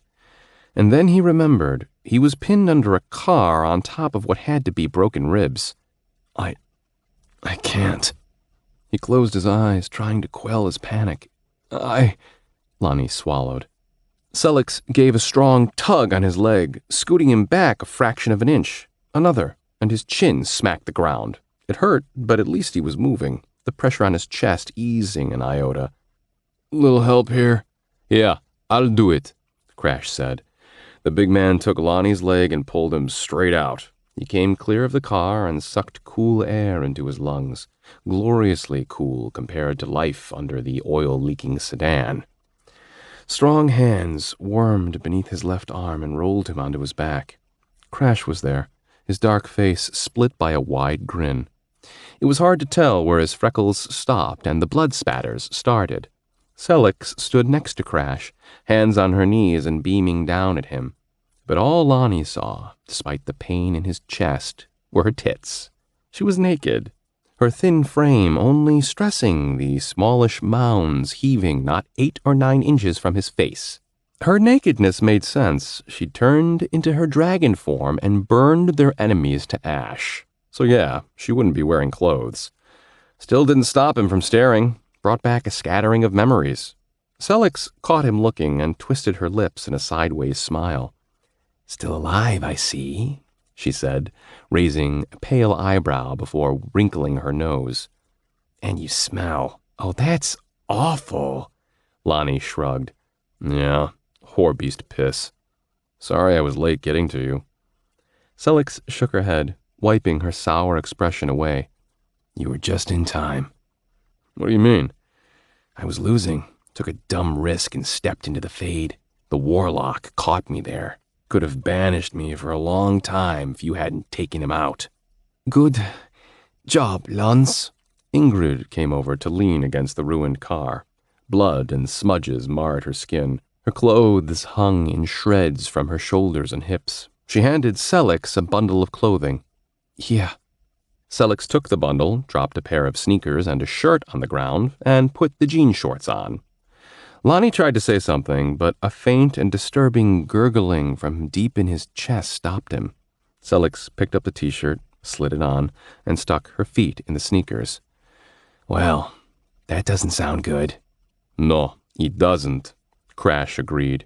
Yeah, I'm fucked up good. Lonnie winced. I'm crushed. Left side. Ribs. Dressed now, Selix knelt and poked at his side, drawing a growl. Sorry. Let's get you up. Just go. I'll wait for the police. Lonnie closed his eyes, wanted to say ambulance, would have given his left pinky finger for some morphine or heroin, or fuck a goddamn Aleve. Selix shook her head. I'm not letting them take you. They'll have infiltrators in the hospitals soon. Police department, too. You'd be dead inside a week. Yeah, you can't stay, my injured friend. Before he could protest, Selix and Crash picked him up off the pavement. Hurt like hell, but it was over quick. Selix slid beneath his right shoulder to act as his crutch. It felt better to stand. Not much, but better. Lonnie glanced out across the scorched park. The playground was dirt, the jungle gym and merry-go-round nothing but melted pools of steel. The tree line smoldered and smoked from being in the general vicinity of the blaze, and the golem, that bipedal contraption that had crushed Lonnie just after he shot the warlock, was a hunk of charred silver melt. Ash settled on the ground from the burned bodies, even the bones gone. Someone staggered toward them across the park. Elsa, her torn corset and skirts soaked with blood as she dragged her left foot behind her while holding an AR-15 in a death grip. Dark splatters steamed on the still scalding barrel. I cleaned up the mess. Tossed what remains of the frame into the flames. Nothing left to track us. She swung her head in Lonnie's direction, pale green eyes roaming up and down his body. She gave a snort. You smell like whore beast piss. Thanks for reminding me. I thought you were dead. Elsa relaxed, put the barrel of her rifle against the cement and leaned on it. Her eyes still burned at a low simmer. I'm a tough bitch, Lance. I noticed. A sharp pain flared in Lonnie's chest, and he realized one of his lungs was probably punctured. God damn it. Hospital! Lonnie sucked air through his teeth. He coughed, slumping. They all stared at the glob of blood he'd shot to the pavement. Selix clicked her tongue and turned them around in a hobble-step fashion. No hospital, Lonnie. No doctors or nurses with questions. They wouldn't even know what to do with you once they had a peek inside you. I agree with the lady. Can be no officials getting official with us right now. I got a better idea. Me and these two fine ladies will go south and draw off any pursuit, while you guys go the other way and get somewhere safe. Selix nodded. Plan C. The river. We do not want to leave you, Ingrid sobbed, dabbing pink tears from her eyes with her bloody skirts. Selix touched Ingrid's arm with her free hand. No one ever asks us what we want to do they? We've never been given a choice. Ingrid shook her head, lips pouting. Elsa, Ingrid, and Crash gathered in tight around Selix and Lonnie. Crash looked up at the moon. We started out with another who's now lost, our brother, our lieutenant, the Brit. We got to stick together now more than ever, even if we must separate for a short time. You understand, people? Ingrid nodded. Elsa only stared at the ground with blood dripping from her chin. Selix and Lonnie's eyes locked, Lonnie wondering how many more of his secrets were waiting in that mysterious head of hers. We will do this. Get it right. Get it right, they repeated, more or less. We will survive. No dying here, not tonight. Too exhausted for words, they nodded their agreement. Here's to our Lonnie, our Marduk, coming back to us. But we can't celebrate yet. We've got more to do. Be careful now, you two. We ready? They nodded again, and this time Lonnie joined them. They'd accepted him once more, as much as monsters could accept one another. Their past was a little less uneven anyway. Then let's go. Crash, Ingrid, and Elsa went south to draw off whatever pursuit might follow, although Lonnie had no idea what remained to pursue them. Must have been 25 or 30 bodies charred in the gale fire. Together, Celix and Lonnie gimped in a circle and started off toward a side alley. "You won't die," Celix said, eyes sweeping the streets, rooting through the shadows. "I refuse to let it happen. Might not be up to you. Trust me, I know a healer. Crossed over to Earth half a millennium ago. A real good guy, but we need to collect some pop bottles first." "Pop bottles?" "Yeah, as payment. That's all he'll take." Lonnie shook his head in disbelief, but he wasn't entirely surprised either. He was getting used to the idea they were ancient castaways from hell, monsters who, when backed into a corner, tore shit up. Probably a good idea to believe Celix when she said the memories of his wife and little girl were magicked. He shook his head, wondering if he would ever really forget them. "You mentioned the river. He lived there?" "Yeah, under the river." Lonnie chuckled, tasting blood. The end of a plastic water bottle pressed into his mouth and tilted up. Cool liquid spilled down his throat and chin. He drank greedily, every swallow an agony all the same. He chugged 3/4 of the contents before Celix pulled it away. "Thanks," he mumbled as they hobbled. "No problem." A few more steps and Lonnie glanced over. "Hey, what was that song you were singing back there?" "Song? Oh, when I was dancing." Lonnie nodded. "Work the Twerk by Lucy J." "Ugh, I hate that one. It makes my ass shake, and I really needed to shake it tonight." "Your skinny ass." "Skinny and magical." Celix winked. Lonnie smile winced. "Try to pick something different next time." "Sure. How about one of those country crooners?" "Ugh." As they ducked into the alley, cop cars swung onto Rose Avenue, sirens wailing and lights flashing blue across the old brick buildings. But Celix was warm beneath his arm. Close. Cinnamon. They limped along, and Lonnie thought everything might be all right, at least for the next minute or 10, and that was good enough for him. Good enough for now.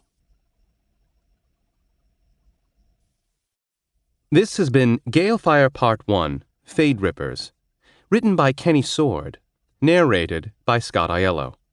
Copyright 2016 by Kenny Soward. Production copyright 2016 by Kenny Soward.